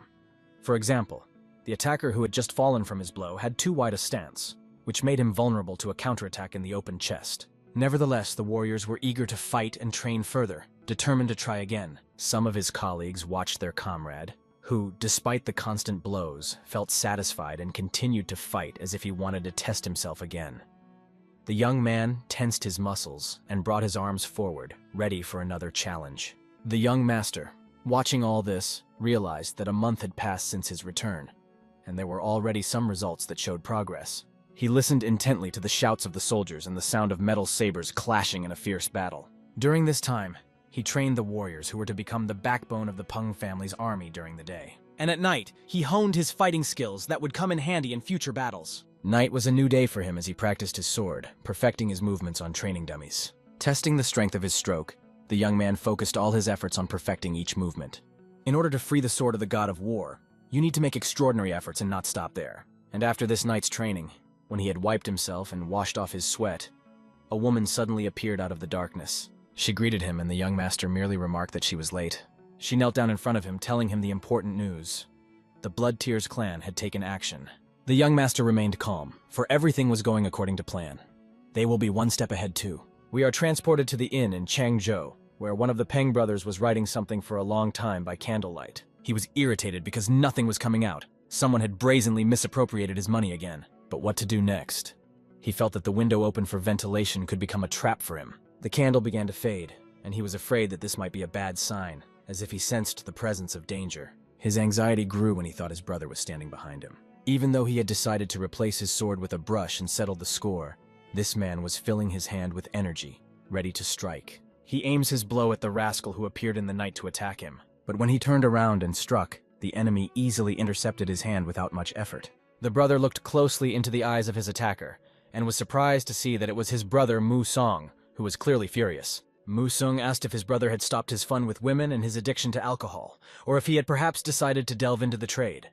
His brother explained that he had had enough and was looking for something new.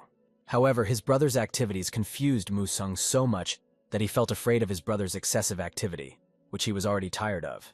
Mu Song was tired of having to work all the time because of his brother's antics. In any case, even if his brother struck him, it would not hurt him, because Mu Song has an unrivaled martial art. His brother asked him irritably why Mu Song had come to bother him in the first place. Mu Song looked at his brother and realized that he was acting like a real fool. He had come for a reason to save this idiot from certain death. When they asked what kind of nonsense this was, they heard the cries of battle coming from the side of the building where they were staying. The corridor where the young master's guards used to stand was now empty. Only the bloody bodies of the guards were lying on the floor. They had not expected such a sudden attack. The soldiers, dressed in black suits and armed with sharp swords, moved forward, and there were many of them. Looking out of his room, the brother saw that the villains were about to attack.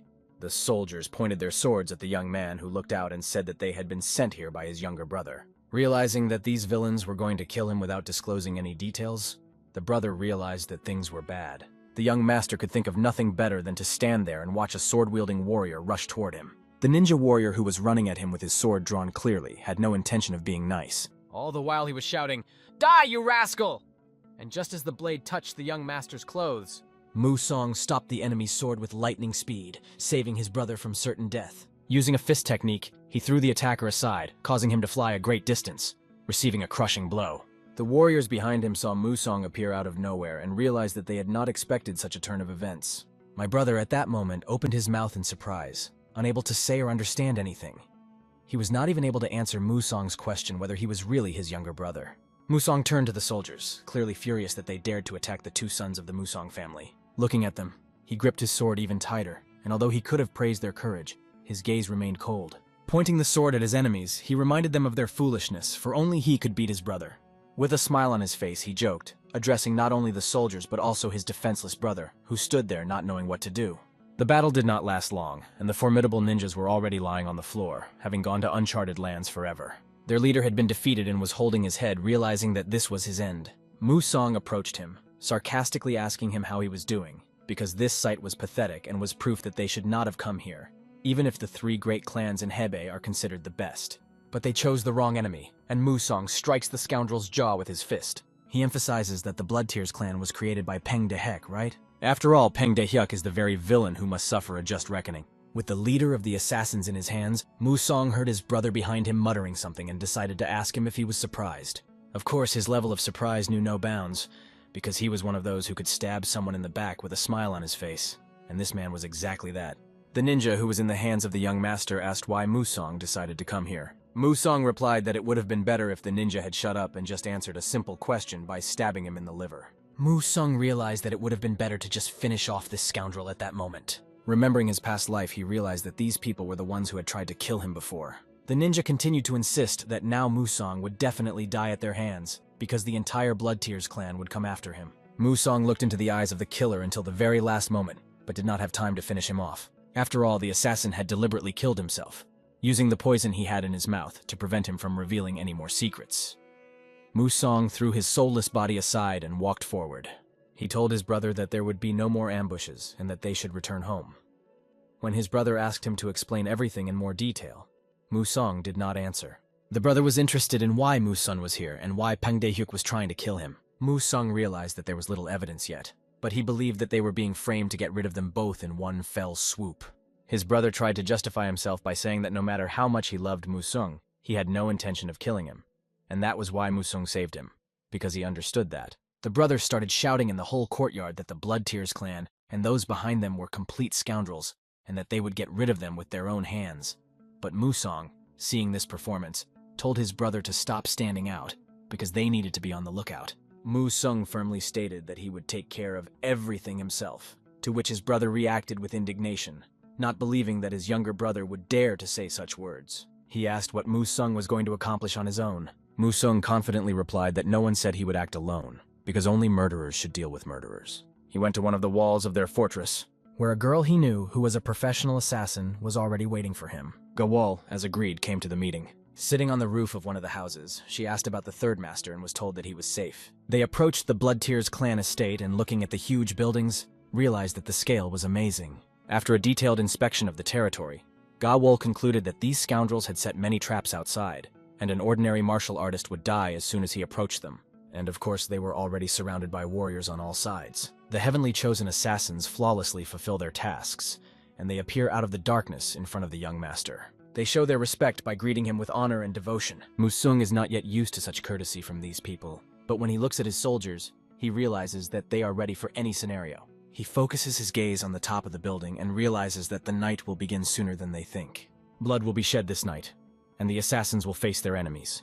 The soldiers took up their positions, not realizing what was happening, because they were in for an unexpected ambush. For some reason, the traps set by the warriors of the Blood Tears clan did not work.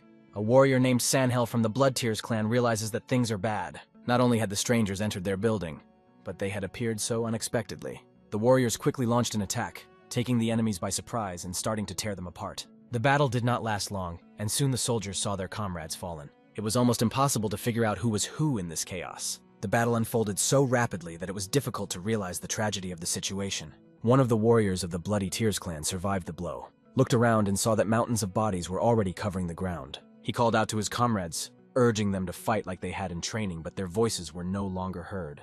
A ninja came out of the darkness and asked if he was in charge. Looking around, the warrior spotted the girl he had already been told about. She was next to Peng Musung.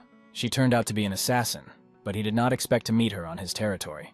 Activating his equipment, the killer dissolved into the darkness, preparing for further action. He quickly moves forward to attack the woman with his sword. In the midst of this battle, he notices that his soldiers are defeated and lying motionless on the battlefield. With a quick glance, he missed the girl's strike as her sword was able to handle even his ghostly skill. He couldn't feel her presence, even though she was standing in front of him, and he realized that this girl was different from the others because of her skill. The moment the girl jumped high above him, skillfully wielding her weapon, the warrior realized it was time to act. He threw down his swords and activated the claws on his hands. He throws his knives upwards, hoping to catch the damn ninja girl. All the blades that were thrown at her were deflected, and the fragments from them hit him, causing a deep wound on his arm.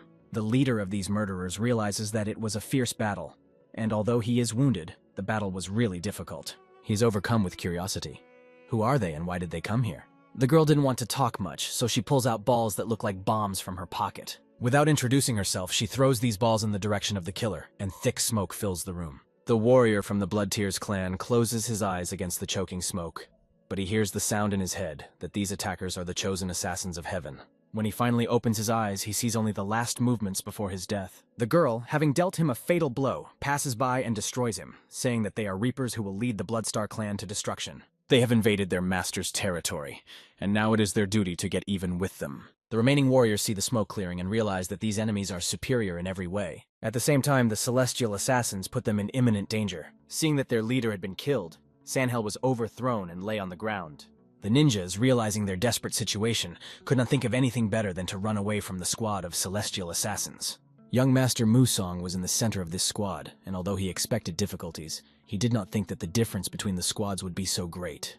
The girl had told him that they belonged to one of the 3 great assassin clans in Muram, and it was simply impossible to compare them to these miserable bastards. The warriors, celebrating the victory, bowed before their master Musung, and the girl pointed to the building, asking the young master to go upstairs.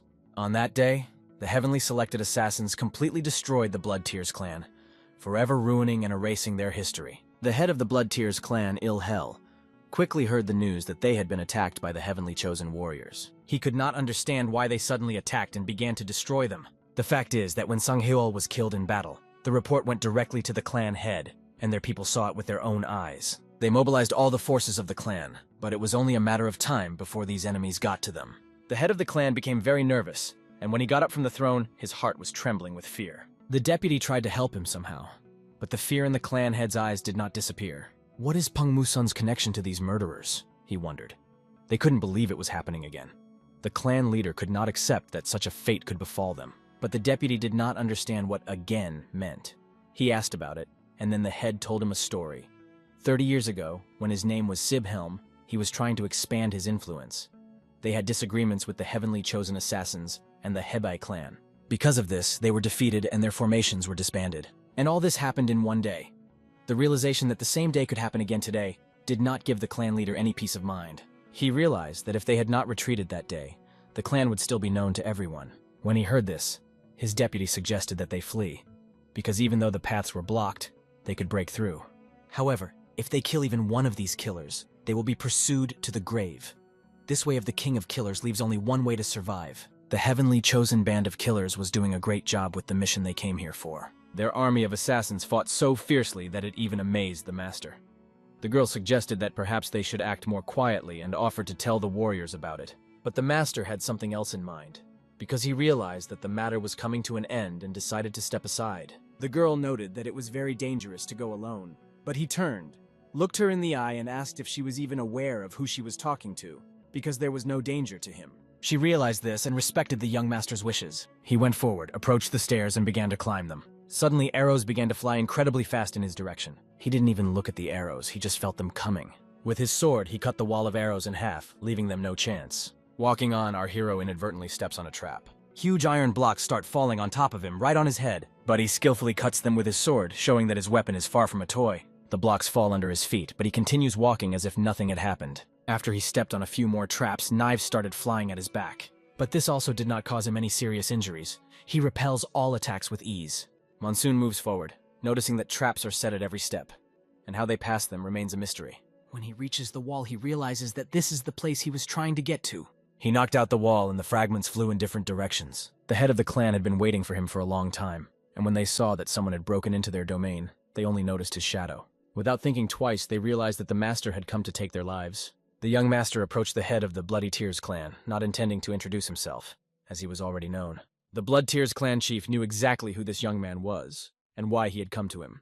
Watching him, it was clear that he had come alone, even though his subordinates had not yet finished clearing the floor. The clan leader thought this was great news because the guy had come alone. He approached the fourth master of the Peng family with a proposal. The leader promised to reveal the identity of the person behind the attempt on the fourth master's life and provide all the necessary evidence. The leader asked to stop this battle, as usually the assassin clan hides the identity of the client. But if he left this invasion, they would reveal everything. Without hesitation, the guy replied that he didn't want to do that. Fear disturbed the old man's nervous system, and he screamed, asking what the young master wanted. All that the young master wanted sounded like fire, like a lightning strike, to destroy their clan. The old man was not at all satisfied with this. How could this young man dare to go so far? But there was an important reason why Musong stood in front of the head, looking him in the eye. The reason was that he had hurt the Peng family members without any fear. This was enough to destroy and wipe out their clan. The clan leader and his deputy prepared for battle.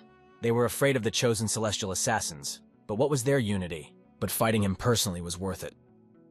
Suddenly, the roof was pierced by ninjas who began to sharpen their blades on our hero. Landing right in front of him, they surrounded him, hoping for a surprise attack. But the young master quickly destroyed these warriors with one swing of his sword, not even waiting for them to land.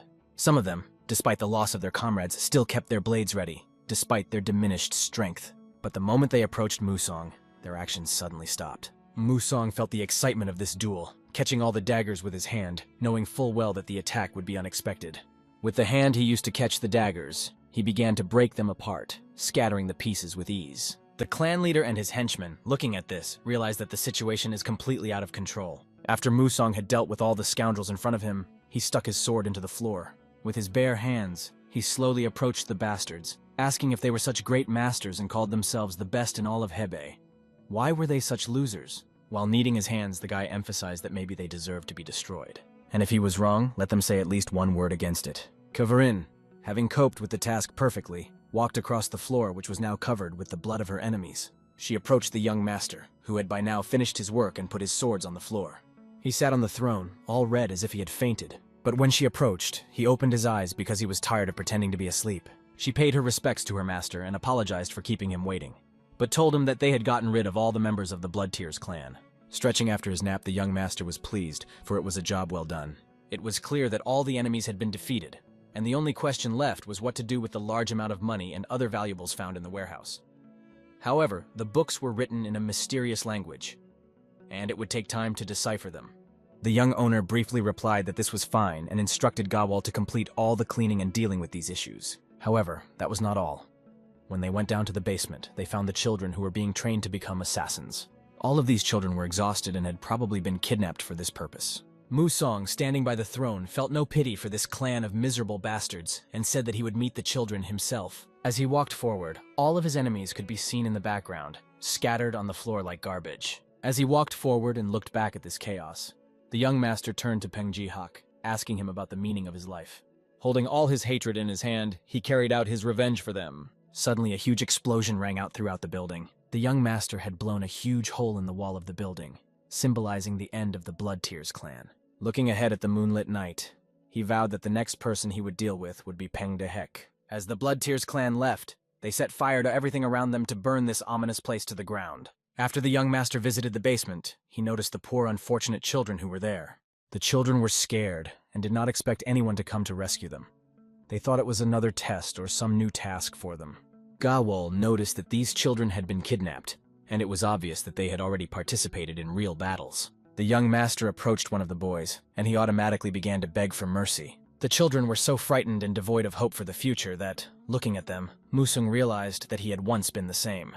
The boy begged for mercy, promising that if the master needed anything, they were ready to do whatever he wanted. Musong asked the children what they wanted. These children did not ask for much. They just wanted hot water. Some of them dreamed of seeing their mother, or at least sleeping all day, playing with their friends. There was nothing unusual in their wishes. They were simple dreams that could easily come true, and the young master took them to the shelter. On his way back, Musong met with his brother. He reported that the Bloodtears clan had been completely destroyed. His brother could not understand how this happened because Musong had just left.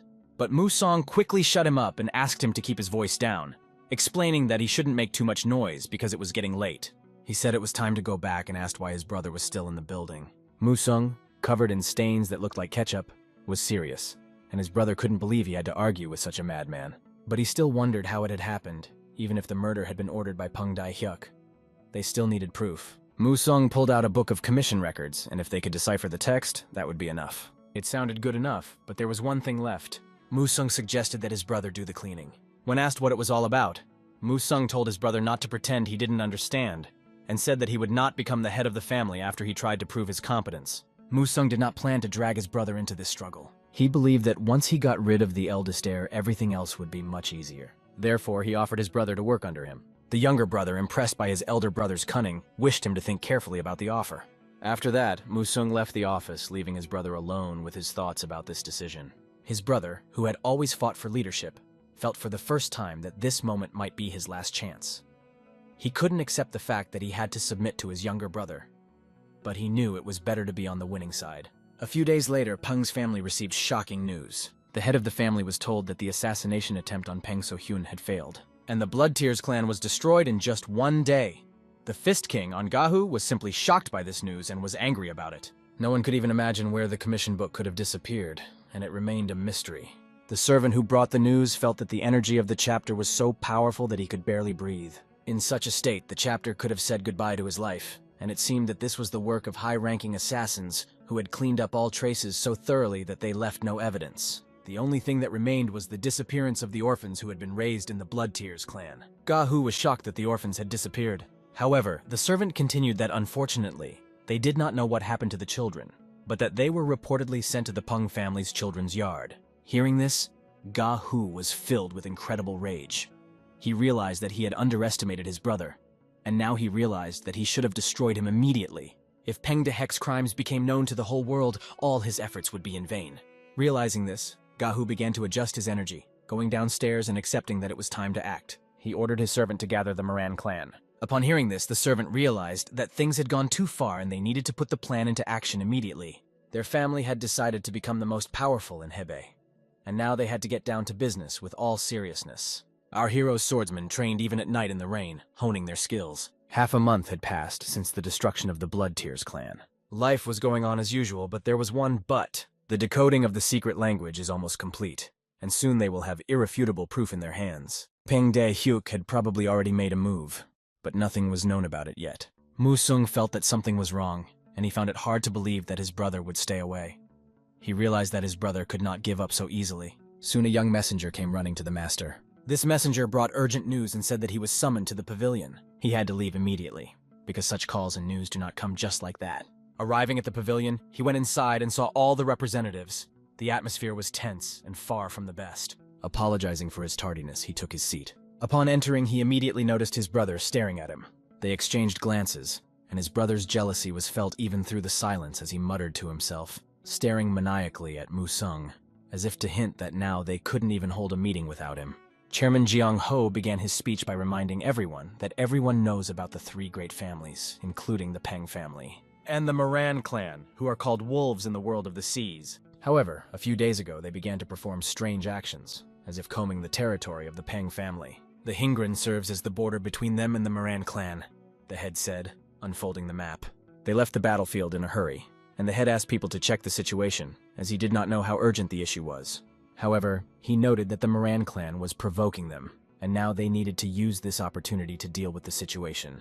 Hearing these words from Musun, the advisors began to reject his proposal, because a clash with the Moran clan could lead to war, and the Peng family would be at a disadvantage. Realizing that in his previous life, Musong had faced wolves constantly looking for weaknesses in their defenses and harming the Peng family, he decided to act. His brother raises his hand, stating that the advisors are going to do nothing and just watch. They have 3 profitable businesses in Hingren, and he asks if they want the Moran clan to have it. The more he listens to this senseless talk, the more he feels indignant. He declares that their family has the right to defend what is rightfully theirs. He supports his brother, the third owner, and people begin to realize that they cannot leave things as they are. They cannot back down. They must stand their ground. The brother looks at Musung carefully to see his reaction. Musung understands the situation and accepts his brother's point of view, seeing that he is on his side. Looking at his rival Peng De-hyuk, the only question left is what he's going to do next. With a heavy sigh, he accepts this point of view and prepares for further action. Musung realizes that the majority is not on his side, and if he doesn't want to lose his reputation, he has to agree. He turns to his fourth brother, saying that although he has outstanding fighting skills, he should be sent along with the squad to reduce possible losses and speed things up. Chonggu adds that the defect is also suitable for this mission, and after hearing this, Musung felt a bit uneasy. It became clear to him that this bastard was undoubtedly up to something. Looking into his eyes, our protagonist's soul does not find peace. He feels that there is some kind of trap here. The swordsmen in the battle camp made a halt, and it seemed that they decided to have a little rest. The young master in turn went to the resting room. Ga Wall was waiting for him there. He was glad that the rain had finally stopped. Talking to her, he told her that Peng Dai-hyuk was doing strange and impulsive things, so she needed to be on guard and remain vigilant until he returned. He had already warned his third brother that if anything happened, he should contact him immediately. As a last resort, if the situation got out of hand, he instructed her to write him a letter, and Gawal realized that this was the safe way for her master to go. At that moment, our hero went to his soldiers on the red carpet. They all froze in anticipation of his words, waiting tensely. When he stepped onto the red carpet, he dusted it off. He began his speech by saying, "The Moran clan of Sadachan has set its sights on Hingran, which is the property of the Peng family. They are currently being held back by my second brother, but the situation remains unstable." He decided to take a fighting squad with him and send a few assistants. He asked the soldiers if they were ready to follow him, and they all answered as one that they would obey any order he gave them. They said that the master was their great leader forever, and everything he did was always right. Addressing them, he said that from that moment on, they would become part of the Peng family's squad. He announced that Jung Ho would be their commander from now on. Hearing these words, tears of joy appeared on Chung Ho's face, because it was a great honor for him. From now on, they would always follow Seo Munyo and fight for the honor of the Peng family. The soldiers answered in unison, "Yes, master." Leaving the red carpet, they walked through the mud, and the master led his tiger squad only forward. After all, their first battle awaits them, and everything is going well. Shortly after these events, we moved to a man we know. He was sitting at his desk, exhausted after a difficult negotiation. He was asking his servant about what was happening to Seo Muno. Was he really headed to Hingran with his personal detachment? If so, why was the master so worried about it? He closed his eyes and tilted his head. He opened his eyes again and they were full of fear, for the thought that they might all die was troubling him. He could not calm down, but a servant told him that there would be no Black Tiger troops there, so they should not worry, because the head of TNEH Sana had sent the Phantoms. Hearing this news, the master was shocked. If the Phantom Squad and the On family intervened, then it was a different story. Gritting his teeth and keeping his hand ready, he realized that he could not retreat, because this was their last chance. He must seize the opportunity and destroy Musang so that he can eliminate the entire Peng family of heirs. A few days later, we moved to Hingren, to Habuk. The soldiers were lying on the ground, many of them seriously wounded. A doctor was trying his best to help these soldiers by closing their wounds. This was Habuk, the second son of the Peng family. Chun Hek, the warrior he was helping to heal the wound, asked him to be more careful. Habuk apologized for his slowness, but explained that it was necessary to avoid festering of the wound. Soon they were interrupted with news from the main court. They received a letter that reinforcements would arrive tomorrow morning. But if the Moran clan ambushed them, they would have a hard time. The warriors began to doubt their abilities, losing faith that they would be able to save their family, because last year they had avoided a clash with the Moran clan. Chun Hyuk thought that if he had known what was going to happen, he would have taken more soldiers with him. Giving up the Peng family on a platter was too heavy a burden for his soul. After that, Chun Hek resolutely gets up and goes forward. He urges his soldiers not to think about the consequences and not to worry, because if reinforcements arrive, they will 100% defeat the Moran clan. But suddenly an unfamiliar voice pierces their ears, and someone nearby shouts that their family will never abandon them. Pengchuk turns around, but he can't make out who it is that has come to visit them. A man appears on the horizon, looking quite menacing. He was walking along with his big henchmen in dark clothes, mocking the boy, wondering how he could stay so calm. He said that his motivation was overwhelming him. When he saw the Black Squad, the main Black Wave Squad, invading their territory, Chun Hyuk hesitated. Could they allow it? But a stranger approached the young master, offering him time so that they could get their family out and leave the place. Realizing the shameful situation for their family, the boy thought about it. They had the numerical advantage, and his soldiers were wounded and bleeding, but they still held their swords. The man continued to intimidate them, saying that their master was about to appear, and if they believed in victory, death would be much worse than defeat. However, he asks Chun Hyuk not to be stubborn and not to act as usual.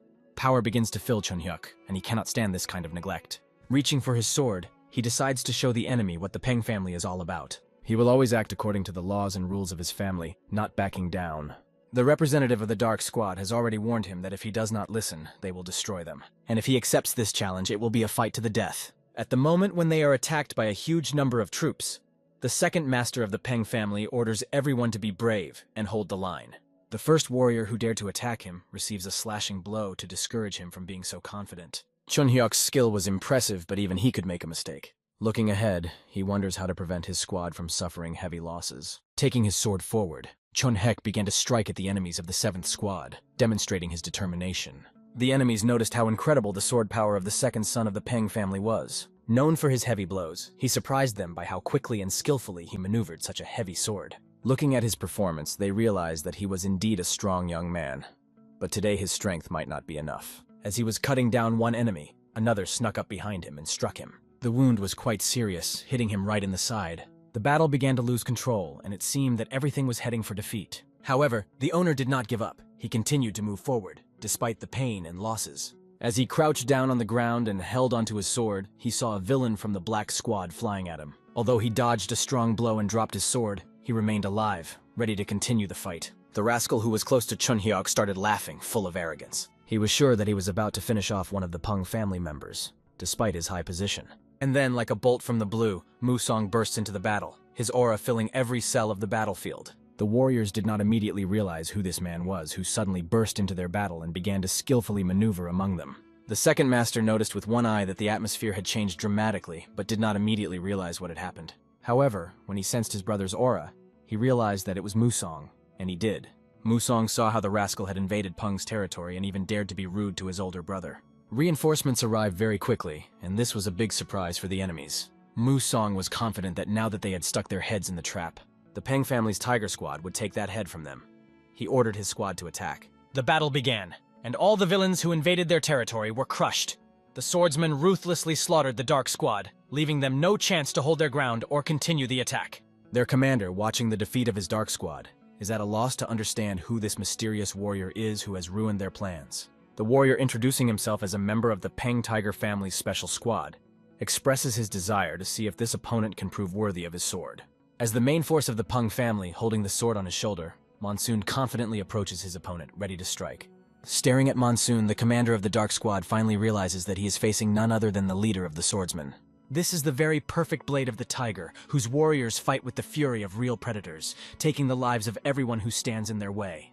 The screams of one of the warriors of the Dark Squad attracted the attention of the commander, who looks at the battlefield. Monsoon realizes that only in a real battle will the true power of his squad be revealed. All the hard training has not been in vain.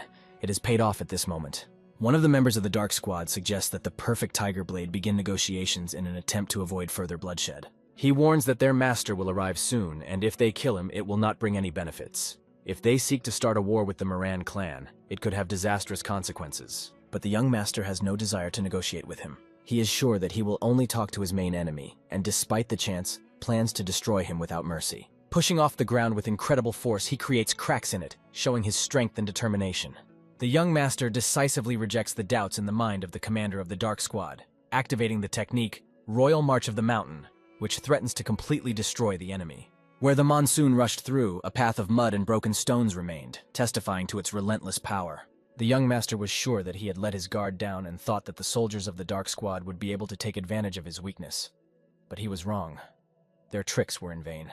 A friend of the owner brought his brother to him and asked him if he was all right. Chon-hyuk replies that he survived only because of him, and he is endlessly grateful for his support and help. They discuss that the Moran clan's owner will soon arrive. The young master wonders what will happen if they kill the squad leader, and how the Moran clan will react, as they are already sending reinforcements. In response to these actions, the Peng family's squad moves forward, ready for another battle. The Tiger's squad, known for its ruthlessness, warns the enemies. It is better not to put your hand in the tiger's mouth, if you do not want to lose it. A minute later, his squad contacts the master, reporting that they have completed the task. They have successfully eliminated the Black Wave squad and are now waiting for new orders from their commander. It was an impeccable job, and he promises to join them soon, ordering them to wait for further instructions. Watching Monsoon, his brother can't understand when he managed to grow up so much. Not long ago, he couldn't even put together a band, and now he leads a powerful squad. His brother noticed that Monsoon used the victorious technique of the Royal March of the Mountain, which even he could not have performed. He feels proud to see his younger brother become so strong. He never thought that the rumors about his younger brother would be true, but it seems that Sun has become a real warrior. Meanwhile, the action shifts to the Hingran border forest, where battles are raging. People in red clothes are talking, not realizing what is happening around them. Among them are the young master of the Moran clan and the commander of the detachment. They notice that they were attacked by the Peng family's tiger squad. Confident in their abilities, they prepare for battle, hoping for a numerical advantage that can ensure their victory. But Jong Ho-moon noticed an important detail. Something was wrong. The Peng family warriors are not attacking, only watching closely, as if waiting for something or someone. Something is clearly wrong, and he cannot believe that the Peng family could react so quickly to their attack. The reality is very different from the host's words.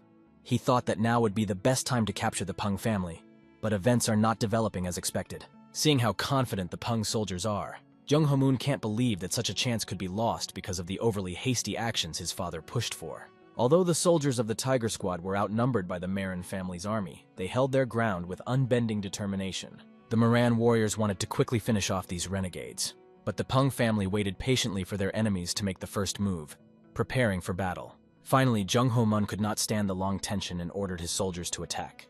And Tiger's squad immediately sprang into action, attacking from all sides and surrounding the Moran warriors, creating chaos in their ranks. The Peng warriors rushed into the battle like a whirlwind, as if it were their natural element, enjoying every blow. One of the warriors, swinging his sword, looked intently into the eyes of his opponent, ready for the decisive blow. The opponent could not believe his eyes. Such power and technique were something incredible for him, something he had never seen before. The Moran warrior's sword began to crack under the pressure of his opponent's strength, and soon the fragments of the weapon fell on his face. All he could say at the last moment was, "Bastard, this is just goodbye!" However, the battle was not so successful for the Tiger clan.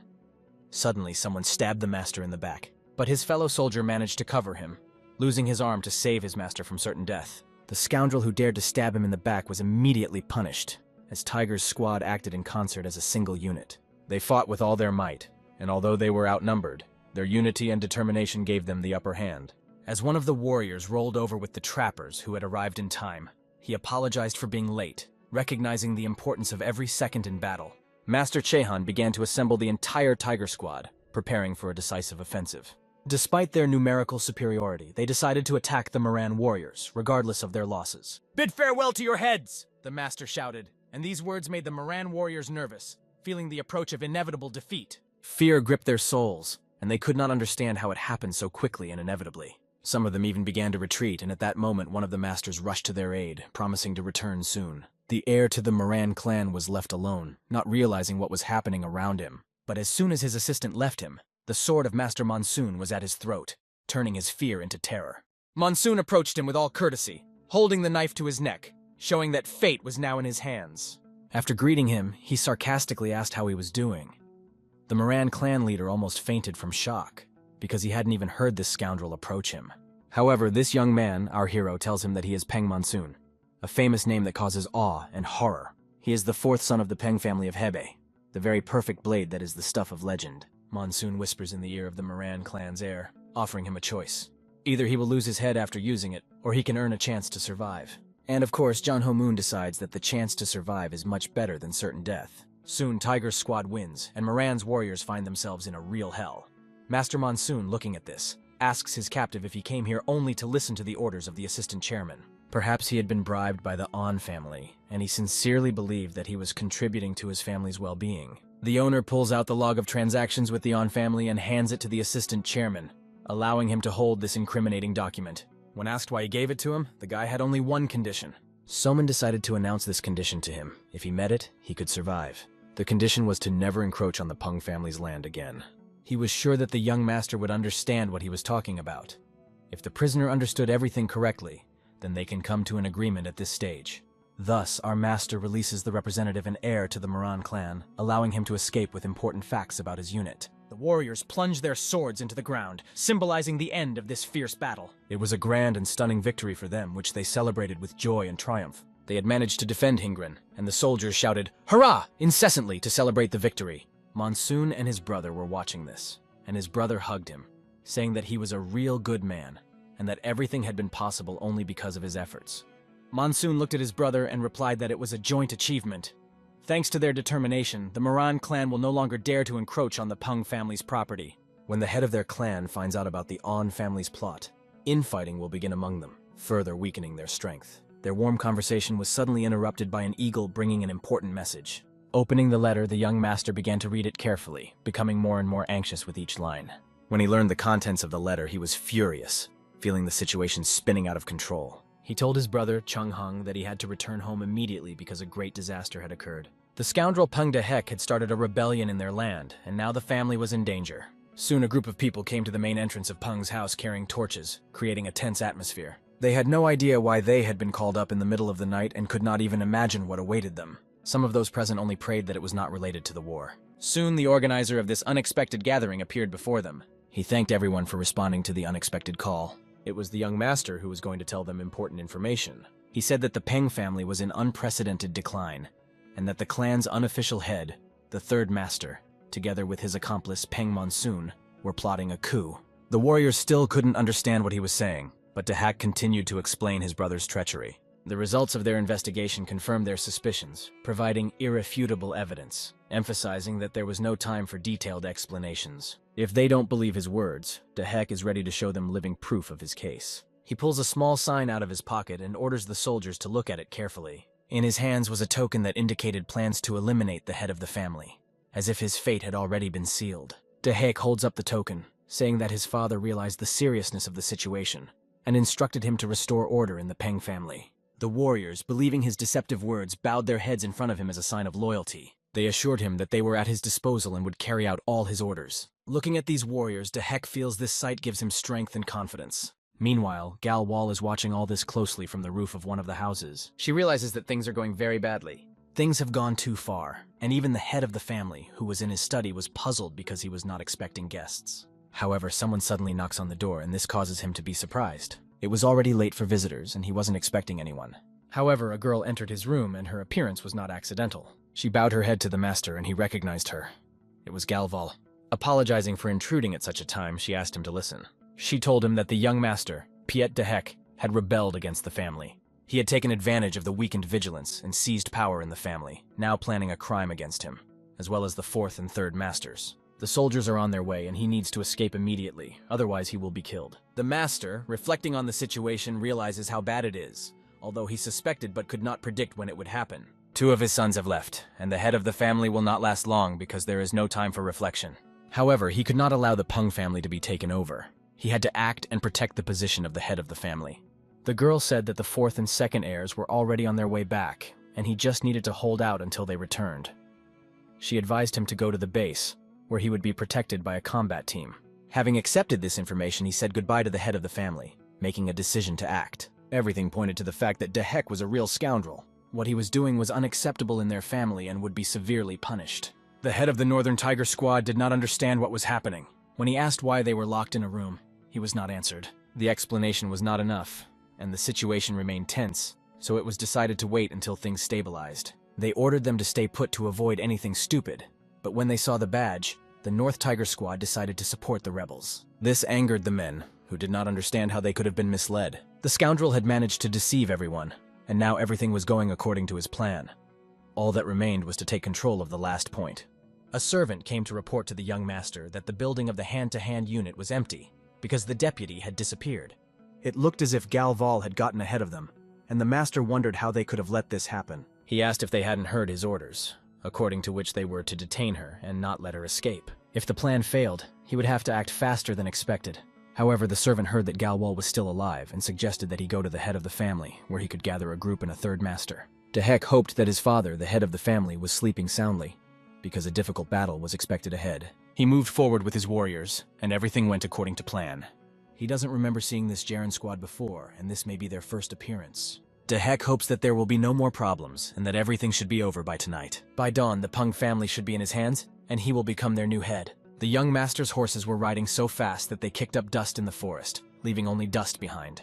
Monsoon, realizing all the consequences of the uprising, did not give his soldiers a moment's rest. They had to get to the place as soon as possible and give his brother a fierce rebuff. Monsoon ordered the second master to go to the main house immediately. They had to be ready because everything could change in a matter of minutes. Looking at his third brother, Monsoon still couldn't believe that the oldest of them was no angel at all, and that his last act was despicable. Looking around, the young master noticed a group moving against them. These were unusual people. Dressed in black and wearing masks, they jumped through the trees like real killers. One of the leaders of this group looked directly into the eyes of the young owner. The group started moving even faster, blocking their path, and forced them to stop. Monsoon realized that these guys were not ordinary, but rather strong warriors.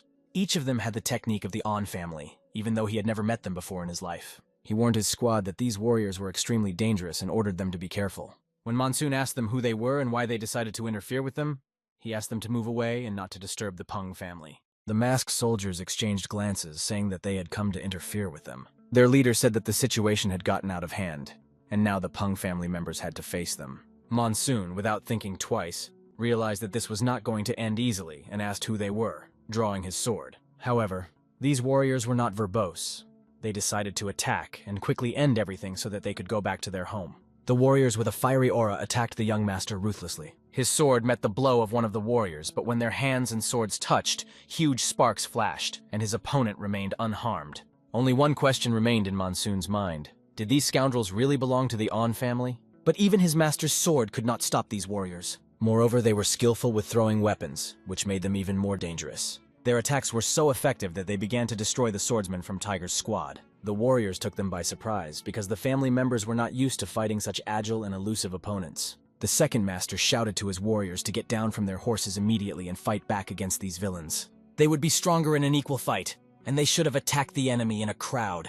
Looking at these ghosts approaching with their bare hands, it was hard to believe where they came from. But the swordsmen were ready to fight to the last, and with their swords drawn, they began to attack these villains. However, the sword blows did not harm the enemies, who could stop the blades with their armor and hands. It seemed that these people were armored, because their bodies stopped the swordsman's blows without any effort. Monsoon fought non-stop, even though he had never met such enemies in his life. This did not stop him from taking away what they valued most, their limbs, leaving his enemies unarmed. He promised his brother that he would stop them while he was doing other things. Everyone, following Monsoon's order, began to group up and tried to repel these attacks. But the young master moved forward, destroying everything in his path. Even these warriors fell one by one under his sword. He led his swordsmen forward, and only their leader stood in his way. This masked old man realized that the battle would be quite serious and difficult. As the young master approached him, a powerful explosion sounded. The old man was not an easy opponent and blocked the young master's punch with his own hands. Although the young man's strength was so great that he could have cut through anything, the old man remained unmoved.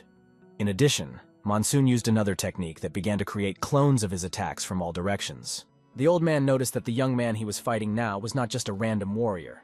He had heard of this young man, but he did not believe that his skills were really that high. The old man realized that this guy would not be easy to deal with, and it became obvious. After all, every punch of Monsoon's could be the old man's last. Soon the old man decides to dodge, bending down to avoid the young man's next punch. He was planning to strike from below, kissing right into Monsoon's face. His fist flew straight into Monsoon's head, but this was not enough. This blow was followed by a whole stream of crushing fists aimed at Monsoon. The young man deftly blocked all these blows with his heavy and cold sword. Nevertheless, some of them still reached their target, showing that the old man is not just an opponent. I wonder if he even knows Monsoon's name. After numerous crushing blows, the boy still stood up, and this impressed the old man. Dust rose over the battlefield as the battle gained momentum, and it seemed that this chaos was only getting worse. Everything stopped when the young master struck the old man, and blood flowed from his hand. This moment of silence was broken by the old man asking how long Monsoon had been serving the Peng family, and what his sword technique was called. Monsoon looked at him, wondering if the old man knew about the Iron Tiger Skin technique, or perhaps he wanted to know how this technique could take his life. Realizing the full power of this technique, and the words that Monsoon has spoken, the old man realizes that he is facing a real opponent. They will see who will take whose life, because the well-being of the family is at stake, and our hero cannot afford to lose. Meanwhile, terrible things happened in the Peng clan that night. The guard of the family head refused to let his brother, who decided to get together and rebel in the clan so foolishly, to the head. In response, Peng Daihyun could not stand his steadfastness and destroyed him with his sword, saying that loyalty is meaningless, and that one should not pretend to be a loyal dog. This made him very angry, and when they went inside, they saw the people they had come for. Peng Daihyun admitted that it was not easy. All this time he was looking for where all the rats were hiding, and finally found them. One of the clan leaders, in a voice choked with indignation, asked how the heir could betray his own family by organizing a coup. Peng Daehyun pointed his sword at his uncle, emphasizing that he was no longer a boy and should not be told off. The uncle shouted that he knew who was behind all these dirty deeds in the family, and that he, Peng Daehyun, was the real traitor. He warned that if the heir hoped to destroy the top with the help of these scoundrels, and the rest would meekly submit, he was deeply mistaken. Nevertheless, Père de Hec was confident in his actions, because he was holding a token that misled the soldiers. One of them began to applaud, standing, and said that he should not even try to pretend to be normal. He had always known that Père de Hec was a real scoundrel. Nevertheless, he decided to give him a chance. Don't be afraid, third brother. I will spare you if you obey me, because you may still be needed. Perhaps this guy had already gone completely mad. Père de Hec, looking at all these rats, thought that they were all talking too much. And so, when the time came, it was time to start the battle. He ordered that the Peng family's Zero Squad guard the main house. A great battle broke out between them again. The clan was collapsing before our eyes, torn apart by internal disputes. In this battle, a lot of blood was shed by brothers betrayed by their own families. Père de Hec is watching his elite unit, Unit Zero, created to protect the head of the family. He could not even imagine how long they would be able to hold out when this elite unit bursts onto the battlefield. The top of the clan is watching all this and realizes that they will have a hard time dealing with the third master. A girl named Gal Wall thinks about the young master she is waiting for and prays that he will hurry. At this moment, an extremely fierce battle is taking place on the battlefield among the Tiger Swordsmen. Some warriors of the On clan die, while others continue to fight without giving up. The head of the swordsman's squad notices that these enemies are extremely strong, and this must be the secret of the On family's training. The second master realizes that there are too many enemies, and he can't imagine how much longer they can hold out. He turns to Chulho and Iduksum, asking where their leader, Monsoon, is. Chulho replies that the young master is currently fighting their main enemy. The fiercest battle is taking place not far from them. The two elements merged in a whirlpool, resembling a deadly dance. The pressure is so strong that all the smoke has risen on the battlefield, enveloping them. The purple aura belongs to the old man, and the red aura belongs to our hero. They fight to the death, crossing their techniques, each trying to defeat the other. At one point, our hero missed, and the old man walked past him, hoping for his victory. But at the moment when the old man thought everything was fine, he saw that his arm was cut off by the young man. The young master, looking at the old man, realizes that his time is up. The head of the On clan notices that Monsoon does not look like an ordinary young warrior, and wonders how he has reached such a level of skill. He takes off his armor and prepares for the last battle. Monsoon, in turn, wonders how this old man has such power, surpassing all the famous warriors, and he doesn't even know his name. Monsoon wonders who the hell this old man is. The old man laughed in response, because no one had ever been interested in him before. He had usually just destroyed everyone by this point. He also said that even now, when he is fighting his own brother, it is not too late to stop everything. There are rumors that the younger brother will never defeat the older one. And it is true. The old man takes off his mask, revealing his face so that the boy can see his possible future. Standing in front of him was An Shahan, An Gahu's younger brother. Going back to the story of this old man, when he was young, he fought with his older brother, and the latter left him with a scar across his face. After the fight, his older brother approached him and asked why he had become so quiet. Wasn't he disappointed with his defeat and started crying like a girl? Taking off the mask from his face, the older brother looked at An Gahu with contempt, as if he were a loser. He threw him this mask and told him to choose. Does he want to die now? Or perhaps he would prefer to choose the life of a ghost. And this mask became his first artifact. Of course, young An Shahan did not want to die and chose the life of a ghost. Since then, his heart has been filled with endless discontent, which has grown more and more intense with each passing day. Perhaps the old man's words awakened some memories in Monsoon, because he thought for a moment. Our hero looks at his opponent and realizes that his skill is quite unsurpassed. He can't believe that such a strong man lived his life as a punishment for rebelling against King Fist. The young master begins to replay moments with his brother, recalling how he mocked him, showing his cruelty. His older brother was always a scoundrel, using his position to dominate and humiliate others. Guhu was disfigured by his older brother, who rejoiced in his status as the head of the family, and the old man is not lying about King Fist. Looking at this old man, he realizes that they are kindred spirits, and the same thing happened to them as it happened to him. At this point, the Fist King approaches the boy, ready to fight, saying that he does not forgive old grievances, and asks Monsoon if he's afraid of repeating his fate. Even if he manages to win, his older brother will still find him. Monsoon, looking at his opponent, declares that he has no intention of running away and would rather behead King Fist himself. Hearing these words, the old man laughed, because no one in the world has ever managed to do this. If he was going to behead King Fist, his courage was admirable. The battle broke out with renewed vigor, each warrior wanting to prove that he was the best. The old man struck his powerful blows like thousands of hands at the same time, and mockingly asked the boy if he thought his strength was not enough. He also ridiculed all the words that Monsoon spoke in his direction, considering them childish nonsense. The confrontation was difficult, and Monsoon felt how difficult it was for him to defeat this opponent. The old man's blows were so powerful that the young master began to literally push the ground under him. However, it was not just like that. Monsoon activated his technique, and finally his sword pierced the old man's body. At that moment, he released a power equal to that of hundreds of masters, and he must reach that level if he wants to become the winner. Looking at the old man, Monsoon promises him that he will definitely reach it, and even surpass it. He remembers how he managed to do it in his past life, despite all the obstacles, and this memory gives him confidence. The old man laughed at Monsoon's words as if not believing him to be serious. It looked quite ridiculous, and the old man wrote it off as youthful naivety, finding it hard to believe that today's youth are so determined. Hearing the young man's words, the old man decides that it's time to end this fight. Getting into a fighting stance, he points his fist at Monsoon. He makes the young boy watch to the end, demonstrating a fighting technique similar to that of the King Fist. Although his arm is not in the best condition, for the sake of this battle, he will show a phantom stream of crushing fists, forcing the young warrior to keep his eyes on him. If Monsoon can't withstand this blow, he won't have a chance to win. But if he can withstand it, this experience will help him in his battle with the Fist King.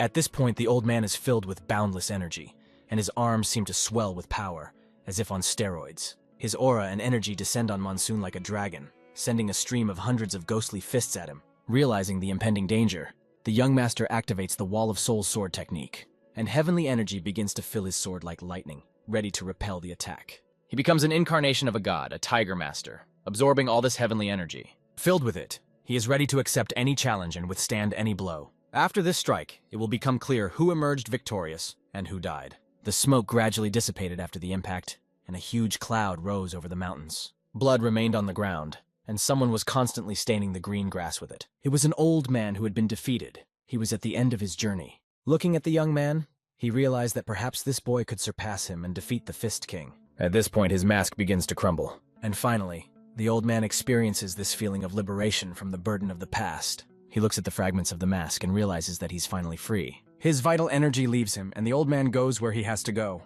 The boy approaches him, takes his mask, and promises that he will lead the family and lead them in the direction where their clan was located. The one who could not win lost to his older brother. We return to the Peng family, where a fierce battle has broken out between their own warriors in this house. The soldiers are lying on the floor. One of the commanders orders them to retreat, and the fourth group to stay alert and remember to maintain order. The master notices that they are in trouble, but they are holding on thanks to their self-improvement. But this will not last forever. Many soldiers are wounded.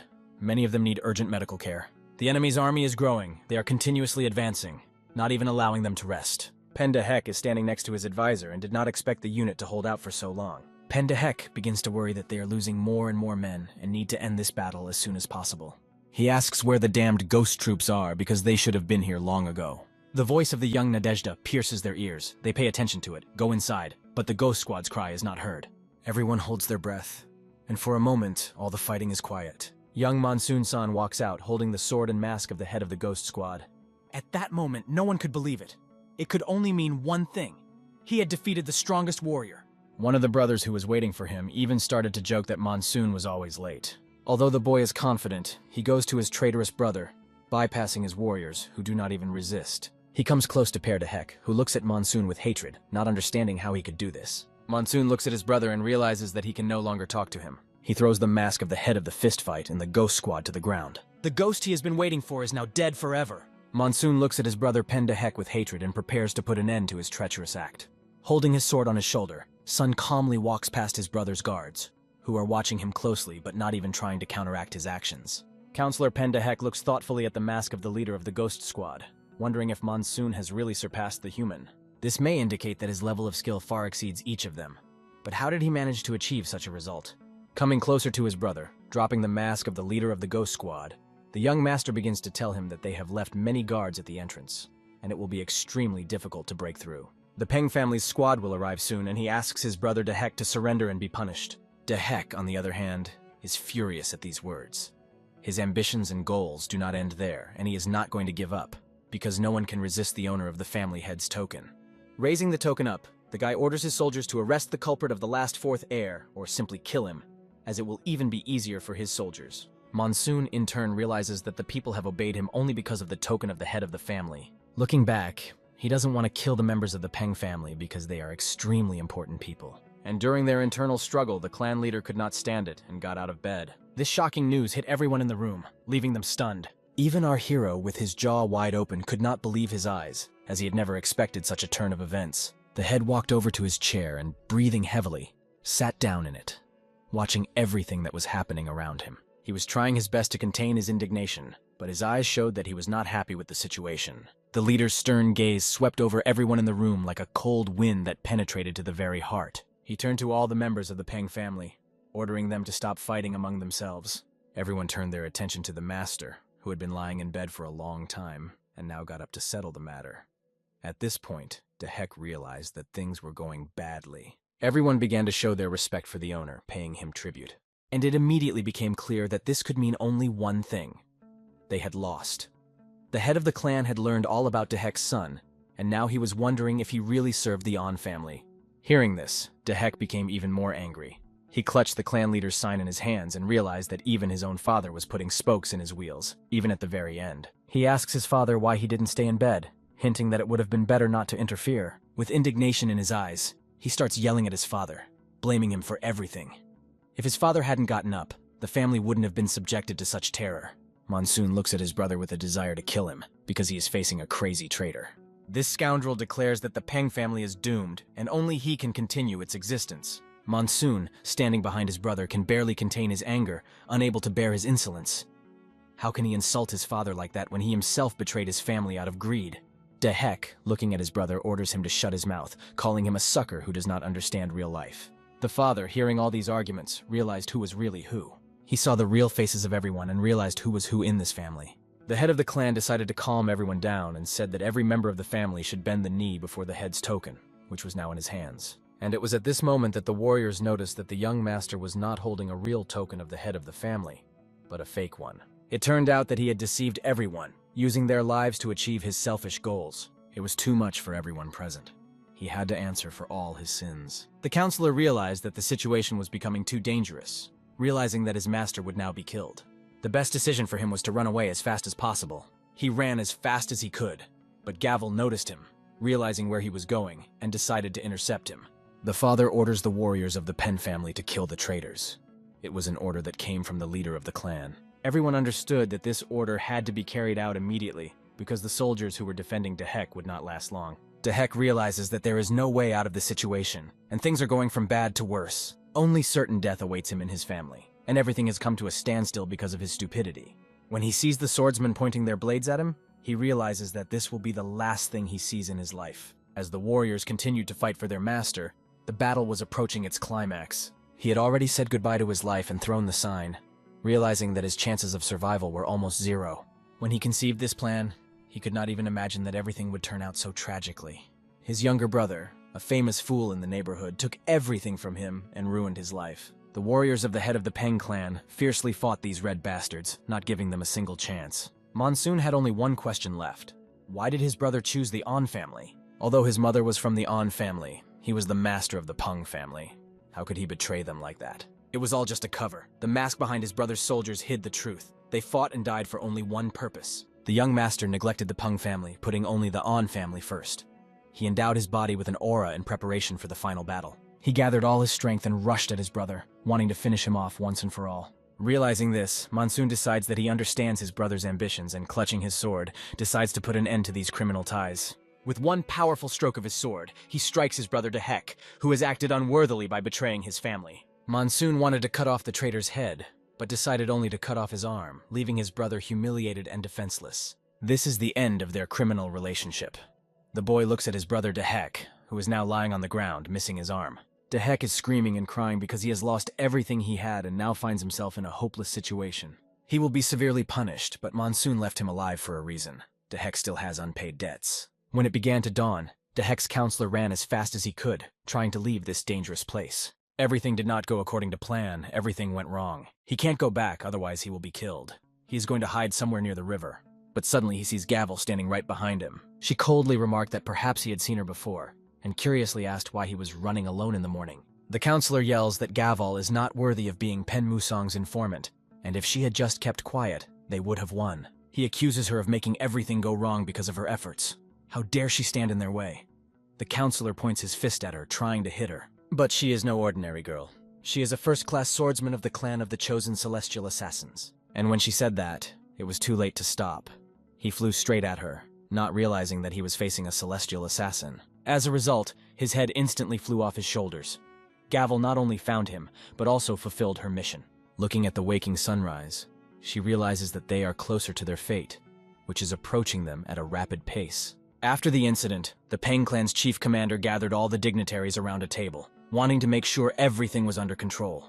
However, most were concerned about the state of the chief himself, as he had recently gotten out of bed, and everyone feared that he might be overworked. To this, the leader confidently replied that he was fine, and that he could not stay in bed when such important events were taking place. Even though the Peng clan leader looked exhausted, he still started the meeting, showing his determination. He started with Monsoon, who had conducted an independent investigation and shared his findings. The medicine left behind by the Bloodtear clan was evidence of their previous attempts at attack, and after using the antidote on the third host, it became clear that they wanted to kill him. One of those present at the meeting shouted out that the Bloodslime clan had been defeated by the fourth host, and the rumor proved to be true.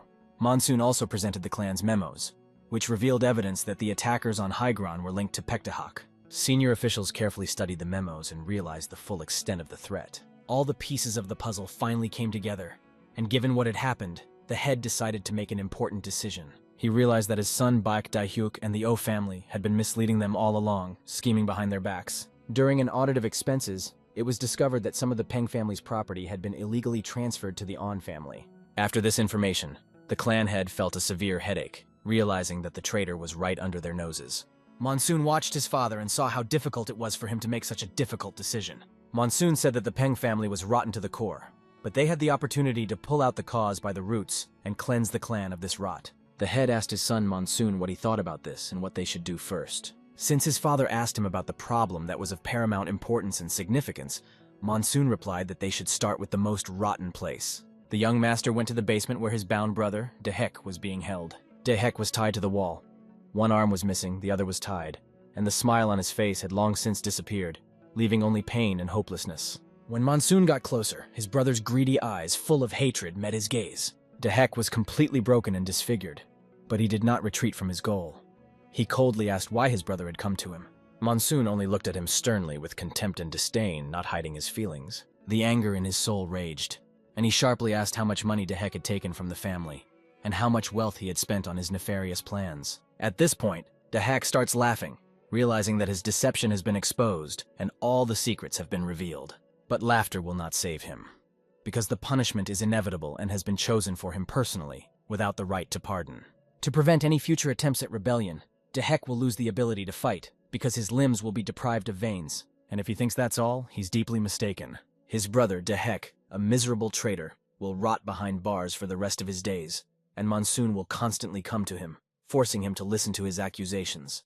Dehek started screaming at the top of his lungs, saying that he would never believe Monsoon and would not obey him no matter what. But there were words that sounded like salt in the wound. When Monsoon becomes the head of the family, the Peng family will be reborn from the ashes and return to the strong five in the Murim. Then he will become the true head, and I will personally come to him to tell him about my achievements, he continued with bitter mockery. Dehek will forever regret betraying his family, choosing the wrong path over the family that gave him everything. And when he realizes his loss, when Monsoon gets what everyone dreamed of, he will feel humiliated, asking himself, how will he feel when his younger brother, whom he considered unworthy of respect, surpasses him? This will force him to accept eternal imprisonment, and the suffering of realizing this will be even worse than the physical pain. Imagining this, Dehek began to beat his head against the wooden bars, promising that he would kill his brother. The fact that Monsoon dared to humiliate him was unacceptable to him, causing him to become uncontrollably angry. But the young master stretched out his hand to the scoundrel and said, I am now the senior heir of the Peng family of Hebei. And a strong blow of energy fell on the traitor, striking him with extraordinary force. Dehek flew to the side, breaking the wall beneath him, and the young master, not feeling satisfied, thought that this punishment was not enough. The traitor, thrown back by the force of the blow, hit the wall, leaving a huge dent that symbolized his final collapse. As Monsoon began to walk away, the traitor began to laugh, calling him an arrogant bastard, not hiding his hatred. He said that if Monsoon thought that the Peng family would just stand by and watch him rot in prison, he was wrong, because soon they would come, free him, and destroy the Peng family. As he was leaving, our hero paused for a moment, remembering that he had forgotten to tell Daehyuk something, and returned to remind him. He informed him that he had already sent a letter to Beck's group detailing all the atrocities of the Peng family. Dehek was shocked by this news, as it could seriously undermine his family's reputation and cause a scandal. However, Monsoon noted that in Murim, all secrets sooner or later become apparent, and sometimes everything that was hidden comes to the surface. Monsoon was intent on destroying the On family in response to recent events, and if that happens, they could lose their place among the 5 strongest families. His brother can only endure in prison, because his punishment has already begun, and will continue until the end of his days. A great pain pierced Dehek's heart when he realized that everything he lived for was destroyed, and his despicable actions destroyed everything he had. We move on to one of the messengers who is on his way to meet the king to deliver this important letter that could change everything. The messenger was holding a huge scroll that needed to be delivered urgently, as its contents could change the course of events. The soldiers noticed that the messenger ran so fast that he almost knocked them down, demonstrating his determination. Although they had not yet heard about the conflict between the On and Peng families, he now intended to tell them all the details. They didn't understand why one of the strongest families was staging a coup in the weaker house. It was a great shame, and such a clan did not deserve to be called noble. The Muriman and the Beka group made their verdict. The On family has lost its honor, proclaimed the head of the On clan. He gathered all the high-ranking members of the On clan to deliver this bitter news and discuss further actions. The head of the On family, Sa Ying, asked his father for advice in this difficult situation. Given that they have incontrovertible evidence against them, it will be very difficult for them to deny their involvement in the Peng family's uprising. The Peng family was one step ahead, and they couldn't believe that the Peng family had reported it so quickly and gathered all the necessary evidence. And now even the 9 sectors are condemning the On family, who are trying to find a way to pay off and settle the situation with Peng and Monsoon. The head of the On family realized that the situation had gone too far and was becoming increasingly confusing, causing him to become anxious. They also found out that Peng's family had stripped the traitor of his ability to fight. But they didn't care what happened to this jerk. They had enough other problems, such as the death of the Ghost Squad. The head ordered that On Chahan's body be brought to the meeting room. Although their family had lost respect in the eyes of the people, it had not yet been completely trampled. The clan members wondered what this could mean. The fact was that if the On family pleaded guilty, they could avoid problems with the Muriman. My father left the main meeting he was holding feeling immensely ashamed, as he hadn't felt in years. He realized that the rascal Peng Monsoon would have a chance to prepare this year, and once they ascended to these lands, the Peng family would be finished. Meanwhile, the Peng brothers gathered at a round table, just the 3 of them, to celebrate the Peng family's victory. The second host offered a drink, recognizing that it was a great job and deserved to be celebrated. The 4th host, however, grit his teeth and refused to eat or drink, feeling deeply troubled and doubtful inside. Monsoon was also worried and had several unresolved issues that kept him busy. The fourth host asked about the situation with On's family, confident that they would find a way to get out of the situation. Pouring himself some alcohol, he suggested that Monsoon could predict their actions. As soon as the On family felt threatened, they would immediately try to negotiate. This year, he believes the Peng family should focus on strengthening their foundation to be ready for possible threats. Starting today, all members of the Peng family must act as a united front, the young master said firmly, showing his determination. His brother heard these words and, looking at his reflection in the sake glass, finally realized why Monsoon had gathered them all at this table. Monsoon said that they must know something important, and Peng Seo-hyuk agreed to follow him, trusting his determination. Monsoon asked his second brother, in whom he had high hopes, "What do you have to say about this? What is your view on this situation?" The younger brother, listening to his second master, realized that he would have to find out the truth someday, since he had agreed to follow him. It was important for him to see how his brother would react to this, and whether he thought that a new head should be elected to strengthen the family. The second owner turned his attention to the third brother, and was surprised to see that he suddenly sided with the youngest brother. However, the third brother just ate and hid his anger, realizing that it was better to be on the side of the winner. At this point, the second master decided that the best way to decide who should take the throne was to fight, although he was not as interested in the position of head of the family as he was in martial arts, which had always been his passion. Monsoon completely agreed with him, because the second heir was known for his exceptional skill in combat. He was so skilled and talented that even Pendahek avoided competing with him. The second lord could not allow his younger brother to simply take over, because frankly the third lord was not really worthy of the position. Enraged, the second owner broke the glass in his hand, but immediately apologized for his outburst, claiming that he had not intended to offend the third brother. Despite everything that had happened, Monsoon decided that it was necessary to follow the traditions and rules of their family. Thus, it was decided to hold a competition to determine who would become the head of the family. The second owner challenged his younger brother to a fight, saying that if he wanted to become the head of the family, he had to defeat him in a fair fight. To win the title, Monsoon had to defeat his older brother, and when asked if he was ready for the battle, he answered firmly, "Absolutely." "Tomorrow you must come here to this place," the second master announced. "This will be the last battle for the position of head." The next day, everyone gathered to see this majestic spectacle, a grand event for the Peng clan. A huge crowd had gathered to see who would become the new head of the family, and everything depended on this battle. Last night, they contacted all the members of the Peng family, and in one corner sat the third master, who congratulated his brother. Monsoon exchanged greetings with him as well, showing that he was keeping his cool before the important competition. Soon after, the second master appeared and greeted his younger brother with a respectful salute, showing his readiness for battle. Together with his bodyguards, the second master approached the arena, amazed at how many people had gathered to witness this fight. But he knew that it didn't matter, because it would be a great fight, and let the entire Peng clan gather to see him triumph. When they finally faced each other, the second master said that it would be an interesting fight, and advised his younger brother to be ready for anything. Monsoon turned to the side, abruptly feeling a pain in his body, as if something had suddenly made itself felt. Gavel, watching the young master, began to worry if he was okay, suspecting that something might be wrong.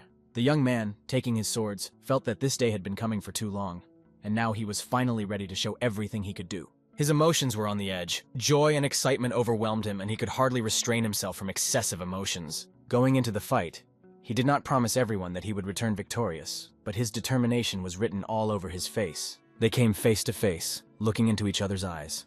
The time had finally come for the younger heir to demonstrate his secrets and talents. Everyone present held their breath as they watched the start of this important duel, on which the future of the clan depended. One of the main questions that worried everyone was whether Monsoon would be able to defeat the second master in this decisive duel. After all, this competition would determine who would become the new head of the family, and each of them understood the importance of this battle. As they faced each other, they began to fill their bodies with aura, and it became obvious that the second master was much stronger than expected. Monsoon also charged his sword with energy, which spread like lightning across the battlefield, and their heroic gazes met in each other's eyes. The elder brother waved his sword, showing that he was ready to attack and had no intention of retreating. He jumped high up and like lightning began to cut through space, aiming his strike directly at his younger brother. There was a huge explosion where Monsoon was standing, and its sphere spread across the battlefield, enveloping everything around him. The older brother's skill was amazing. He moved as fast as lightning, leaving his opponent no chance. But Monsoon managed to block his blows with his sword, which surprised all the warriors watching the fight. The technique he used was the Renchun Heck-Chain Wall, and although it seemed invisible at the beginning, it revealed its incredible power during the fight, even when Musang was already exhausted. His movements were so sharp and fast that the second master's skill could only be compared to the lightning of Hinabek Baklimka from the bright palace of Muchon. At that moment, their swords clashed face to face, sparks flying all around. Using the unrestrained tiger technique, the young master released 5 claws of a true tiger, which rushed straight at his brother, who was not expecting such a powerful blow. The older brother tried to deflect the blow with his sword, but all his efforts were in vain. The force of the blow threw him to the side, and he fell to the ground. It was obvious that the blow had not only damaged him, but also caused dust to rise from the ground. The people watching the fight realized that this technique was incredibly difficult and could not be taught to anyone. This skill proved to be extremely destructive, making everyone wonder about the young monsoon's true capabilities. After all, the true skill of the Peng family, according to the young master, is the ability to fight against all odds and use strength in any situation. He realized that victory in this battle depended on the ability to fight despite any limitations. The place where the huge explosion had occurred was completely destroyed, and the brick floor was broken into small pieces, showing how powerful the equipment was. The brothers met each other's eyes, assessing their skills. At first, the young owner was confused, but now he understood why they were urgently brought together. Apart from Dehek, all the important family members had gathered here to see who would become the new head. Yesterday at the table, they had agreed that uniting the Peng family members around one of the contenders would be a difficult task. Everyone had to follow whoever was chosen as a result of this competition. That is why today's fight was strongly initiated by the second master, who was already preparing for a possible defeat. The second master agreed with Monsoon's words, but the fight was not over yet, and he intended to fight with all his might. The fourth master took responsibility and promised his brother that he would show what he could do in this battle. Meanwhile, a chariot was approaching not far from them, heading toward the 2 guards. The guards did not want to accept strangers. They were offended that while the third and fourth heirs were fighting, they were just standing in the sun. They did not understand what kind of trade caravan was approaching them, and why it was moving in their direction. The caravan was so long that it raised even more questions, because the guards were not expecting guests to arrive. They stopped the caravan and demanded that its members introduce themselves and explain who they were. One of the boys on horseback introduced himself, explaining that it was their first time. "I am a young master from the Gimchok Traders Guild, and my name is Gim Onaman," he added, confirming his affiliation with the Venerable Guild. The enormous energy ball formed by the clash of swords gave the competition an epic and grandiose feel. The brothers confronted each other at the highest possible level, demonstrating all their skills. The battlefield was filled with sword maneuvers that merged into a single dance of battle, impressing everyone present. People turned their attention to the fourth heir, noticing that his speed had increased significantly, and he was as fast as the second heir.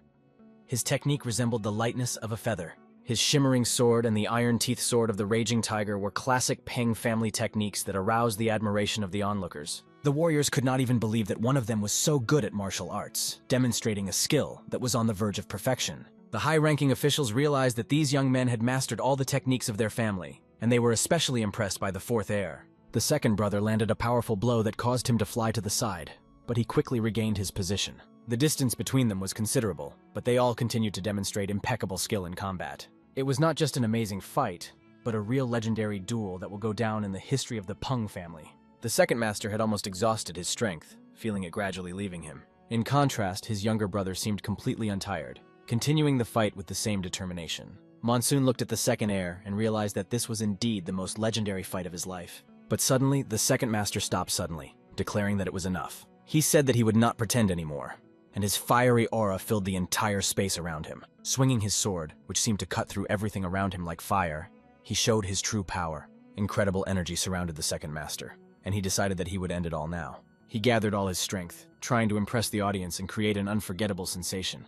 His younger brother, seeing the initiative, supported him, and people watching these techniques could not believe that such things existed. One of them had just created the Stan Soul Power Sword. It was a young master who was also ignited with a new energy so powerful that it even heated the air around them. Their confrontation was so powerful that Monsoon's colleagues began to worry, sensing the danger of this duel. They recalled how the young master had used this technique to kill on Shahan, using the Sword of Stan's soul power and a piercing red lightning strike. A sword capable of creating an entire wall of souls, and piercing it with red lightning was a true miracle. The young master, burning with energy, looked at his brother and promised that he would do his best to win. The second master had been looking forward to this moment, and even the asphalt under his feet was beginning to boil from the fiery energy he was radiating. And so they rushed at each other, ready to cross their swords in a decisive clash. Their fight shone with new colors, and the energy of their duel exploded, filling the entire battlefield. At this time, the head of the clan did not watch his children fight for the throne, but went to the cemetery, seeking peace. He stood by the grave and remembered how he used to walk with the boy who was everything in his life. He remembered that beautiful boy with a book and a thirst for knowledge, who was always there for him. But now there was only a brick plaque at that spot, testifying to a past that would never return. The clan leader asked his advisor if his sons were still fighting. This was incredible for the head. Who would have thought that the younger brother would someday claim the position of head, and all of this is happening because Jin Haek was protecting Monsoon. If you recall, they also once fought for the right to become the head, and now history seems to be repeating itself. It seemed like the defeat was quite recent, but so much time has passed since then. Every time it rains, he recalls his fight with his brother, feeling mixed emotions. The head also remembered the fight very well, and these memories permeated him, causing him to smile slightly. He thanked Enzuyu for doing all the work for him. But Yanhu, his advisor, responded by asking him to shut up and focus on getting better. But suddenly, the clear sunny day turned into stormy weather, and lightning from the fight cut through the sky. The head and his advisor looked in astonishment in the direction from which the lightning came. They were not imagining it. It was red lightning, and it was the same wall of souls that his grandfather had shown him as a child. The head knew that Monsoon was interested in ancient manuscripts, but now he wondered if his son was trying to achieve what his father had failed to do. The clan leader asked his advisor if his sons were still fighting. This was incredible for the head. Who would have thought that the younger brother would one day claim the position of head? And all of this is happening because Jin Haek was protecting Musang. If you recall, they also once fought for the right to become the head, and now history seems to be repeating itself. It seemed like the defeat was quite recent, but so much time has passed since then. Every time it rains, he recalls his fight with his brother, feeling mixed emotions. The head also remembered the fight very well, and these memories permeated him, causing him to smile slightly. He thanked Enzuyu for doing all the work for him, but Yanhu, his advisor, responded by asking him to shut up and focus on getting better. But suddenly, the clear sunny day turned into stormy weather, and lightning from the fight cut through the sky. The head and his advisor looked in astonishment in the direction from which the lightning came. They were not imagining it. It was red lightning, and it was the same wall of souls that his grandfather had shown him as a child. The head knew that Monsoon was interested in ancient manuscripts, but now he wondered if his son was trying to achieve what his father had failed to do. He was not far away when he heard about the duel, and he immediately rushed over. The young master was happy to see him. The guest asked how their merchants were doing. Everything was fine. The situation had stabilized, and they had decided to pay more attention to supporting the Peng family. He opened a box that he was going to give to the young owner. It contained bijutidans, rare artifacts, each of which can provide 10 years of inner energy. This man had heard that the young owner was trying to create an independent structure, and decided to help him in this endeavor. Taking the box in his hands, Monsoon realized that it was a very valuable gift. He asked why he was receiving such a gift, promising to put it to good use. The trader was grateful to Monsoon for his kindness, and also brought several other things that could help in running the pavilion. The trader emphasized that he had remembered to check all these things and had heard about today's duel for the head position. This made him realize that the young owner had won, and the decision was made in favor of Monsoon. The merchant was happy to hear this, because now Monsoon was the head of the Peng family. Suddenly, the third owner runs in and exclaims with joy, "Little brother, where have you been?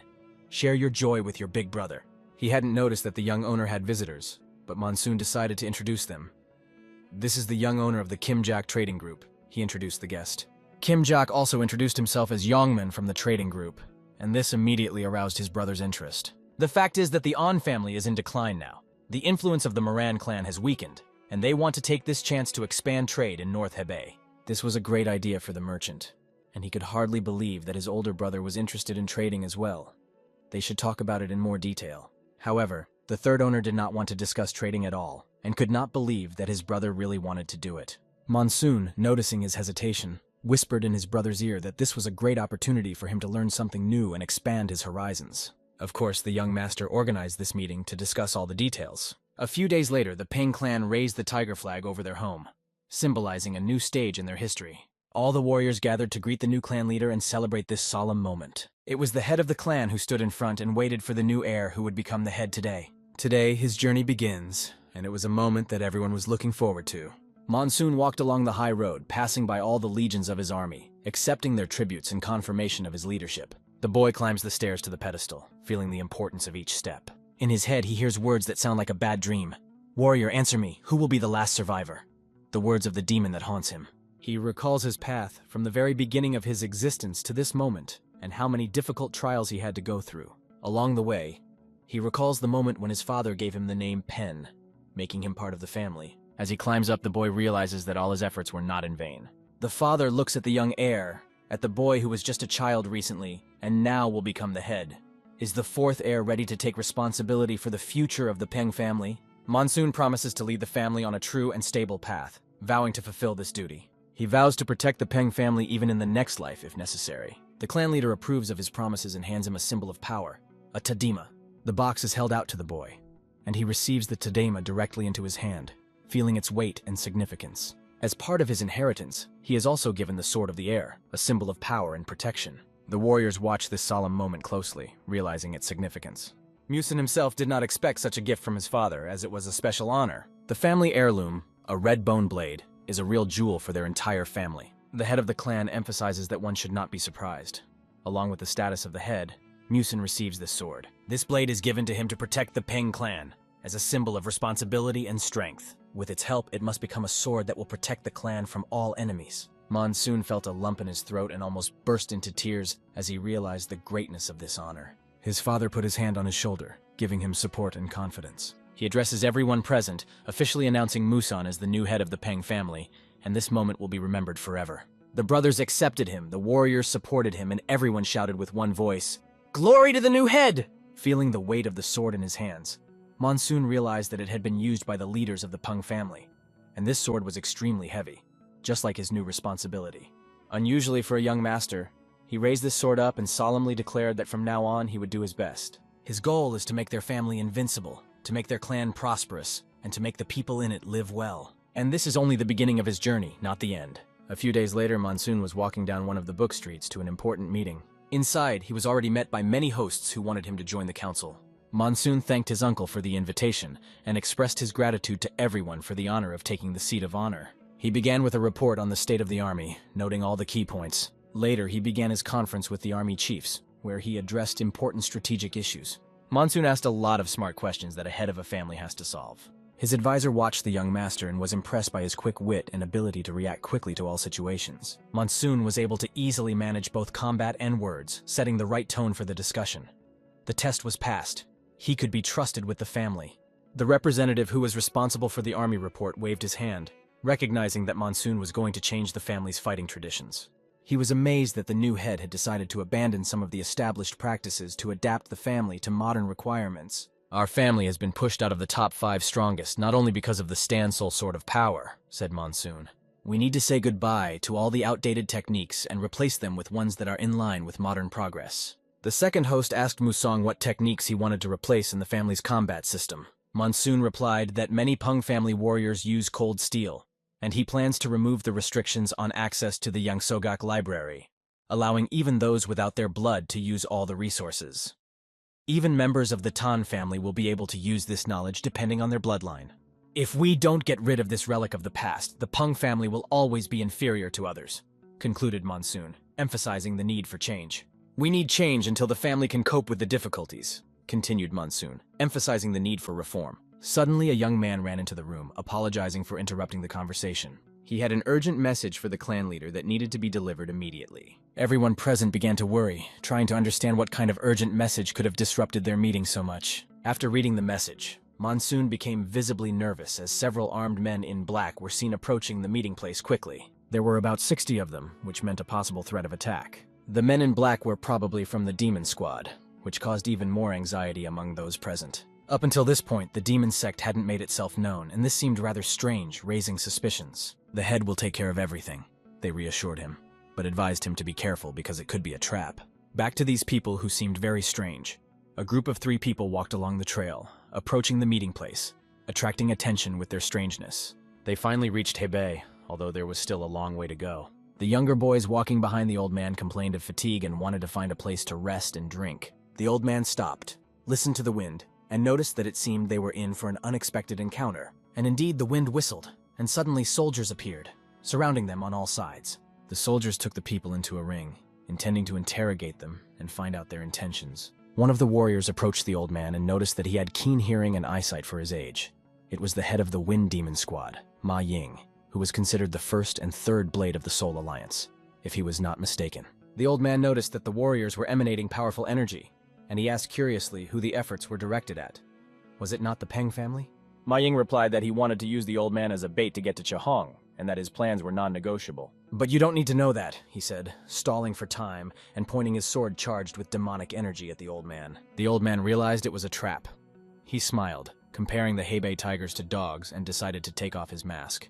The warriors who were coming to meet the Hebei tiger watched in amazement as the old man took off his mask, saying that they could see the real one. The amazed warriors saw that the mask was made of human skin, and the man known as the strongest in the world was standing before them. "If you have heard the legends about me, then do not let your guard down, because the strongest man in the world is standing right in front of you," he said, looking at them menacingly. Only those personally chosen by Hong can become members of this order, strictly following the traditions of Keonam. These warriors are obsessed with the art of using cold steel, and their fighting spirit is incomparable. They are led by Do Hong himself, one of the 3 most powerful warriors who fights for the title of the strongest. The moment the mask was ripped off, the attacker realized that he had messed with someone he should have avoided. He planned to kill several members of the Alliance to provoke chaos, but something went wrong. How did he even get here? This old man should have taught his children to hold a sword a long time ago, not to interfere in the affairs of warriors. Hearing his opponent's words, De Hong just laughed, as if he had heard a long-known joke. He had come to sanctify the tiger with his gaze, but on the way he met only miserable insects. His journey was not in vain, although he did not catch a large prey. But the encounter with the pack of young men spurred him on to action. By activating his demonic illusion, the old man made the man feel as if he was facing death itself, his gaze piercing the soul, turning it into prey. The atmosphere suddenly became so heavy that his soldiers could not take a step, as if they were paralyzed. They fell one by one without even engaging in combat. But their battle was interrupted when the historian appeared, boldly addressing them. Who could dare to do such a thing? Suddenly a horse rode right into the battlefield, kicking up a cloud of dust. And it was the tiger himself in person. The enemy looks at him and does not realize what kind of beast is in front of him. The old man instantly realizes that he has met the tiger earlier than he expected, and this makes him change his plans. The barbarians, seeing the tiger's blade, realize that they had better run away while they still have the chance. The young master arrives at the scene to find out how the clan's demons dared to set foot on the territory of the Peng family. He swings his sword to harm his enemies and teach them to respect his authority. But their leader suddenly disappears, moving to another point, avoiding the blow. The warriors notice him climbing a high mountain, intending to observe the events from above. Using his demonic techniques, he prepares to attack the head of the Peng clan himself from the mountain, like a predator waiting for its prey. His goal is to assess how strong this master is and see if he can withstand his mighty power. As he watches from the top, he sees the battle between the demonic sect and the warriors of the Peng clan gathering momentum. The young master skillfully deals with his enemies, smashing them one by one like cracking nuts. However, when he looks up, he notices the old man, who is terrifying with his eyes alone. The owner felt a cold fear grip him as he recognized the familiar face. It was the same old man, the head of the Alliance, from his memories. But what was he doing here? The young master's thoughts were interrupted by an unexpected attack from a warrior who rushed at him with a sword. The attacker swung, trying to inflict a fatal blow that would have ended the master's life. However, the young master easily repelled this attack with his sword, as if he had incinerated the mosquito with fire. Judging by the techniques, these soldiers belonged to the Wind Demon Squad, so he needed to deal with them as soon as possible to finally meet the head of the Alliance. He rushed at this scoundrel who dared to attack him, deciding to quickly finish off the enemy. They clashed swords, and the enemy barely deflected his powerful blow, feeling incredible pressure. The young master realized that he had to act even more forcefully, and his crushing attack fell upon his enemies. They could not understand how this young warrior could be so powerful. The head of the demonic alliance watched the battle from the sidelines, amazed at the young master's extraordinary strength. Hong's daughter decided to just watch from the top of the mountain as they fought, not interfering in the battle. They shouldn't have waited for help. They had to find a way to act on their own. However, the young master cut everything in his path with his incredible strength, and some of them, seeing his techniques, began to run away in panic.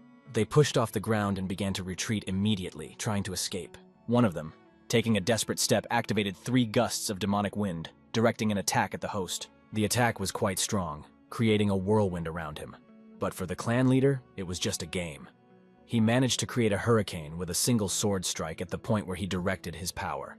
His opponent could not believe that his technique, which he considered a masterpiece, was dispelled with such ease. This guy was much stronger than their entire army.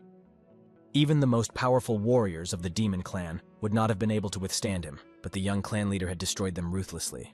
The young master looked at his sword, feeling proud, for this blade made of red bone was a true divine weapon.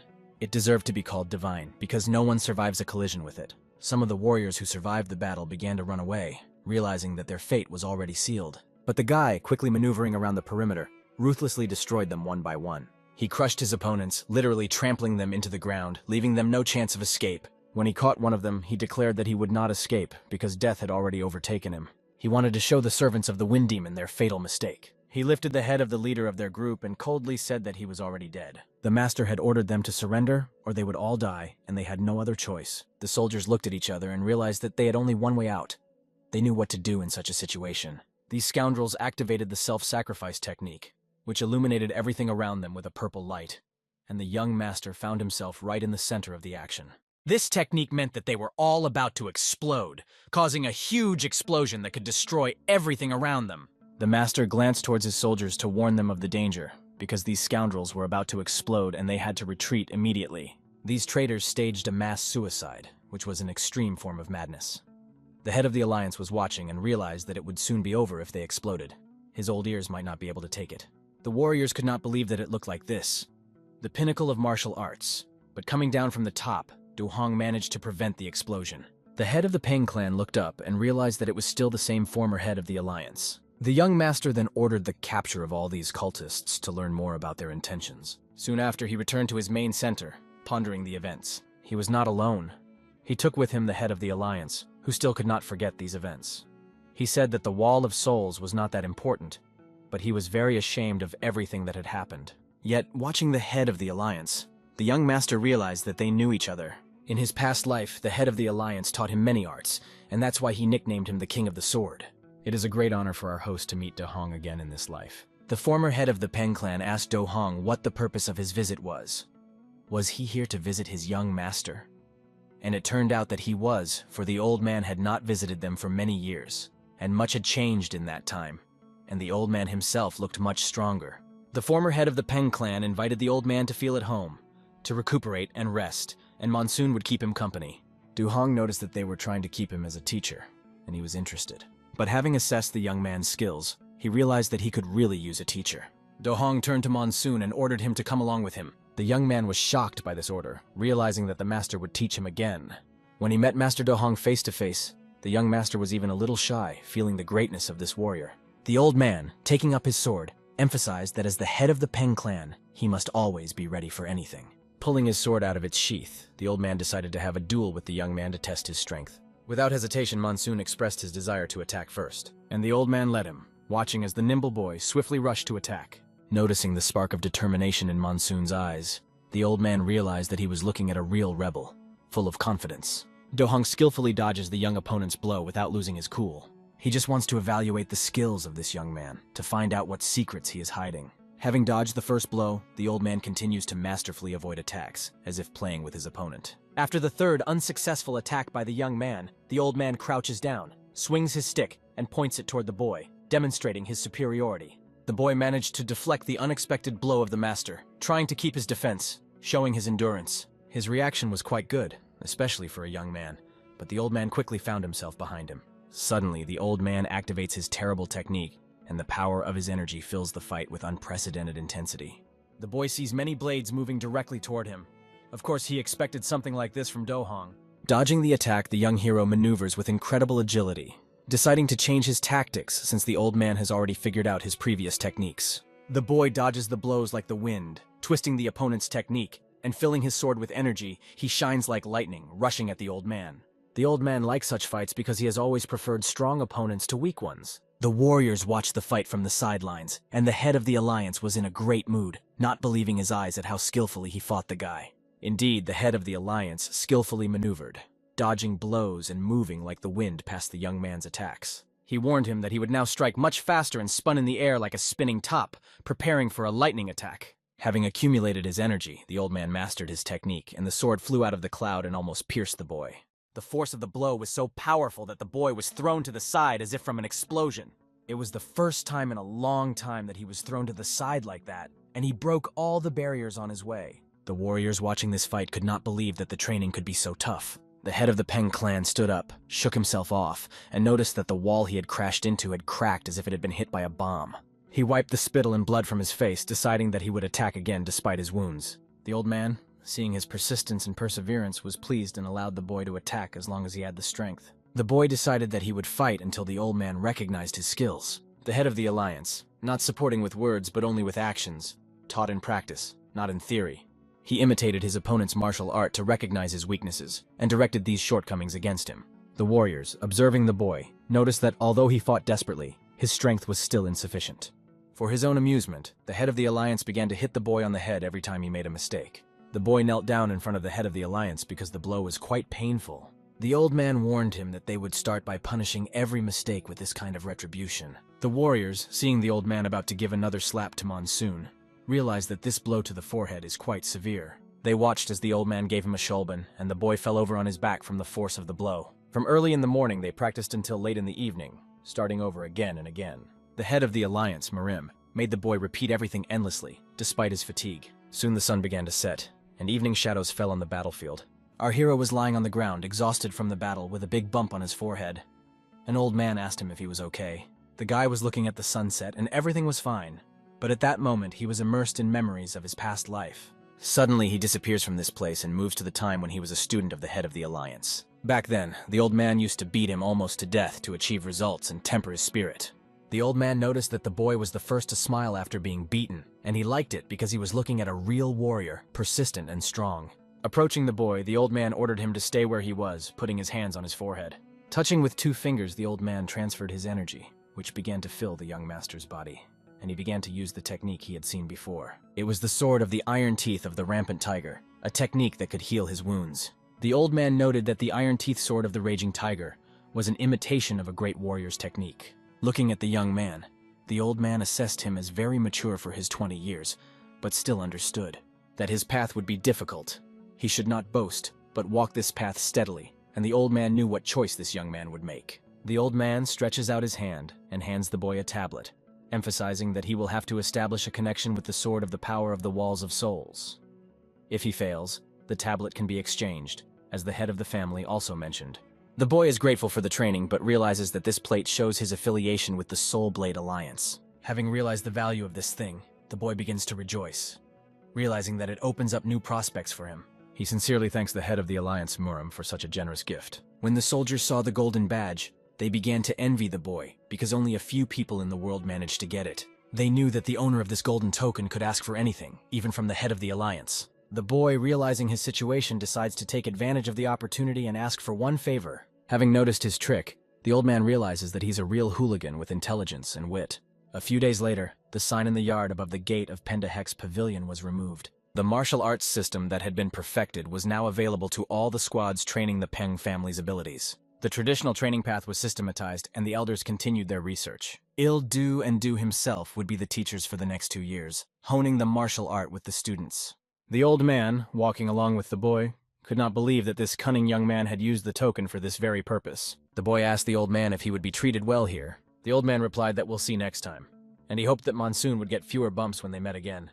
The young owner promised that the next time the old man came, he would be pleasantly surprised. After that, our hero went to the cave of the 5 tigers. It was time for a very important event in his life, and he put his hand to the stone gate. Activating his power, he sent an impulse to open the door. It was a place where only family heads and their heirs could enter. Everything in the cold cave was scattered.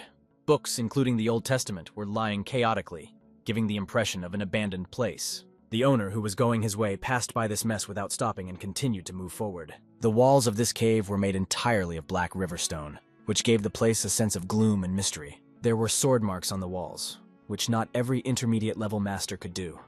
This showed the incredible skill with weapons that had been passed down in the Peng family. He approached one of the walls and put his hand on it, as if trying to feel its hidden power. Recalling the old man's words about the need to unite himself with the sword of power, he realized that if the spirit of the wall did not respond, he should simply exchange that plate. Looking around him, he realizes that this place holds traces of the first head of the family's progress, and the insights he gained in the later years of his life. With the introduction of the 5 techniques, the number of possible options has increased to 10, and he begins to realize that this brings him closer to the Iron Teeth Sword of the Ravenous Tiger. The Iron Teeth Sword of the Raging Tiger will become the new technique of the Peng family, and Chulho will teach their warriors while the boy is in isolated training. And now, in this cave, he stands alone in front of a wall that seems to hide the key to his future path. Picking up his sword, he swung and performed a technique that shone with bright light. The energy rushed toward the wall, as if trying to reveal its secret. The boy noticed that there were no visible marks on the wall, and realized that this was not just an imitation. He had to understand the deeper meaning of this test. This is only the beginning of his stone test, which awaits him in this gloomy cave. It has been 2 years since he trained in solitude in this cave, hardening his body and spirit. His body has changed, becoming a perfect tool for wielding a sword, and his skill has reached new heights. He even learned to cut through a drop of water in which he saw his reflection, demonstrating absolute control over the sword. The tiger technique was breaking out, and it seemed as if the tigers that broke free from his sword were trying to attack him. The boy actively destroyed these illusions, proving his worthiness to the technique he had mastered. But standing in front of his own reflection, he realizes that this is still not enough to achieve perfection. He notices some old books lying untouched and sees that someone has left him a box, as if it were a clue to his future path. Picking up one of the scrolls, he decides to read it, believing that it might be an important letter with a hint or instruction. In the letter, written by Ga Wall, he saw words that assured him that the main house had not been harmed during the time he was in the cave. This news brought him great relief. Tang Hua Ren and Mu Gok from Shaolin said they would also join the isolated training, giving him more confidence in his own abilities. When he opened another scroll, he saw a letter from the head of the family, immediately recognizing the handwriting, which he knew well. In this letter, the head of the family wrote that he had fulfilled his duty when he wrote these lines, hinting that the young master should follow his destiny. The young master pondered the words of the letter, realizing that he too would have to fulfill his duty and do what was right, as required by the family's honor. He realized that his task was to bring the fruits of his efforts and present them to the head of the family for judgment. A year later, after 3 years of training, he reached the last wall of transcendence, feeling that he was approaching the end of his journey. He believed that he had done his best, but deep down he felt that he was wrong. A part of his heart remained blocked, preventing him from achieving full insight and completing his mission. And he does not fully understand whether he has truly comprehended the power of the iron teeth sword of the raging tiger. Or perhaps he was defeated by an inner demon hiding inside him. He calls out to this demon, demanding that it come out of the darkness and appear before him. A bloody hand emerges from the darkness, as if reaching for him from the past. It was a corpse, the lifeless remains of his former days, from which he could not escape. He came face to face with himself from a past life that seemed long forgotten. He invites this personality to start the battle right now, without delay. His dark self asks if he wants to ask him a question that torments his heart first. But if such questions do not matter to him, then only in battle can he find true meaning, his dark side declares. Monsoon quickly grabs his sword, ready to confront the dark personality, and instantly deflects its unworthy blow directed against him. He realizes the gravity of the situation he is in, feeling the pressure hanging over him. The great law of the great tiger's defense protects his mind, but the one standing opposite him has no less power. His dark personality activated a power he hadn't known before. It was an incredible technique that had helped him in his past life. But can this technique help him in his battle with himself in this reality, where the stakes are much higher? In this competition, he will either become a winner or die, surrendering all positions to his own fear. The battle with oneself seems strange and incomprehensible, but it is the most difficult of all. It is only in such battles that the truth of human nature, its true strength and weakness, is revealed. Every day we compete with ourselves to face a new day, overcoming doubts and fears. Our habits and the dark side often lead us to defeat, but by sticking to the right path, we overcome these difficult trials in spite of everything. Likewise, the characters in this manga fight with themselves to win and unlock their hearts, to open up new opportunities for the future. This opens the way to incredible strength, and his dark personality, seeing these techniques, is amazed at his skill. The guy deals a serious blow to his former personality. Feeling the excitement of this fight, the dark personality declares that this is just a technique for fun. But this is not the end. At this moment, our hero accumulates lightning in his sword, preparing for a decisive blow. Like an arrow, he throws this lightning at his dark personality, trying to finally destroy it. The lightning pierces the body of the old self, symbolizing the farewell to the unworthy way of life. The dark personality hits a stone, leaving only a tiger's footprint behind, and says that the sword of iron teeth of the raging tiger cannot be broken so easily. She asks if this technique was the white tiger that jumped nearby. The boy, noticing the complexity and beauty of the technique, admits that it was a truly remarkable achievement. He wonders if he could defeat the heavenly horse with this skill, to which his dark personality replies, "The head of the demon sect is strong, but he is only human. Did you know that?" "Yes, I am aware of this fact," the boy replies, recalling how they met and how this truth was revealed. His dark personality points a finger at him, dissolving like sand. All the laws of battle that he had developed now belonged to him alone, and at that moment, his dark personality disappears, crumbling into ashes. It was a majestic ending. The boy had overcome himself, gaining an inner victory. Feeling the presence of the heavenly lotus, which opens only when the level of transcendence is reached, he realizes the greatness of his achievement. Realizing that the time has come to act, he goes out, saying goodbye to the past and leaving behind everything that has hindered his development. Moving forward, the guy realizes that everything he has experienced has become a huge achievement for him, opening up new opportunities and horizons that previously seemed unattainable.